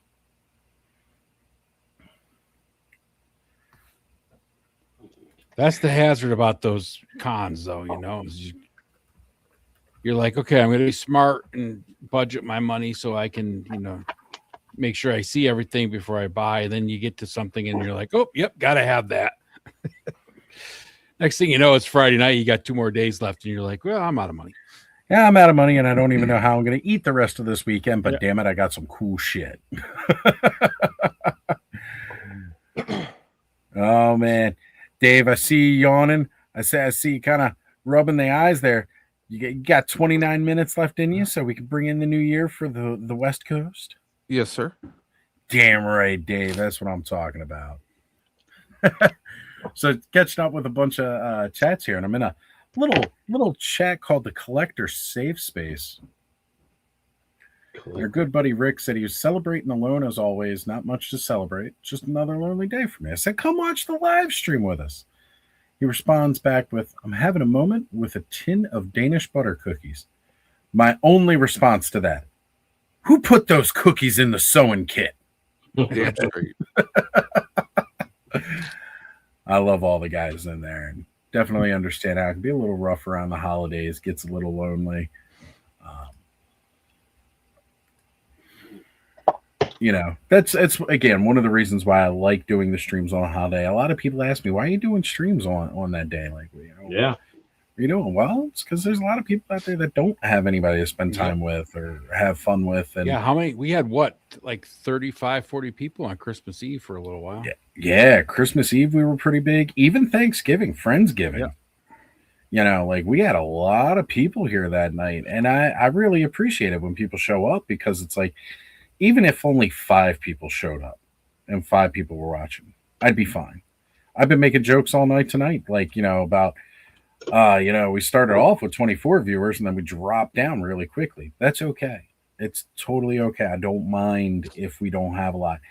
As long as people are showing up, that they feel welcome, they know they have a place where they can come hang out and just relax and have a good time with people.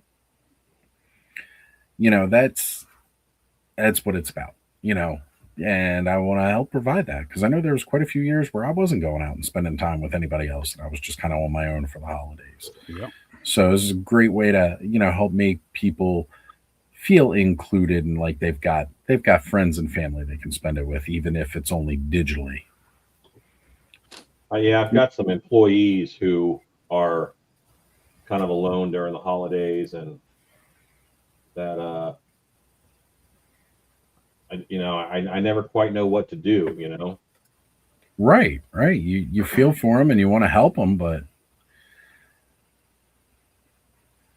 this is the least I can do, but to some people it's everything. Yeah, absolutely. And I'm good with that. Yeah, sometimes it's the little things. All through COVID, I went live so much on my Stilt Beast channel, so people had something positive to tune into, you know. Right. Yeah, because some people need that escape. Again, that's one of the reasons I started watching so many toy streams. And again, as soon as places like that kind of became BS, or I didn't care for it as much, you know, that was when it's like I would unfollow or unsubscribe to them, because it's like, man, you know, because there are just some people that are too negative and just really, really don't care for what they got to say. I don't like hearing people complain about other people. Well, I like to complain. No, I mean like consistent picking on others, you know? Exactly. Yeah, I ain't got time for bullshit. People who are just about the dumpster fire, they're just about the drama, and that's all that they're about. Yeah. I enjoy the positivity and enjoy hanging out with people who share that. Like, toys are supposed to be fun. And life is too short, honestly. So, 100%. Yeah. So just go out and do what short people would do. What do short people do? They dangle their feet off the couch. Do little feet kicking actions. That's another true story from my family. Think addresses on the curb. My sister, who is she lives in Syracuse. She came, visited us. My brother still has the video of this. My sister's pretty short. I mean, she's so short. She's sitting on a couch and her feet are not touching the ground. They're literally dangling off the side of the couch. She's like, maybe, I don't know, she's got to be like 5'4", 5'6". She's short, okay? And my brother decided to record it. She's like, what are you going to do? He says, what do you think I'm going to do? By the way, this is the same brother, Tony Bag of Dicks. Boop, puts it on Facebook. So every now and again, he likes to post that video of her with her feet just dangling on the couch. So my parents just got a new toilet because my dad had his knees replaced, and he's an old fuck, and so they got one of those really high toilets so he can like get down on it and get back up, you know. And we were over there on Christmas Day, and my brother hadn't used the toilet yet, and he goes and sits down, and he comes back out, and he's like, my brother's 2 inches shorter than I am. He's like, I was sitting on that new toilet, my feet were barely hitting the ground. That's a tall toilet. It's a tall toilet. It's pretty tall. We've always had a taller toilet, so like I find it weird going places that have normal sized toilets. I'm like, what is this made for? Like infants? Yeah. I want a short toilet, man. I want my knees up by my ears. When I went to the bathroom at Legion's Con, I had to go, especially after standing in line all that time, had to go to the fucking bathroom so bad. I get in there, every stall is in use, every urinal is in use. And then I found a stall that was open. It must have been made specifically for kids. Most of you who have met me, you know I'm kind of a bigger guy. I get into this stall, there's barely any room to turn around. I've got to go number 2. So I've got to be able to turn around, otherwise it's going to be a real bad mess. I managed to turn myself around, sit, and then I realize I'm all of 3 inches off the ground on this toilet. Like Alan just said, my knees next to my ears. All my friends on the low rider. Yeah. Yeah. So I mean, this thing was so ridiculously small and low, and I was like, oh my God. It was terrible. Managed to, relieve myself and get out of there. But I was like, who did they make that for? And the only thing I could think about is little people and kids. Got to be for the little people and kids. Did you have trouble getting up off this off the toilet? Yes, because I barely had any room.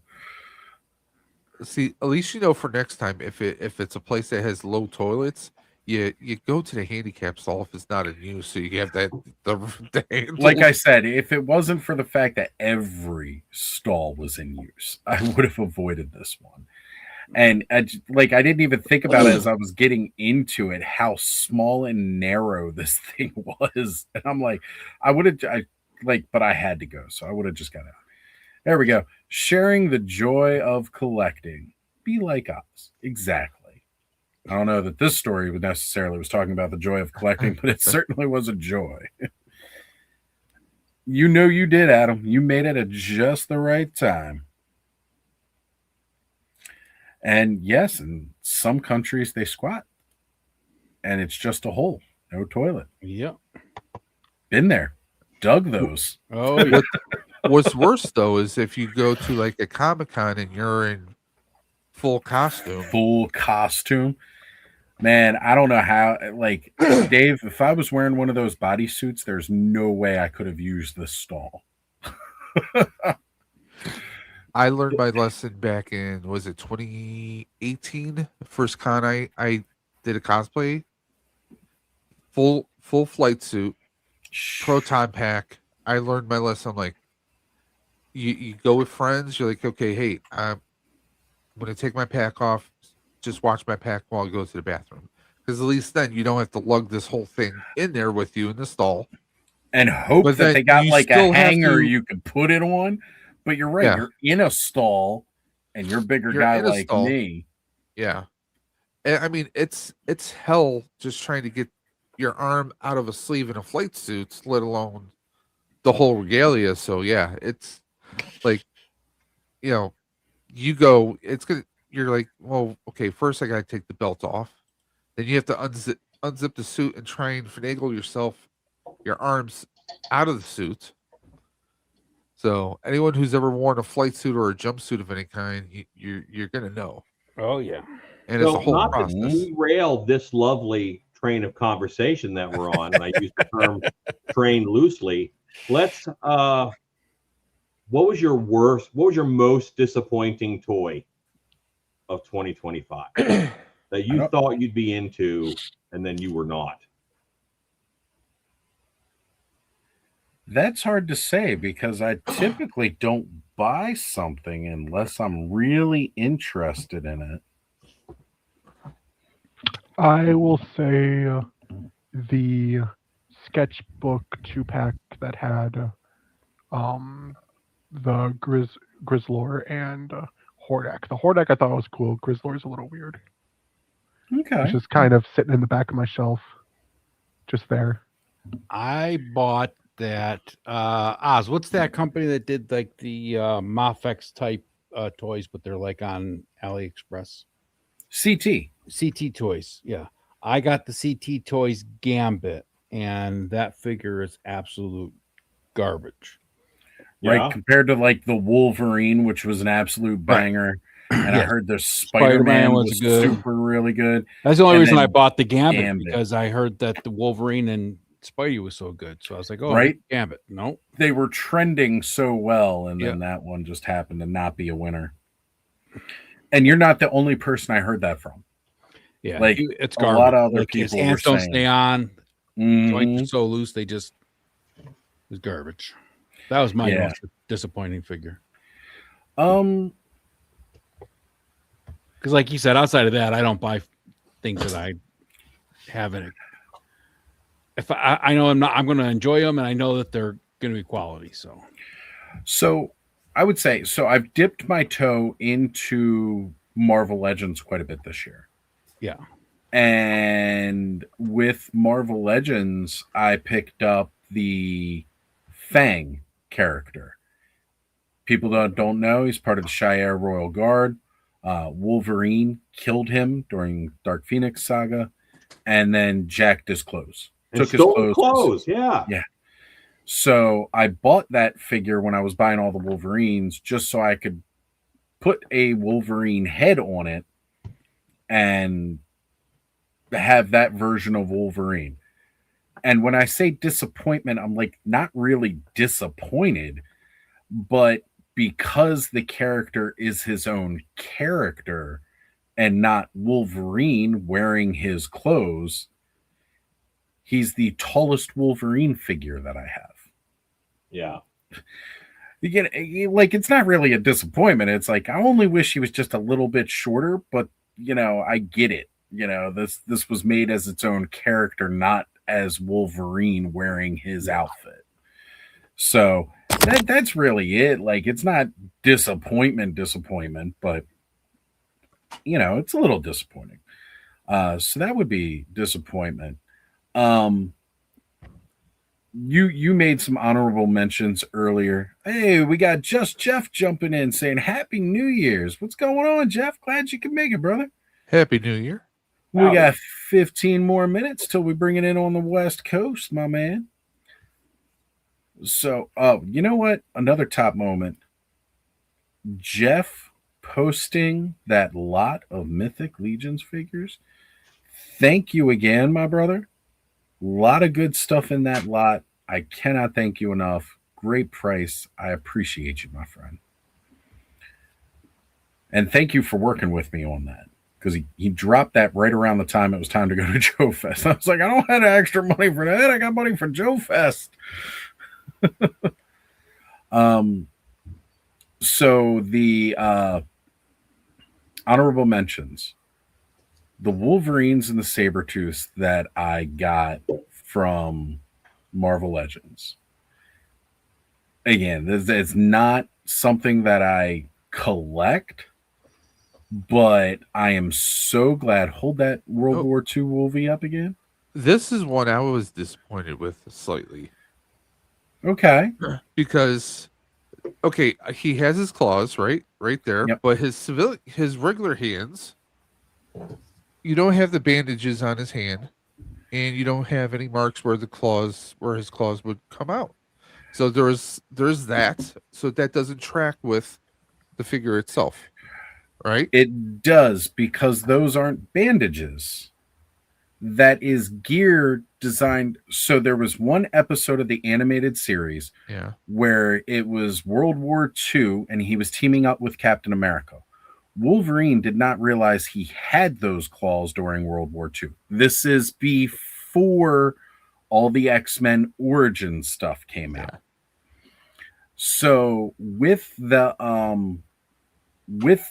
not knowing that he had bone claws, Wolverine initially thought his claws were not bone, that they were implanted by Weapon X. He didn't get into the Weapon X program until after Vietnam. He would not have had claws in World War II. Those claws were strictly climbing gear. So that is actually, those are wraps for his hands that the claws are attached to. Okay. And then throughout the rest of that episode, he got rid of the gun and just wore those hand wraps. So it was more like Wolverine. That was another thing. It's like, there's no strap or anything on here. So I just kind of like throw it on his back. Right. It's like Hasbro, you do G.I. Joe and stuff. You could have made a strap or something to go on that gun quite easily.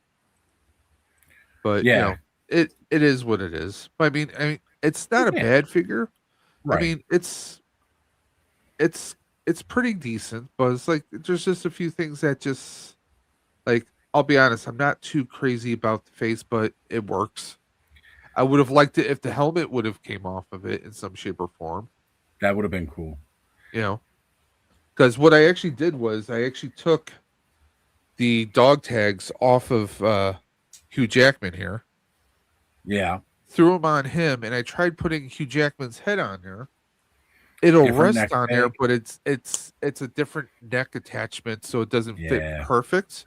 Because I wanted to make a Wolverine that looked like the one from Origins when he's in Vietnam, and he had dog tags. I thought it would make sense. It will look good, but it's doable. But I mean, I think it's a pretty decent figure, and I really want to get this. I want to pair this and get the the Captain America and Peggy 2-pack that has Captain in his original World War II outfit.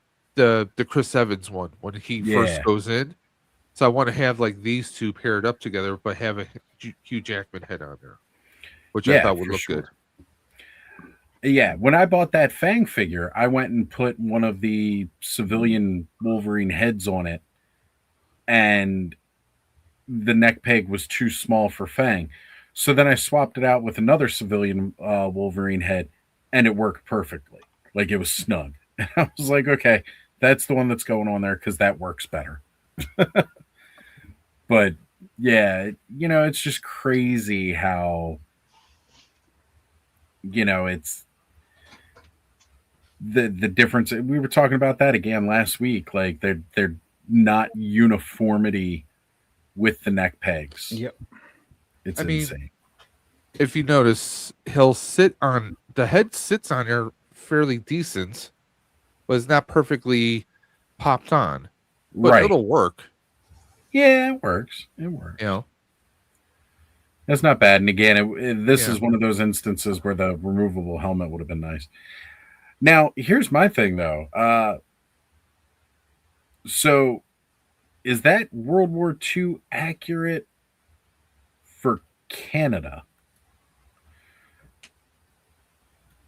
Because he served the Canadian Special Forces in World War II, not the American. And this kind of looks like almost looks like it could be a Shield logo. A little bit.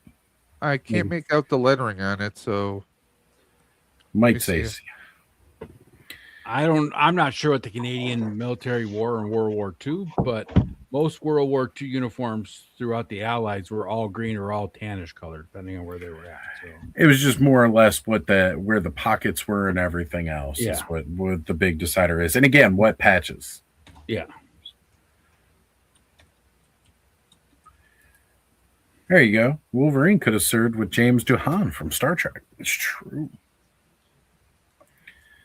And Frankie says he wished he had butterfly joints. And of course, yeah, honestly, I wish a lot of toys had butterfly joints that don't, but it works. It's That's still another one of those Hasbro things. Some figures come with butterflies and some don't. And you're like, yeah, why? Right. Again, once you've got the new bodies, why are you even going back to the old molds? But I mean, I get it for their MCU. Like they come out and said, Sure. MCU is going to have less articulation because we don't want to break the costume up, right? Okay, that's fine. But the comic books, get it. Right. I mean, he's got butterflies on this one. And it should make sense because he's got nothing blocking his chest. Maybe he's got a plate carrier and that's blocking him from doing the butterflies. But there you go. Nolan Strap saying, yeah, they had Joint Special Forces unit in World War II.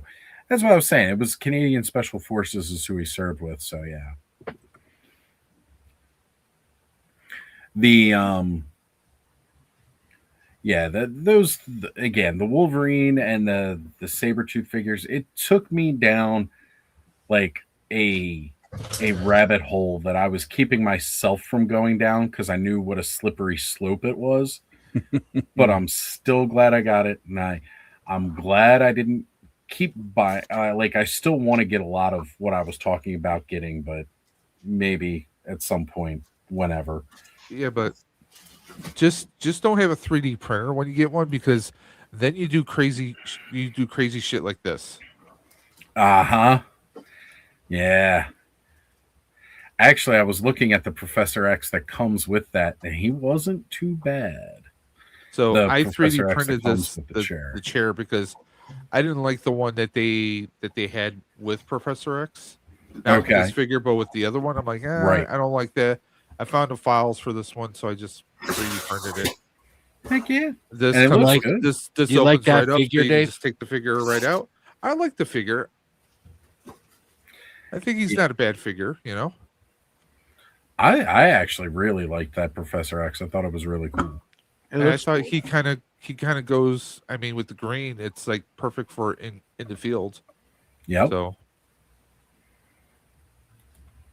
We and of got course, I'm sure they're 7 going to do minutes. another Patrick Stewart with the Doomsday and Secret Wars. So I hope so. Oh man.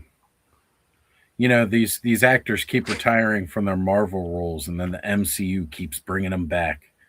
Patrick Stewart said he was done after Logan playing Professor X. He wasn't thinking about doing it anymore. Yeah, but he went and he came back and did Picard. Did for a couple of Multiverse years. Man? Well, yeah, he did Picard. He did Professor X and Multiverse of Madness, and then with the right hover chair. Yes.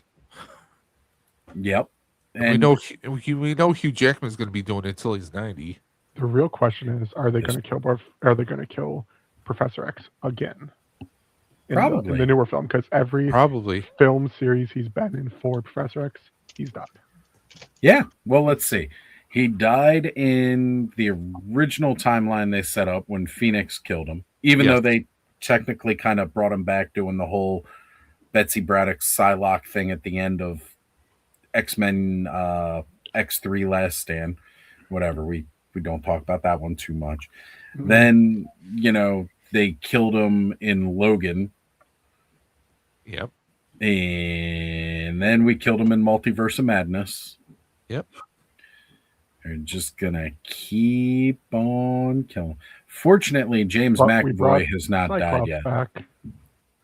Sure. Well, yeah. So we'll keep seeing how it goes. Either way, well, because you remember they had to bring everybody back after Apocalypse. You know, X-Men Apocalypse. The whole original timeline got restored or whatever. It was all good now. Yeah. To this day, I still have not watched and will not watch the Dark Phoenix film. Hey, that wouldn't. I just don't want to. It wasn't as bad as I feel people were giving it. I think it's better than The Last Stand. But that's not saying too much. Yeah. Because Last Stand was just, oof, I did not like that. There was so much with that movie that irked the nerd in me. I'm like, I mean, it was great to see Wolverine go ham running through those woods, though. Like, just murking people left and right. That was cool. The first time when he did it in, when they, in X2 United, when Weapon X invaded the mansion, I did not because there was so little of Wolverine like really forcefully fighting with his claws in the first movie. I was shocked when like they kind of just let him do his thing in the second movie and still managed to keep it well enough for the PG-13 rating. I was like, that was pretty cool, especially when it was like he did things like sniff the beer out of the fridge in Iceman's house, got shot in the head with a bullet, and they were like, yeah, we'll leave that scene in. You know, like these are things they normally would not leave in a PG-13 movie. And like I said, him just killing dudes in the mansion. Oh yeah, that just was slicing great. them left or right. Yeah. And I know it was rated R, but so much beautiful stabbing in the face in Logan. Oh my God, yes. Giving it that R rating and finally letting Wolverine fly. Just stab you in the face, stab you in the crotch, stab you in the gut. I love it. Anywhere. And if you notice, like he was hitting where anywhere there would have been a vital artery because he doesn't have to do much. Yeah. So he was specifically targeting areas where there were arteries, like the under the armpit stab and everything like that. Oh, it's like, you know, these are all areas where all he's got to do is really stab through there and pull the claws in any direction, and you're going to bleed out before you even have time. Like, you're done. So I really, really appreciated all that. We finally had that full Wolverine Berserker Rage moment. And like I said, he did it in the mansion. He did it running through the freaking woods in The Last Stand. But it, you know, even those, again, they were tame because they wanted to get that PG-13 rating. It was good to see them, though. Mm-hmm. But when they fully unleash it in Logan, I mean, God. Wolverine is a beast. I mean, he's an animal. You gotta let the You gotta let let that animal beast out. Yeah. Yeah, that's always been core to his character. So it was really, really nice to see them allow that. And he made it with 2 minutes to spare. Hello. Can you hear me okay? I didn't set up my microphone. I just have my No, you're all right. camera. Yeah, you're good. Okay. Actually, it's quite good quality for one that's just for a laptop. It's just my iPhone. So it's like just the iPhone microphone.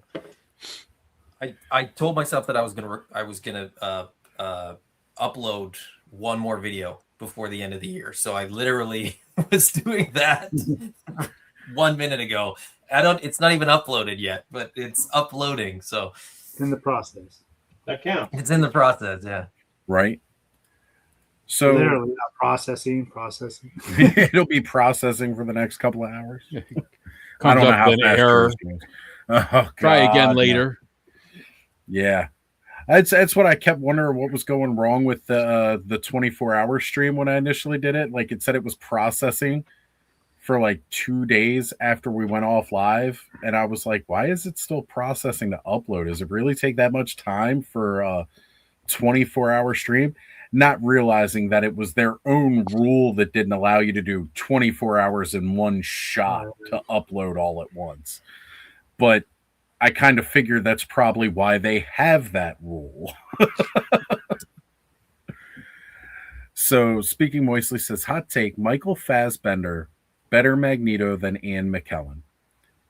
I don't know if I'd say better, but like, honestly, I like them both. I think they did amazing jobs for the Magneto they played at the stages of their lives that they were in. Like Ian McKellen as the older Magneto, not quite raging against the machine, but or about to rage against the machine, really, in a way. Like, him setting up that evil brotherhood and him doing it his way. And then Michael Fassbender just going straight up Nazi hunting right after World War II, like through the 1940s and 50s into the 60s. Like, Ian McKellen wouldn't have been able to pull that off, in my opinion. Of course, at his age, he wouldn't have been able to pull it off for the age of that. But I really, really feel like they were both just great. Ian McKellen was great as when he established Magneto as a villain. Happy New Year, Adam! Happy New Year! Happy New Year! Happy New Year! I think Fassbender kind of more humanized him. Mm-hmm. Because you can see where he had his agenda, but he was also trying to find the balance, and he regretted what happened to Charles. He was still a bit more humanized, Yeah. But Fassbender's great as Magneto. I love them both. I've got a hotter take. I don't know that Magneto's been done as well as he will be. Right. I think somebody could still do Magneto better because I think both of those guys had a sort of an aspect correct, but Ian McKellen felt too old and Fassbender felt too young. I mean, most of Magneto's always had white hair, but he's always been kind of 40. You know what I mean? Like the eternal age of superheroes. Yeah.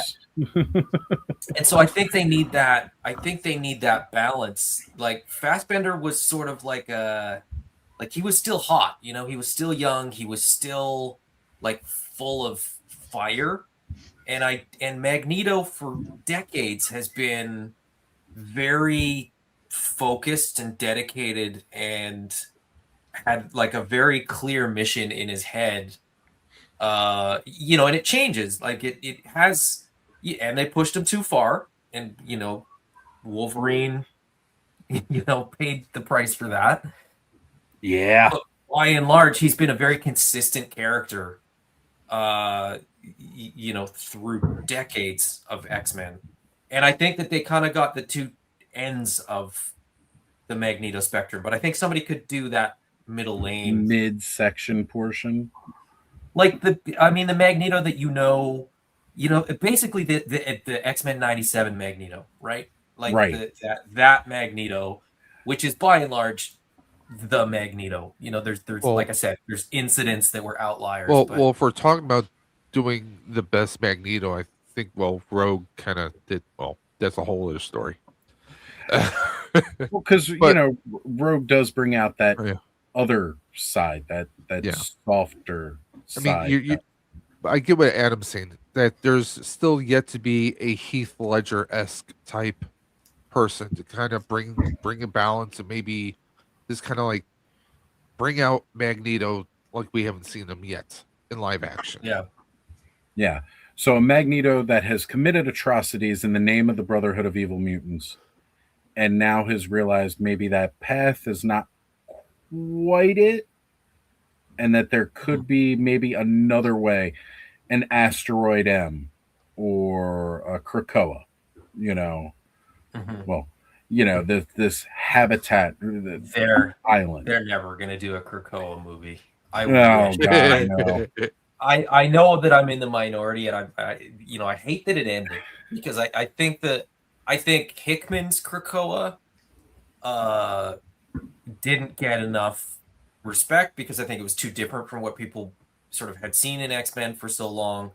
But when people sort of reflect on Hickman's Fantastic Four, it's now like it's now sort of held up as like some of, if not, the best of Fantastic Four. sort of Fantastic Four, in terms of how he developed characters, in terms of like how he used the characteristics of the characters and sort of evolved them and added depth and stuff like that. I think there's a lot of people that 10 years from now are going to look at the Krakoa stuff that Hickman did and go, how did we not notice this? How did we not sort of see the depth here?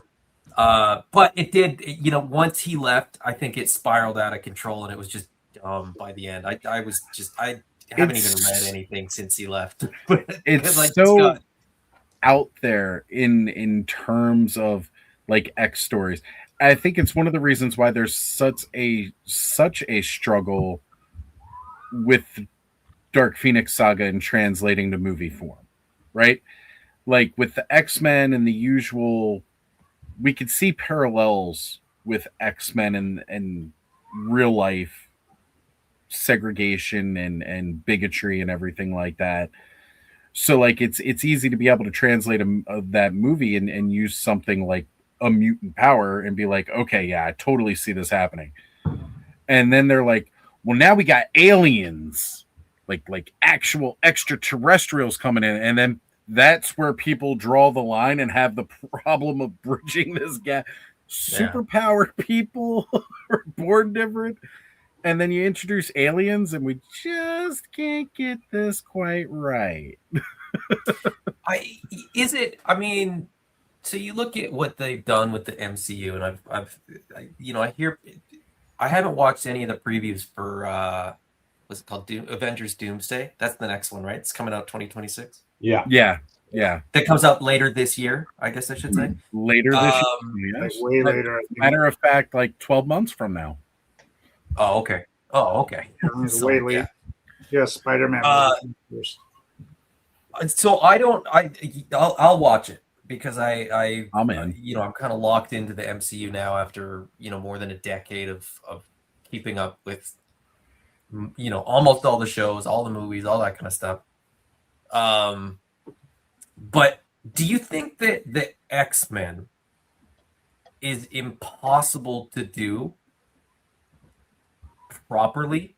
And the reason that I asked that is because, you guys know, or some of you, I don't want to speak for everybody, but I know that some of you know the X-Men well enough to sort of follow me on this train of thought. The X-Men has always felt like a soap opera, and it's always felt like if you don't know the characters, then a lot of the interactions between the characters feels weird, and you have to have a working knowledge of the X-Men to really get into the X-Men. You can't just jump in and read like a mini series or a crossover or whatever and like really fully get it.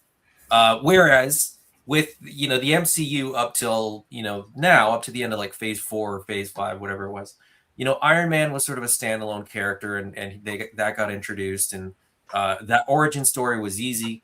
It's a guy builds a suit and then he's in the suit. Captain America is a pretty straightforward origin story, and it's one guy. And Thor is a pretty easy origin story, and it's one guy. And Hulk is one guy. And so many of them were sort of singular characters. And then Avengers, they come together, and you don't really need to know the characters even to watch Avengers because they're coming together as a team. Whereas X-Men, if they don't start at like X-Men issue 1, you know, how do you jump in there? How do you do Dark Phoenix Saga if you don't know who Jean Grey is, and if you don't know the relationship between Jean and Scott, and the relationship between Jean and Logan, and the relationship between Jean and the Professor, like all these things, right? You don't in 2 hours, you cannot explore that depth of soap opera. You know what I mean? Like it's not so much that you can't explore the Dark Phoenix Saga, it's that you struggle to get people to care about the characters enough that the stakes are high enough that it really feels like it's of any consequence. Right. I feel like they've had difficulty in building up, and again, the other thing with the X-Men is the only way I've seen it done right in a media format other than the comics necessarily was probably the cartoon, 92 cartoon and into 97, but it took time. And like you said, I mean, the original X-Men animated series was so much like a soap opera that you had before each episode previously on X-Men. You do a recap. I don't remember cartoons doing that up until X-Men. And that's because so many cartoons were single one-offs, issue resolved, moving on, please. Whereas the X-Men, very much like comics, we're second season in, and they would do previously on X-Men and bring up snippets from something that happened in season 1 and throw it in. So, even if you were just coming in, you did kind of have a quick filler backstory, even if you didn't know what was going on. And with the movies, it's very much, I feel like the kind of approach they did introducing the characters in the first movie with X-Men, and then even when they did X-Men First Class. The problem was we never had the consistent team so much after. You had a couple of core people, and then they would try to, it was almost like Marvel had a list of people they wanted to introduce now. And I love Nightcrawler. We all know this. It was one of the first Marvel Legends figures that I bought. We throw Nightcrawler in X2, but then we don't have him popping up in X3, in the original trilogy. So you're not giving enough breadth because they were so into, well, we've got to introduce this person, or we got to have this person appear. They had 3 different people play Kitty Pryde in all 3 of those original X movies. Yep. Because I was going to say Nightcrawler wasn't even the same actor. Right. I mean, he was in sort of the 2. In the 2 that he did in the second series, but in the first series, it was, the one-off and he was done. You had, again, Kitty Pryde makes a cameo in the very first movie, running through a door. Yeah. And then it's a completely different girl. And then you get another girl when we get to the third movie. Keeping that consistency to build those relationships is absolutely necessary. You know what I would love to see? And I just thought of this because for a couple of reasons. I would love to see the X-Men, if they do go kind of full X-Men, which a lot of people have sort of suggested, if that could sort of kick off, that could be sort of a reboot of the MCU in a lot of ways, and you'd almost have to do it. Pretty much what they're supposed to be doing is the mutant saga is what's coming after Secret Wars. They're after Doomsday. Oh, okay. Yeah. So that's. But do they? I think they have to kind of almost wipe the slate clean. Like you could keep all the characters, but almost. I mean, in a weird way, like almost there's ignore talk of all a of new those Professor characters. X and everything. So Oh yeah, they're keeping a few characters. I mean, even just Marvel wise, but it's gonna be a pretty much reboot because like the Secret Wars is gonna end in the universe. But they can now explain that by just saying, like, because I mean, for the most part, I don't know, I don't follow all this stuff as closely as maybe I should, but as all I this stuff once has did. effectively been Universe 616, right? It's been our universe. So yeah, like easy way to sort of reboot and say, okay, X-Men is a reboot, but it's not. Is like, oh, it's Universe 617. It's because we already have multiverse, and we already have. Yeah. Well, the crazy part is the 616 was always the comics, like the mainline comics. MCU started as a completely different Earth or universe. So then X the reboot is 616 and it's comic or actually don't do that. Save yourself. Well, no, because they've already kind of retconned and like apparently whatever universe you're in. So like when a story is being told from this specific universe now, it almost seems like that universe calls that universe. We're 616. Because the MCUs are Prime, basically. Right. If we were in DC, there's always that Earth 2, right? Well, that Earth 2 doesn't call themselves Earth 2. They call themselves Earth 1, They're Earth 1 and that other Earth is Earth 2. And that's kind of like, it feels like 616 is almost designated now as to whatever the prime universe is from the perspective of what we're taking that media in a way, if that makes sense. So it is almost like it doesn't even hold a title anymore. But yeah. But if they did that, right, and said this is another universe, so we're not resetting anything. Those characters exist. Captain America, Thor, and Iron Man exist in this universe, but we're not really going to dwell on that. But do the MCU in the way that they've done the MCU. So X-Men can have, flagship movies, but you could have so this is where this all started. I'm just looking at pictures of like MCU Nightcrawler, but it's not MCU because it's, not Marvel. It was Sony or whoever it was. Fox. Sony? Fox. Which is so technically Fox Disney owned, and he is coming back, Alan Cummings. Yeah, he'll be appearing in Doomsday. Fellas, I'm going to go real quick. So y'all have a great night. All right, Ed. Happy New Year, brother. Have a good one. New Year, guys. Happy New Year, brother. I was actually gonna hop off myself. All right, bud. You too, brother. Great bringing in another New Year's with you guys. We're gonna keep this going for a little bit. I'm not. Basically, yeah, because they had the Infinity Saga, then this is the Multiverse Saga, and once that's over, it starts the Mutant Saga. So being titled the Mutant Saga, I'm sure it's going to be tons of X-Men stuff. Yeah.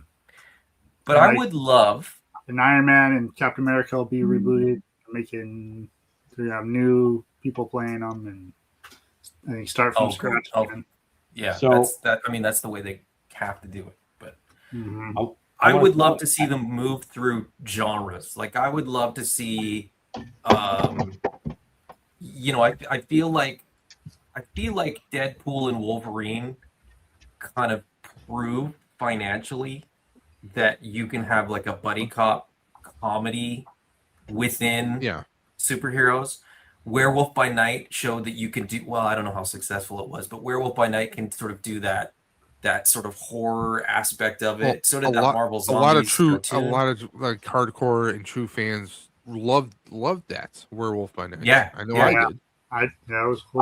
I would love to see I would love to see something like a Nightcrawler murder thriller mystery, where like he's blamed for it, so he has to solve the crime kind of thing. From the shadows, like almost a Batman movie. I hate to say it, but almost a Batman movie. Just do all kinds of different genre movies. Noir, Sin City, Knives Out kind of take. Yeah. Oz isn't paying attention. Alan, I see your hand. I see your hand up, Alan. Alan, please, by all I means. hate to interrupt this passionate talk, but I have made the best custom I've made in 2026. Is now finished. Oh, This is my Netflix troll from a Mythic Legions troll. oh man. Let me turn on the light here. You got to get pictures. Did that start of as the ice posted. troll? Yes. No, the orange one. Oh, started off as Brontus. Yeah. Oh yeah, wow. It's Brontus, it's Brontus's head that I resculpted on. Oh, crazy. You've got to get this posted to your IG, and then that way we can tag the 4 horsemen and Jeremy in this. That is nuts. Yeah. Is Oh that my your hair? God. Did you reuse your own hair on that, Alan? It's that it's like fur, beard trimmings or it's Grinch fur and then moss. Man, that's so wild. And the hardest part was actually straightening his legs out. Because I want these guys stand tall. They don't squat like the Mythic Trolls do. Yeah. But this is from the Troll movie, Troll 2. And here. Happy New Year, Brick. Can I get you guys to see that? Yeah, I can. That's what it is. Happy New Year's. Like that's him. That is so redonkulous. Oh my God. So I'm not good at sculpting Tiny yet. I should have sculpted the head in Blender and printed one, but I just did this live with y'all. I've worked on it for, one of Curtis's paint sessions, and then I finished it here. And so, but yeah, I'm real happy with this guy. I'm gonna go take some pictures of him. But yeah, that's him. Man, yeah. Dead on too. That's rad. The sculpt is so gorgeous, I didn't do anything to the body really at all. Right. Aside from like what you said about straightening the legs, but yeah, I straightened the legs. Everything else, that's all regular Mythic Legions troll detail. Yeah, and it works for him because he's rocky and craggy and stuff. Yeah. But I'm very happy with this. That is amazing, Alan. Absolutely amazing. Thanks. All right. Well, now that I feel inadequate for the next year. Right? I swapped my Panther armor. Good job. Good job. That was a good job. That's yeah, incredible looking. Yeah, I love those Netflix troll movies. Hope they make 100 of them. Right. I want them to fight King Kong. Everybody should fight King Kong. Why not? All right. It's so 220. It's 3:20 here. It's currently 10:20 in Hawaii right now. Todd was saying, well, aside from this here, because he did say you should add a miniature bird on him with a nest and egg. Very tree beard. Very tree beard. But Todd mentions we got to get Hawaii in. We did it last year. So Hawaii is 2 hours away. Ooh. I don't know if I can make it a full 2 hours, but I mean, last year. I know. I was in Hawaii last year. Adam was nodding. Adam wants to get to Hawaii. Yeah. Adam last year was in Hawaii. Oh yeah, that's right. That's why we had to wait. Mm-hmm. I mean, we could still rock it out here and see how far we get. I'm not saying we're shutting down now. So even if I could, if Cobb wanted, he'd keep it going regardless. I'll be hanging on all that. Cobb is a beast. I think if we are given the opportunity to tap out, we will tap out. Oh yeah. Well, right now I am gonna go mobile because it's that time. I need to go pop outside for my smoky treats. Cobb, you have the helm while I am away, but I will be back shortly. We'll be here. I hope so. It'd be really awkward if I came back and nobody was here. Stream is just running itself. I said if Alan didn't get back, I wouldn't end the stream. I would just highlight his workspace and have it go to see how many views it got. Look, man, one of the highest viewed episodes of Let's Go Off-World was Dooch's chair for like 6 That's hours. what I was thinking about right now. If everybody left, just left their chairs. You know, that wasn't a top moment of 2025 because that happened in 2024. That is still one of the most hilarious times on YouTube, in my opinion. But I think what made it funnier was that after we ended our off-world and we left, I went on to Punk's Pit, and Curtis and a bunch of the guys went into the Legion's chat and everything else, and we were spreading the tale of how we left the stream going with just Dooch's chair.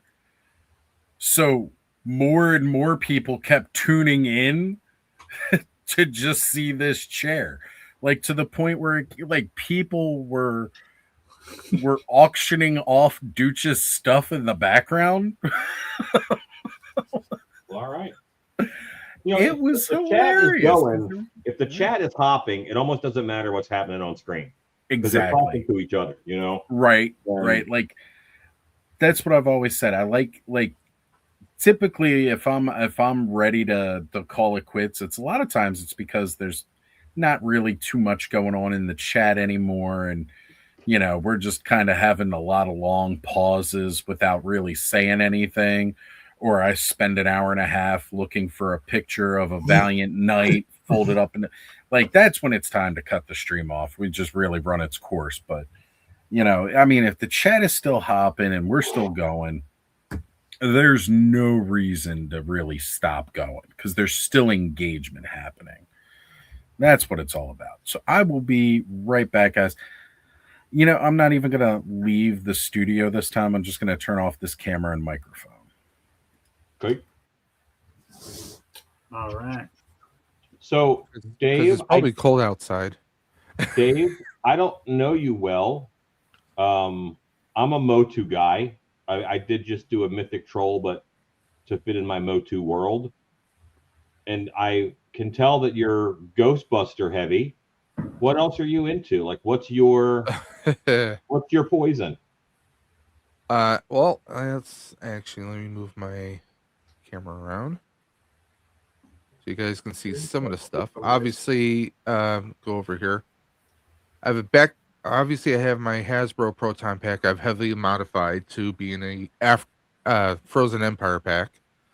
I 3D printed that pack right there, the Back to the Future mashup, which I wore at Fan Expo. I don't even have my Star Wars or my DC multiverse stuff up because I've kind of bagged that up for space. I mean, I have Marvel Legends. Yeah, I see Marvel Legends behind you. Yeah, I have several shelves of that. I have a lot of let me move the camera up a little bit. I do have some Hot Toys. I have Marty McFly and Doc Brown from Part 1 Hot Toys up there. I love the glove collection up there. That's cool. Oh, those are the Legos. Because Okay. me and my wife are into Lego. Gotcha. Let me do this. Hold on. Zoom up and scroll. So I got my, of course, a lot of my real Ghostbuster stuff. Mm-hmm. Is that So Marty McFly? Marty McFly, Doc Brown Hot Toys. I have the NECA figures right next to them as well. The Mr. Fusion you see there, that's also 3D printed. Can I tell you that when I see like that many fandoms in a room, like I get like a pit of my stomach feeling because I love a lot of those properties, but I think like only going Motu villains is my way of controlling spending, or else I would be insane. Power Rangers. And Wow. Of course, more Ghostbuster stuff. I'm actually 3D printing a firehouse. Wow, nice. So yeah, a lot of my Ghostbusters stuff is there. I moved a lot of stuff around. I actually have Doctor Who at the bottom. Okay. You can see the TARDIS is right there. I do have a Hot Toys Flash. My Spider-Man Hot Toys. I have a couple Captain America Hot Toys too. Are there any lines that you're like all in on and you have to get every one? That's the thing. I will never be all in on one particular line. Gotcha. Because some people have to be finishers, and I'm not a completionist. I'm not. I don't think I could be, because there's always. I mean, for one, how expensive everything is. So you're kind of like, well, like my buddy Dre, he got me into the train of thought, like, hey, if you're looking at figures, can you live without it? If there's something like, for me, I love Spider-Man figures. Let me see if I can move the camera around so you can, without seeing my big bulbous head. Let me just move it around. So this shelf, I'm going to see if I can zoom in. I have a lot of Spider-Man. Yeah. Because Spider-Man's probably him and Batman are probably my two favorite comic book characters of all time. Because I used to read Detective Comics as a kid, but Spider-Man was that hero who, he was sewing and repairing his own suit. He was trying to scrounge money together to make his own web fluid. He was someone who didn't have the finances that he wished he would have had. Didn't have a lot of things growing up, so that kind of like that just hit me, because I grew up, we didn't have much, food stamps. I didn't have that many toys. Like when I was a kid, I had 2 Motu figures, and that was because they were gifted to me by my church when they would do like charities. Which like, two? That was Cyclone and Beastman. Oh, you have my approval, sir. Those are the 2 I had. So, I mean, Beastman is the man. But like, I have almost every version of Spider-Man. I have Ben Reilly. I have Scarlet. Scarlet Spider is actually one of my favorites. I love the Maximum Clonish saga of Spider-Man. Okay. So I have Kane. I even have the Japanese Spider-Man action figure. Spider-Man's always been a big thing with me. Forgive me. Scarlet Spider is who had the cut off blue hoodie? That's him. Okay. That's Ben Reilly, who is the clone of yeah. My and then nerd Scarlet is strong Spider, enough.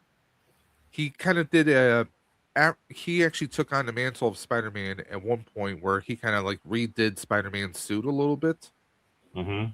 Where he had like the spider arms, basically wrapping around the torso of the suit. But I always liked this look of Spider-Man. It was something different, and I liked the story, because at one point they thought he was the real Peter Parker and then Peter was the clone. But no, I always liked this suit because it was like more, I don't know, more superhero like, where he had a utility belt, and really Spider-Man really didn't have that for the most part. So when I was a kid, I had I only collected like monster toys, pretty much, like only bad guys and mostly monsters. And Motu was big for me because like Web Store, Whiplash, Beastman, very clearly monsters. And there was in my room, like all the monsters were on like 3 walls. And in the cabinet where I kept some clothes, and they all had a Monster Kingdom.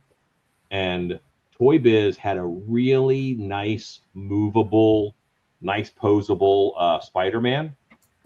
And Spider-Man and He-Man and a Captain America were the only good guys who were left alive.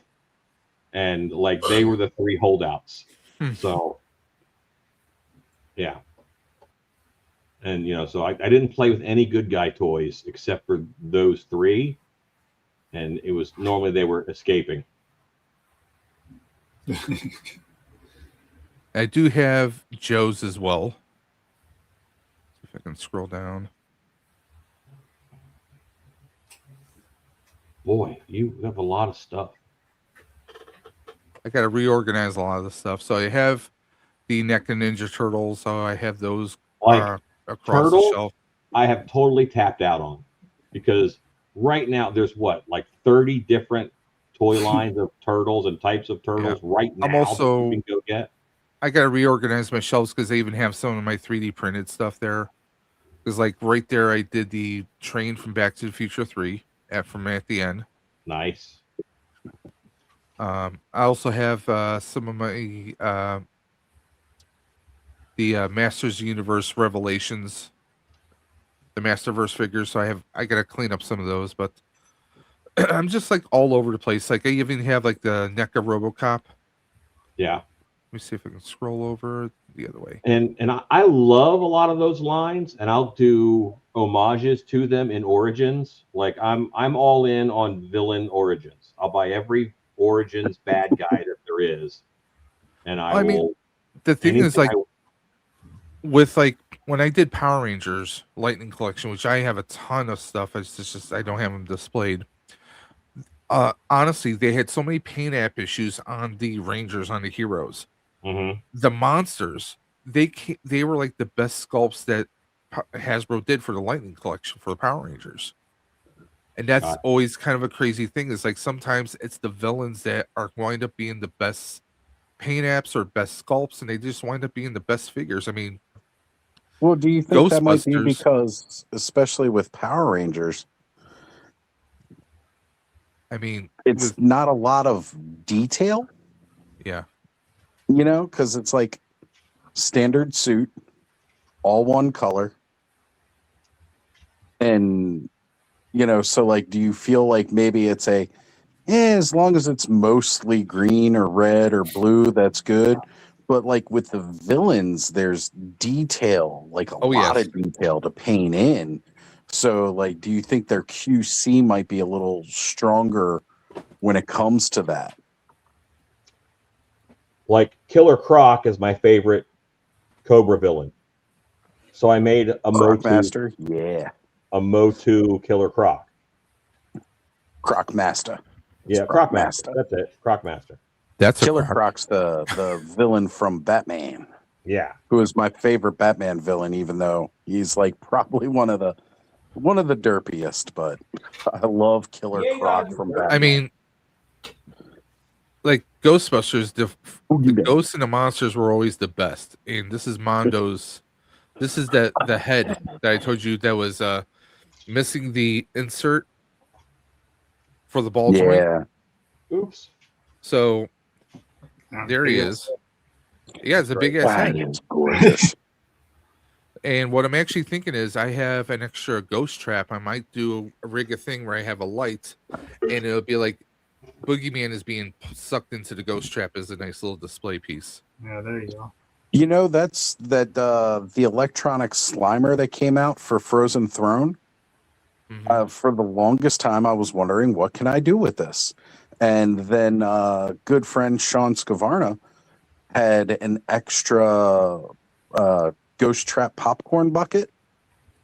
Yep. So that Slimer sits on top of the trap like he's getting sucked in. Yeah, that's what I have him doing. I have during the pandemic, Walmart did a ghost trap called they called it the Imagine. It was like an Imagine brand where I replaced the pedal with, I did an extended pedal and everything on it, weathered it. I was thinking taking like something like that. I did get the Spirit Halloween Deluxe trap, the one with the pedal. And you can actually pour water inside, so it does actually smoke. Yeah. So I have a couple different traps that I can do that with. I'm not going to do it with my HasLab trap. That's for damn sure. Nah. See, you know, fortunately, like with the Spirit of Halloween stuff, even though that stuff doesn't clearance out like the rest of the stuff does. I scored that trap, that deluxe one with the pedal and the smoke kit built into it. I scored that the day after Halloween. Yeah, so it was like probably like a good 50% off. Yeah. So I think I paid like around what, 90, maybe 90, 92, $93 or something after tax. So I mean that was a win, considering how much it goes for now. So I mean, couple years back, I was looking at the full deluxe Spirit of Halloween set, not the cheaper priced one, but the deluxe set where it was the full 1-to-1 scale proton pack with the patches and everything. I was looking at getting that when it was on clearance, and I had the money for it, and I could have. And I didn't pick it up for one reason. As big as I am, the straps on it were not adjustable enough to make it so that it would fit my shoulders and chest. And that's the thing with most. That's like one of the first things most cosplayers do when they buy the spirit trap or the spirit packs, is they get rid of those straps for one. And usually what they'll do is they'll replace the motherboard with an MDF board, and they'll mount an Alice frame. So you have the proper straps you should have for the most part, but also they're going to look better. They're not going to look like you just cut off your child's backpack straps and glued it on there, because that's what it looks like. Right. But Halloween, was it HalloweenCostume.com? Their proton pack that they have, they have their own. It's not an official Alice frame, but they have like their own frame connected onto it with the proper style straps that you should have on. Nice. And they're selling it at the same price as Spirit's selling it, which is crazy. They have the attached bumper on it and everything. It looks more like detachable and like you look like you could disassemble it like you would with a scratch build ones. I mean, there's a lot of crazy stuff out there. Yeah. One of these days I'll get it. I don't really do New Year's resolutions because it's all about changing your mindset and changing habits to really lock in new habits. One of the strongest habits that I'm trying to break this upcoming year is, instead of after work rushing outside to come sit down in another chair just so I can smoke like I did for this, but forcing myself to go for a walk after work every day. Doesn't have to be a long one, like 10 minutes. Just go around the block a couple times. Getting myself more active. Yeah. I mean, and doing that kind of habit. And like I said, it's not a New Year's resolution per se. It's just something that I really need to motivate myself. Now, of course, I say that, and tomorrow I'm off of work, so I don't need to start that habit tomorrow, but it's going to be one of those things that I do tomorrow. Yeah. At 5 o'clock when I would get off, I'm going to go for a walk. I get that because I work from home. This room is also where I work as well. I have my laptop computer. I pull up a monitor off the floor, put it up here. I'm working from home. As soon as I'm done, I work different hours each day, but I also have some hand weights here. So if I'm on break, I can do some lifting, Yeah, I'm trying to be as active as possible. It's the winter time here in Buffalo, New York. It's not exactly, I can't exactly, as an asthmatic, go for a jog or a brisk walk out there, But that's why I try to do as much bike riding as I can as soon as this warms up to, high 40s, low 50s. I get out there as soon as I can. It's sometimes it's just doing little things, Yeah, I want to change at least that doing a little bit. You're still doing something, I have one New Year's resolution that I did 3 or 4 years ago, and it's simple, but it was really effective for me. Never answer "How are you doing?" with "tired." I'm tired. Just don't ever say that you're tired. Never admit it. Never say it out loud. And because how many people you say, "Hey, how's it going? How you doing?" They say, "I'm tired." Too much. Yep. And I just said, that's something to change. It's something that can be a positive force in my life. Yeah. So Todd says, if it's cold, wear less clothes. Your body burns calories trying to stay warm. So I totally get that idea of burning calories.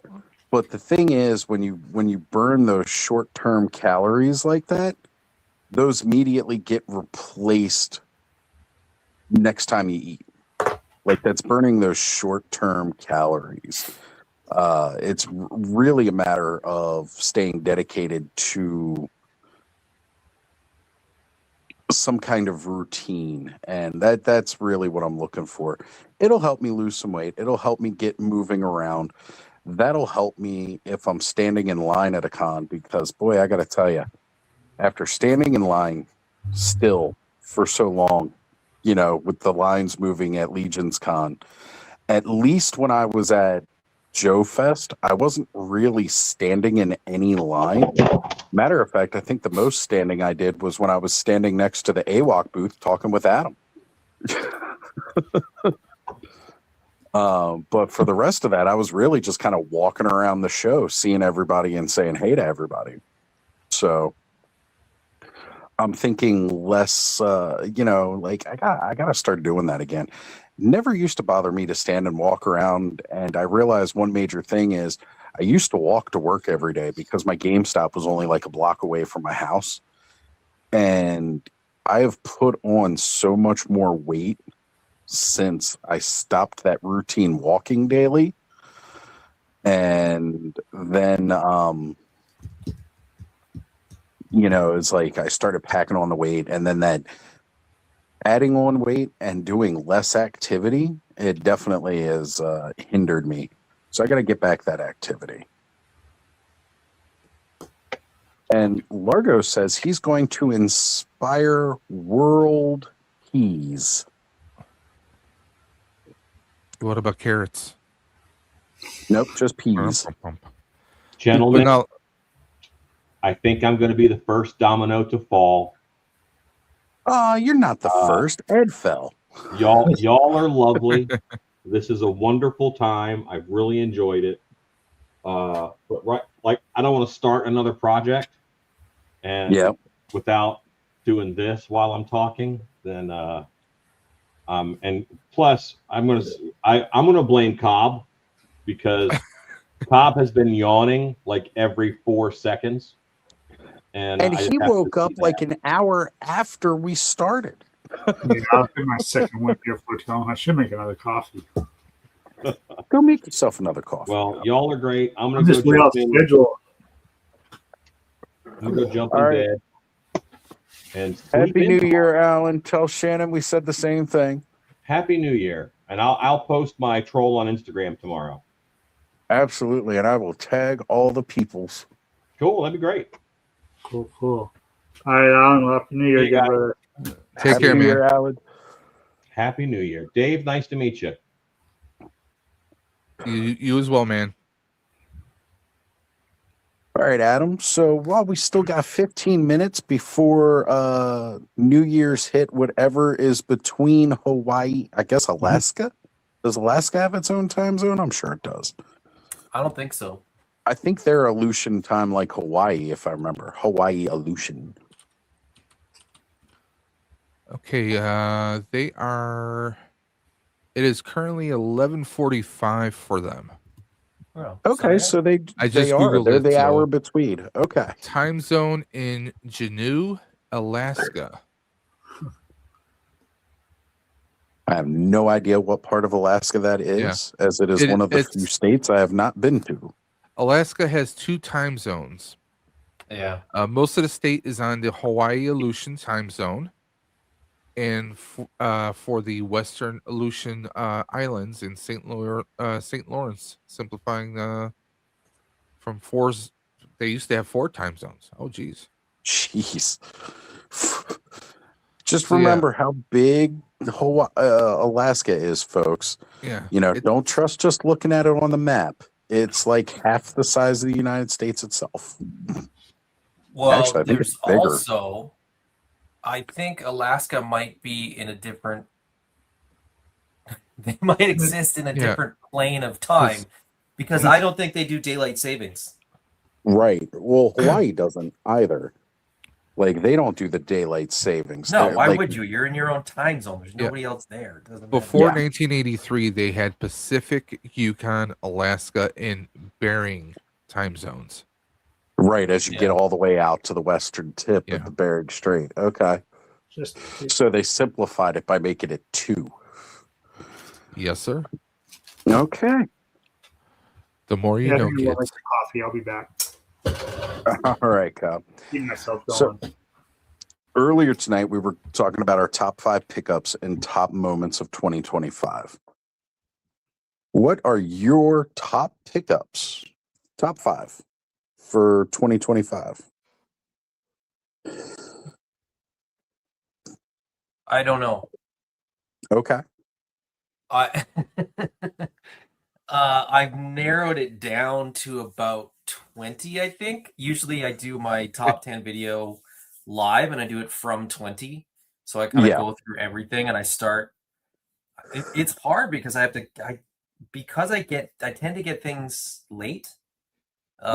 Not necessarily on purpose, but sometimes just because they arrive late. Like I know there's figures that people have in hand right now that I haven't received yet. So, my rule is sort of like if I receive it in a calendar year and it was sort of received in that calendar year, if that makes sense, with sort of a buffer on either end. That's kind of my parameters. And at the moment, I still have 4 things that I need to open that are technically eligible. So I they may fall into that category. But I don't know, this year, it's funny because this year I felt like I didn't buy that much. And then I was like going through all this stuff. I was like, I have a lot of stuff. I was like, I don't think I got any, like, I got way fewer Mythic Legions. And I was like, because it was all skeletons this anywhere year. Near zero. There was a lot of skeletons this year. Yeah, and then but then it was like, it's Cyberzoic, but then it's like I got Cyberzoic. I didn't get any Cyberzoic in 2024. I got a couple Creative Beast Studios dinos then, but Cyberzoic wasn't out yet. The Monster Force stuff was really, really good this year. So again, it's like a few of them are like things that I didn't get in previous years that are standouts, and it's sort of like it's hard because you kind of something else gets bumped because something's new, and it's recency bias in the sense of like a line that I didn't collect is kind of bumping a previous line. So yeah, I don't know. I mean, I think there's definitely things that will very likely be in my top 5 are gonna be the Cyberzoic Kickstarter exclusive Dino Riders homage Smilodon figure. Oh, it's so gorgeous. Ken sent me the pictures and I'm like, son of a bitch. It's and I was late on that one. I ordered the other version, and was like, well, I don't know about the Dino Rider thing. And then having spoken to the Creative Beast Studios guys and knowing what they intend to do with the Dino Riders homage stuff, I was like, I better get this one now, otherwise I'm going to be kicking myself later. Yeah, I already am. I definitely am. And I don't have the inside track info. It's just Ken sent me the pictures and I was like, son of a bitch, I should have done it. I should have fucking done it. Yeah, you should have.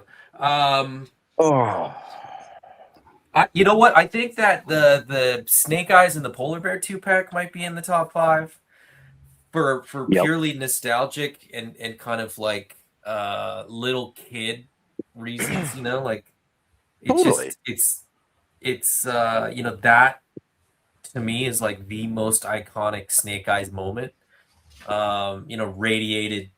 Radiation poisoning Snake Eyes with the blind man and the polar bear and meeting Timber, like all that, like as a little kid, that really hit me really hard. I still want the blind man with the sled. I know, me too. I still think we could get the blind man. I still think that's like I think, this may surprise people, but I think Classified's doing pretty well. I think they may get there. Really? They might get there.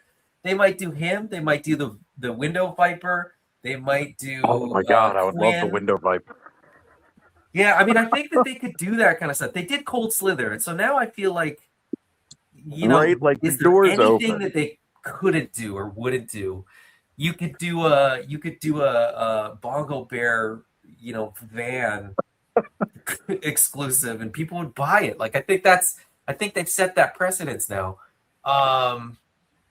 You see that O-ring plus window Viper. Yeah, I'd be down. That was one of my favorite Holiday- G.I. Joe episodes.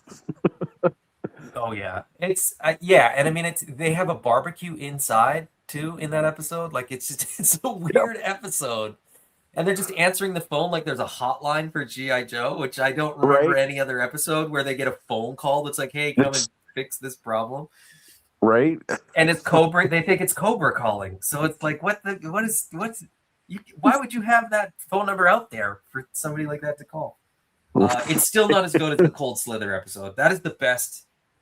Like I don't know of another episode in like cartoon history where the plot is so bad that it makes the episode good, and then the execution and sort of how iconic that Cold Slither. So believe it or not, my Cold Slither San Diego Comic-Con set is very like it's as a set. Again, I'm also realizing that in my top 5, I think I have 3 sets, so I'm kind of cheating in a very big way. But they're my rules, so that's the only way you could buy them. So if you're defining it as pickups, yeah, to me that totally counts because you can't get a one-off. Yeah, I think that qualifies too as a moment for me of 2025. The Cold Slither set also, you know, because that was my first San Diego Comic-Con. Seeing Cold Slither live, which was like such a trip. And like not such on a your fun bucket concert. list ever. It was, you know, you as a kid, you're like, oh, that's cool that they have this band, and then you kind of grow up and you're like, that's ridiculous. How that did they had a look in song. person, though? Amazing! It was amazing. They had chocolate donuts and grape soda on stage, and they were like, oh, geez. You know, it was everything I could have hoped. It was like a moment where it's still available on Hasbro Pulse right now. Oh, I have it. I mean, it's a great set too. I mean, like even just the box that it comes with a little stage and everything. So like for display purposes, it's fantastic. All the instruments that it comes with and everything. I mean, it was executed incredibly well. And the announcement of that for me, and again, I'm not a huge G.I. Joe guy, but just the announcement of that being the San Diego Comic-Con exclusive, it made me jump because it was like, holy shit, no way. I said from day one of Classified that if they do a San Diego Comic-Con exclusive, that is the perfect thing for them to do. And it took 5 years, but they got there, and it was the perfect thing for them to do because they backed it up with a concert, and they like it was the whole thing. So that's that might be my moment. Well, that's one of my moments. Well, and that's the thing. It's like these moments don't necessarily have to be about toys. It's just top moments of 2025 because it's a whole year full of moments. What's that? 3? Snake Eyes, Cold Slither,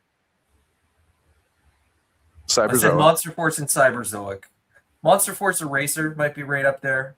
He might not be though. By the time I get to my top 10, he might not be in my top 5. Holiday Doc Knock with Krampus, I think, is gonna be very high up on the list. That is a really cool freaking set that I didn't see coming. Yeah, I wish I hadn't seen it coming, and I wish I'd missed it. But alas, here I am with it on my desk. It happened. It's amazing. It happened. It happened. Arlen's reindeer Jada, made my list. There might be a Jada Street Fighter figure in my top 5. Not surprising because they've been killing it year after year, and they continue to do so. Like, you know, man.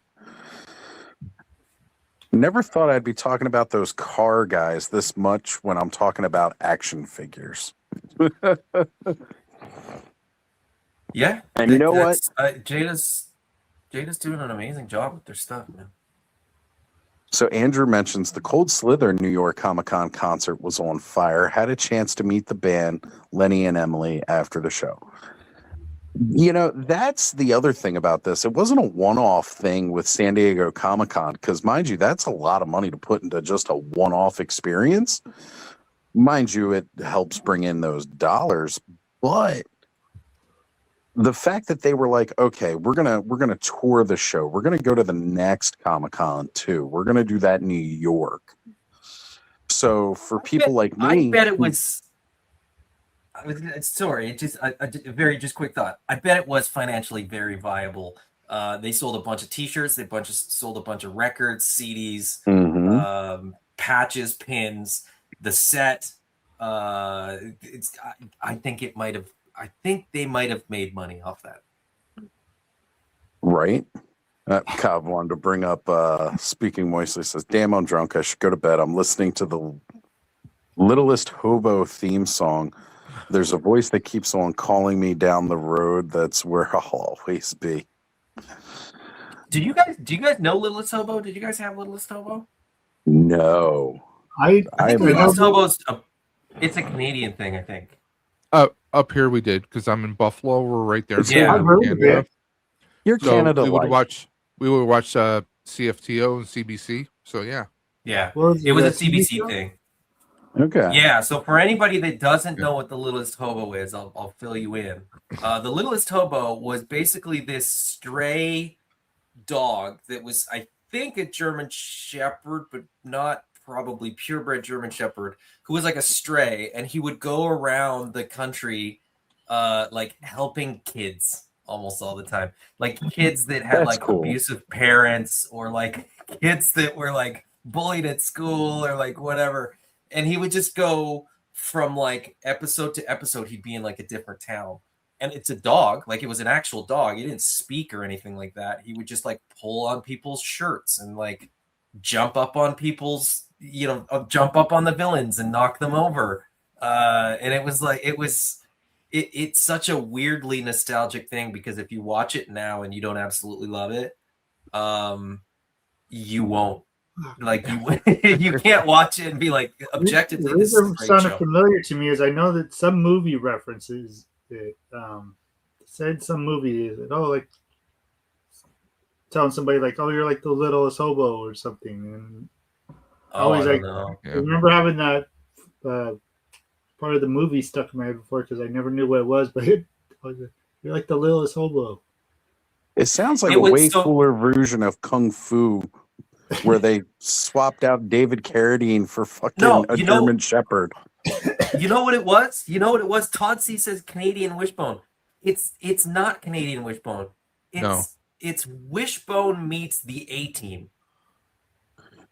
There you go. It's your that's hero all of the I week need to know. that comes into town and Yeah. saves the day. Right? Yeah, because like Wishbone, he was doing couldn't story drive, though. He time. didn't have a Like van. this dog was like, I'm not here to do story time. I'm here to help you deal with real shit. And a lot And of that it, sounds like cool from as my fuck. memory, I haven't watched it in a long time, and I don't know it that well. But from my memory, it was not Wishbone type stuff. It was like legit problems that people had. Like it felt very mature, but it was still very much a kids show. Well, that just definitely sounds like something way more Canadian, because in the US, we don't like to talk about those problems. We keep them behind closed doors, and then we deny people access to therapy to help them deal with it. So, Yeah, Canadians don't need therapy because we had like Littlest Hobo and Degrassi, so we just kind of aired hey, our we grievances. eventually got Degrassi, the next gen. Yeah, but you got the weird version that was like There was the old school one. I mean, let's be honest. There was a lot of great Canadian shows from way back when. I mean, the Raccoons. We didn't, but the weird thing is that's why, like, when somebody says the Raccoons or Littlest Hobo or Degrassi, like every Canadian knows what you're talking Red about. Green. And we just assume that I we love had the Red same Green. TV that everybody else did south of the border. Because like you're not told when you're watching CBC, you're not seeing this anywhere else in the world other than Canada. Right. Unless you're, in Buffalo or something like that, where you're close enough that it shows up if you have the rabbit ears pointing the right way. But it just Canadian TV, I think, was just very it still is very different. We have very different rules. We always have for sort of what you can and can't show, and what is sort of deemed to be sort of acceptable to different age ranges, and what's offensive and what's real life situations versus like Littlest Hobo is a great example, right? It's a show for kids, but it's real life situations. It's not. It wasn't over the top stuff. It was like real stuff that it felt like anybody could find themselves in those situations. Not it's more reality, very grounded. Should I say more? I was going to say grounded, like more everyday kind of type issues. You know, right? Like you're more likely to come across this than like what our teachers and parents prepared us for here in the U.S., where they were like, if you ever come across a suitcase full of money, you better make sure to turn that. I was so prepared to find suitcases full of money, and I have yet to find one. And I'll be damned if I'm turning it over to the cops, because I need that shit. No, it was Seth Rogen. Seth Rogen in some movie. He's Canadian too, right?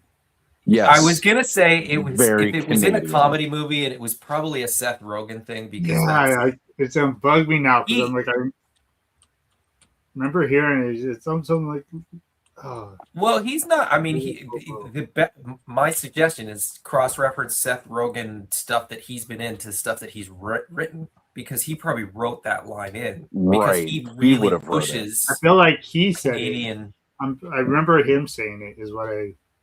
Yeah. So again, it's probably he wrote the line. I feel like I heard that line recently in the two most recent movies that I watched with Seth Rogen were Pineapple Express and The Interview. The amount of shit they got for doing The Interview. Oh my God. Crash says, or the white van and candy. I've seen plenty of white vans that said candy on the side, but because of my training, I never went up to it and got the candy, which according to the news, they pass out all kinds of drugged candy on Halloween, and I'm still trying to find those houses because I want some Goon. free edibles. The movie Goon? Yes. Seth Rogen's movie Goon features a reference to the theme song from the Canadian classic TV series Littlest Hobo. There you go. I've never even seen that movie. 2011. It was the one with Sean William Scott? Yeah, Sean William Scott is a hockey player. It's actually pretty good. I remember that, but I haven't seen it. He was the last goon. Can't have goons in hockey anymore, supposedly. That was written. Was that written by Seth Rogen and directed by Jay Baruchel? I'm going to double check that right now. Jay Baruchel is another guy, Canadian comedy guy, but also, he's done other stuff. And there's a whole bunch of those guys that really, really push, So Canadian directed by stuff. Michael Dowse, D-O-W-S-E. Screenplay by Jay Baruchel. Michael Dowse, there you go. And Evan Goldberg. I thought Pineapple Express. Yeah. And it actually had a sequel, Goon, Last of the Enforcers. Yeah, that's the one I'm familiar with. Goon, the Last of the Enforcers. So we missed it, but we've crossed over into the new year for Alaska. It's 4:05. Part of Alaska. Part of Alaska. The other part's still got another hour to go. Where it's probably still, pitch black even in the daytime. It is. I mean, at this time of the year, most of everything that far in the northern hemisphere is still night. Yeah, they get the short end of the sun stick. Yeah. And that was actually a really good vampire movie. 30 Days of Night. 30 Days of Midnight. Yeah. What was it? It was a great comic to start. I read the comic long before it ever became the movie. And people crapped on the movie, but honestly, I still love it. It was a pretty good, again, translation of movie to, comic book to movie. There wasn't a whole lot that they really edited out or altered. I thought it was great. It was creepy as fuck. The comic animation style is just so crazy too. I never did see the sequel though. I saw the sequel. There was a sequel? There was a Yeah. sequel, but it wasn't up in Alaska. It was a different setting. You had the female protagonist who survived the first film. It was like her kind of like going on her own vengeance to hunt down other vampires. It was a whole thing. Yeah, okay. Yeah, that sounds why I probably didn't see it, because I didn't think there was a comic for that. It wasn't as good as the first movie, so. Crash says no more edibles for me, Oz. Look, man, just mind your dosage when you're taking them. Like, you know, they put the dosages and the serving size on there, and you know how your digestive system works, because that's another key factor with that. You're taking an edible and you digest things slow, realize that you're going to be digesting that THC over the next however many hours it takes that to pass through your body. So it will feel like you are on a constant fucking roll, and that shit is potent. This is why I like to smoke it, because first off, it hits me faster, and then it also leaves me faster too. Like, I'm high, I'm good for a couple of hours, and then I could just, chill for a bit. Well, gentlemen, I've been up since about 6 a.m. and it is 4:08, so I'm going to tap out so I can Which get time a couple zone? hours That of could have sleep. been 2 hours ago. I'm at East Coast. Yeah, I know. I'm just messing. East Coast. But Adam, pleasure meeting you. Cobb, stay out of trouble. Stop causing all those issues and cancellations across all the Amazon, Walmart, and everywhere else. Cobb's Oz, the I'll catch you real later, man. reason Thank you for everybody. having me on. Anytime, Dave. You're always welcome here, brother. You guys have a great one. You too, man. Happy New Year again. Cobb's behind Walmart cancel con. I know. I feel bad because all my comments are people talking about Walmart just canceled my order. I'm like, I'm over here talking about I got it free from the hotel. That just means if you hadn't canceled it, Walmart would have canceled it for you. I know. I'm like, fuck, I shouldn't have. Well, no, because it said Oh yeah, no, yours said shipping. Yeah, it said be there tomorrow, and I was like, oh shit. That's probably because the guy's carrying it off the container from the shipping yard and walking it to your house. Right? No, that doesn't make sense because they ship it like it's weird because it comes out here to freaking PA. I don't know.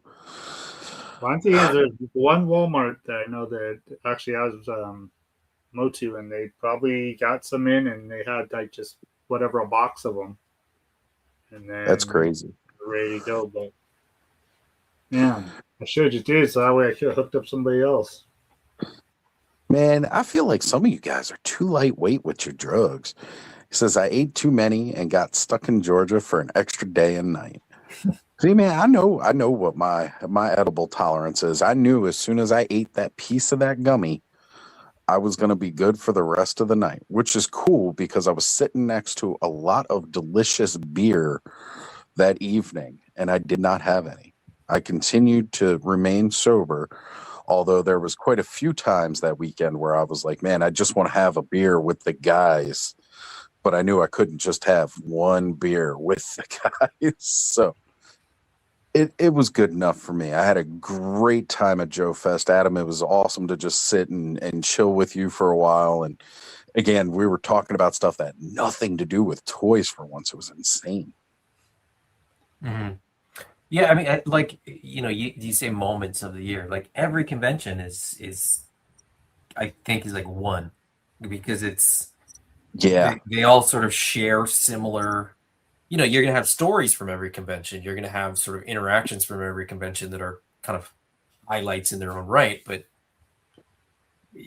every one of them is fun, and every one of them has, different energy and sort of a different feel to it. And sort of, conventions are sort of one highlight, I guess. Yeah, it's a shared kind of moment because again, like, each one has its different moments itself, but it's that moment where again we all get to meet up and see each other, spend a couple hours with one another. You know, it's like I've almost seen you every 6 months for the past year, like November to Joe Fest to this Legion's Con, like, and that's fun. And I'm glad I was able to do it. A top moment was Corey just saying, like, I don't mind, I don't give a fuck, let's go up there, let's drive for the day, because I totally had taken Legion's Con off my table just because of travel and staying in the hotel and everything like that. It wasn't going to work it. And people shouldn't feel pressured to go to a convention if it's going to be outside of what you can feasibly do. So, like, it's like these things are supposed to be fun, not a source of stress.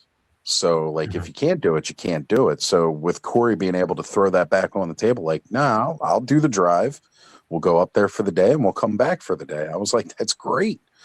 It gave me a huge opportunity to score some really awesome figures and be able to see people who I was looking forward to seeing and, thought I wasn't going to get that chance again. So, hopefully things will work out this year so I can go to more, not more cons, but be able to go again to some of these conventions. Just right now, things are a little rocky with an upcoming court date. So we'll figure out that when that happens. So, but I look forward to hopefully seeing you again in maybe another 6 months or so. Yeah. Yeah, I don't even know, like, at this point, it's January 1st now, and I still don't know my convention schedule. I know, what conventions Spiro Toys is very likely to be at. And just today, actually, me and sort of the gang, the San Diego Comic-Con gang, we're talking about booking like our Airbnb or something like that for San Diego. But really, the only ones that I'm kind of like sure of are WonderCon and San Diego. And then Joe Fest and Legion's Con are very, very good chances. And then beyond that, I don't know. But it could be more, could be less. I don't know. Right. It really depends on what that, what that con schedule is going to shape up to be. It's still early stages, but those plans got to be in effect. Yeah. So. Yeah, and for us, or at least for sort of my involvement at conventions with Spiro, a large part of it is when we get product that we're sort of waiting on. So once that lands, when we have new product, we tend to be busier at the convention tables. So it requires kind of more people being there. So we'll see, how quickly we can get that stuff and get it on the tables. But I may be at more if we get more product, and might be at less if there's less product that shows up. So we'll see how it goes. I know I'm hoping to see, because again, it's one of those quick 1-day shows that I can do. Hoping to see Derek and Jason at ZoloCon. Popping up there for the day, saying hey to people. Because again, even if like I get fucked like I'm planning to, I can still make that 1-day trip kind of thing. And that's always good. It's the higher elevation expenses of I got to book the flights, hotels and everything else. That's where an extra $7,000 on top doesn't help things. So we'll see how that works itself out in time. But I got to keep my head up and not look at it like I got to use the obstacle and figure it out. But time will tell. Either way, I'm still planning on having another great year with toys. There's going to be a dragon coming. We're going to get closer to another, to a dragon coming out. Then we've got all kind. I got a bear coming hopefully in a few weeks. There's a lot of good things coming up for 2026 besides just conventions. So that's always good. Yeah, the good news is a lot of that stuff is prepaid too. So. Yeah. It's just I gotta wait for it to come in. That's always my favorite part. Some people don't like that, but for me, I really appreciate it. I got a couple things right now that are pre-ordered on BBTS that I'm kind of like, well, we'll see. Look, I had to I didn't have to, but I really wanted to pre-order the Omega unit from Big Bad Workshop. Boss Fight Studios had that Conan and that Red Sonja that I was like, okay, I want to pre-order those. That stuff's all slated for first quarter 2026. We'll see if that's when it ships, but that's what it's slated for as far as the website's concerned. We'll find out when I get that, charge to my bank account that I wasn't expecting, as I normally get that before I get the email telling me that my product is processing. That I wish, and I think I know why they do it. That reminds me. That's the next thing I should talk to Mike from Big Bad about. But I don't understand why they won't let you either prepay or let you buy a gift card and kind of preload your account, because I actually don't ever pre-order anything from Big Bad if I don't have to, because I don't like it sitting and just getting an email that says, hey, do you want to pay for this now? It's like, well, yeah, but maybe there's something else that I want to pay for more now. I prefer, and I'm very often in the minority, but this is another case. I prefer to prepay. If something goes up for pre-order, it's something that I know that I'm gonna want when it ships. I'd rather, if I have the money today, pay for it today, and then when it shows up, I don't have to worry about it, and they can just ship it, and I don't have to get an email that says make sure that your credit card's ready for this, and I'm like, okay, well, it is. I'm not. Yeah. Or even worried if it's about be it, otherwise I wouldn't have ordered it in the first place. But it's so clumsy and just frustrating. I wish they gave people that option. I wish you could prepay it if you wanted to, or kind of put it on a bill me later type thing. 5K lately too. You do I don't think you can pay in full, but you can pay the first payment. Stuff from 5K, I pay $16. Yeah, you get a first payment and then a second payment on it. Something can I like that. pay it all right now? Yeah. I don't mind if I pay for it with Shop Pay or something like that, and I'm paying in installments. That's fine. But even at GameStop, what I used to tell people to do when they pre-ordered a game, you had to come in and put a $5 down deposit minimum. So they announced the game that you're going to want. Come in and put $5 down on it. Don't wait until that game comes out and then come in and hope that we have a copy. Because one of the ways they judge the volume of the number of games, or number of copies of a game we're going to get, is based off of pre-orders. So this was mostly, there's certain AAA titles that we just knew we were going to get a shit ton in no matter how many pre-orders we got. But when Borderlands came out, barely anybody pre-ordered that game, and we were talking about it for months. Make sure you come in and pre-order a copy. No, I'm just going to come in and get it. And then people were shocked when we didn't get any copies in, and they were like, why don't you have any? Well, because nobody pre-ordered it. So we didn't bother to get any. And it's not like I did the ordering. The company does the ordering and ships allocations based off of pre-order. So if a store's only got 1 to 2 pre-orders, we're only getting 4 copies of that game. And that's it. That's all we're getting. So you get the basic allotment. You don't get that plus, X number of pre-ordered copies. Yeah, exactly. And again, what I find a little bit odd is that with a lot of stuff more recently, especially bigger ticket stuff, Big Bad Toy Store does do a non-refundable deposit for some things. So they're capable of, charging you and taking a partial about. Right. There's a workaround. There's sort of if you put something in the cart, order it, and then wait more than 7 days, which is their sort of return policy where you'll get it back onto your card or whatever. If you wait more than 7 days, but then return it and not ship it, they'll put it on your account. So you actually can backdoor them into putting money on your account. That's what I was gonna say earlier when you were talking about that. Right. But it's there's like a way to do it, but I shouldn't have to do that. Like I shouldn't have to. right. You shouldn't do want this to intentionally to build Cat's up player credit. and But well, I don't know. It's just what I was also getting at with that GameStop thing is you don't have to stop the pre-order at $5. You come in and you put $5 down. And I used to tell people, like, as soon as they announce the pre-order for Call of Duty, you know you're going to get it. Put $5 down at the moment they announce it. Then come in next week when you get paid, put $10 down on it. Yeah. You know, like even something like that where I can make payments on a pre-order until it's paid in full.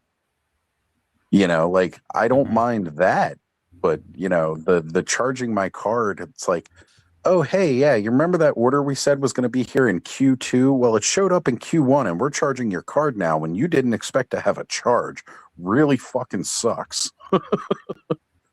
Well, and it, like when you look at, you know, Hasbro does that too, right? If you pre-order from Pulse, they don't charge, and they don't charge until the stuff arrives. And then you look at like, you know, mid November through the end of December, where they just seem to like absolutely steamroll people with the amount of stuff that comes out. Yeah. And I can't help but think to myself, like, have they been sitting on this, or is it like how does it happen that it feels like every single year, all the like, can you not stagger your sort of shipments on this stuff? Like, did the factory close for 8 months and then it just exploded with product? Like, can't that get spread out over the course of the year? It doesn't make sense to me, but I don't know. Yeah, I almost wonder too if like maybe Hasbro, because of how much money they put into the factories making those, like are they able to put like a rush on shit they want out before Chinese New Year, and maybe that's why we get everything at the last, like in the last 3 months of the year? You know, like they know that they're coming up on that. I genuinely don't know. Although there's definitely people I could ask. That's a good question, actually. I think I might ask that question of a couple people. Why does Hasbro seem to ship so much stuff right between Thanksgiving and Christmas? It's like they go absolutely mental. Yeah, and that's it's the like same this time is as the time FrostCon too. So like, where like? Well, they But I mean, literally clear out their warehouse because it's always. I know that those Hasbro two stuff. things are related. Well, those two things are related because you get all that stuff that's coming into the warehouse. So you know, They gotta get rid of Hasbro all of the old specifically, stuff. because a lot of the ROSCON stuff is Hasbro stuff. They just absolutely empty out, you know, the warehouse in anticipation of all that stuff coming in. So I don't know. Maybe it is. Maybe it is just part of their process, their logistics. That like that's just a big time. And it would make sense because you're kind of clearing out your warehouse at holiday season, which means Ross would want to buy it. And then you're filling up your warehouse with stuff that you know that your customers want to buy. A lot of them pre-ordered it. So maybe it is like, maybe it is they've already had the tactically other part of their strategy, which is bonkers, but it's anyway. I guess it is what it is. Like, well, and it's they can have available in the market at Christmas time, the more people will buy it. So yeah, I mean, I guess it makes sense. It's 100% from the Hasbro warehouse because like they go to those warehouse clearance, you know, dealers like Ollie's, like Ross, you know, any of those kind of companies and their parent companies that own them, and they sell these things out at a, you know, a fraction. But like when I was walking through Ollie's and they were getting all the D&D creatures, again, another toy line handled by Hasbro, it's their property. They had the Target exclusive owlbear, you know, the one that was like the snow owlbear, and they had the regular owlbear. So it's not like you're getting it from some other, like if they'd gotten it from Walmart's warehouse on clearance to like sell at their stores, it would have just been the normal one, you know, but they had both varieties. So the only person that would have both varieties in their warehouse would be Hasbro. Mhm. So, like, you know, it totally makes sense that it's just direct coming from Hasbro. And like you said, it is a lot of the Hasbro properties more so than others. Yeah, the other stuff seems to be sort of throughout the whole year. Hasbro seems to be the one that just absolutely fills the shelves. But it's great though, because a lot of people get a lot of really cool shit because of it, you know, at prices. The problem is I feel like too many people are growing dependent on the Roscon finds. And what they're not realizing is, well, believe me, Hasbro's looking at those numbers. And they're going to be like, okay, so maybe we should tone down the quantities, right? Like, definitely Mattel did, because after they had all the overages of things like the Wind Raider and Battle Cat and Panther, I can still walk into Ollie's around here and pick up a Battle Cat, a Panther, and a Wind Raider for like 15, 20 bucks. Mind you, that's not a huge steep discount, because it was only like 25 when it, you know, was on regular retail shelves. Like, they've still got it. Ivy's jumping in saying, Oz, I'm super drunk and happy new year. Happy new year to you too, Ivy. So, I mean, it's crazy. Again, the logistics of such a big company, they've got it nailed down to a science. They understand it and they know what they're doing because it's been their business plan and model for however long they've been doing it. But, you know, for the rest of us, it's a little bit on the confusing side. It's like, I don't think I'd want a whole bunch of new product. I mean, I guess maybe they think that, like, you see a whole bunch of new classified hits the shelves right before Christmas. There's not a whole lot of kids buying classified. You know, like other toy brands I could see, but not classified. That's like strictly collector stuff. Transformers I could totally see, like kids wanting stuff like that. Maybe not the Studio 86 stuff, but things like from whatever the latest Transformers property, you know, was definitely. Ninja It's hard to Turtles. say. I mean, it's, you know, any product in the store at that time of year is good because people are just, you know, buying more that time of year. You're also this conversation comes up all the time. Like, why can't Walmart and Target get their allocations right? Why can't they have product? You know, why doesn't the Midwest have the same selection as, you know, the Los Western Angeles? East Coast? Right.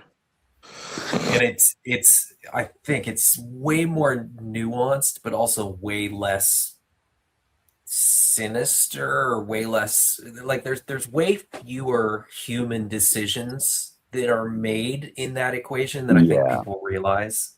There are. It's just, well, and the other big thing too is I've always said this about the retailers.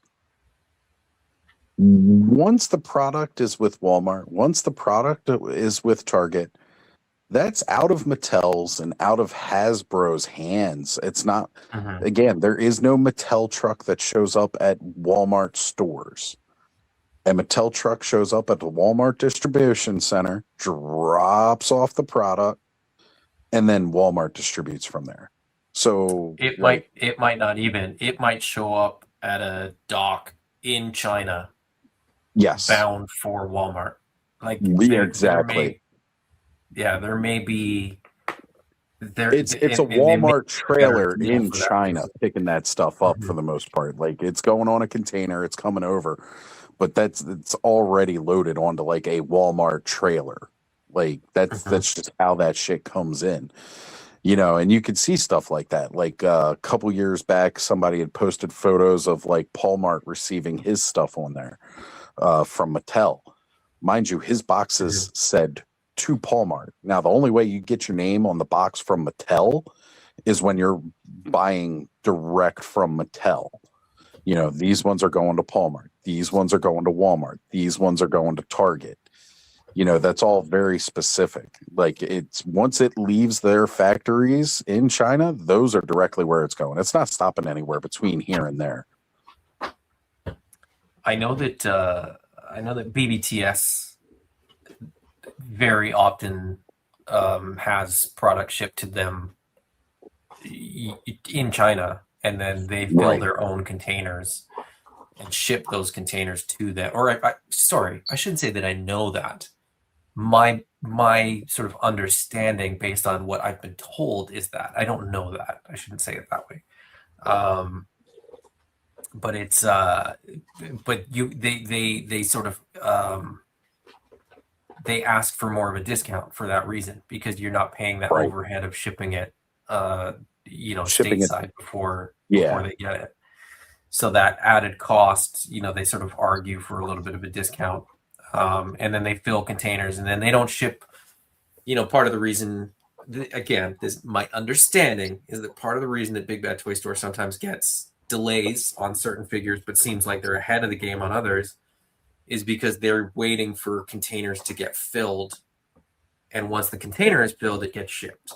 And so the first thing in the container might arrive at your house later than someone else gets it for that reason, but you might get the last thing that goes on that container might get to you first, because that container is just waiting on that last thing to get into it to get shipped. And it's going to be on the water before another container with the same product in it. So same thing with like Entertainment Earth, right?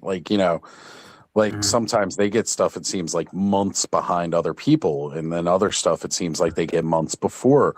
But it's that same exact reason. They're waiting for a container to be filled so it can be shipped. And because they get that direct ship because of their direct resale.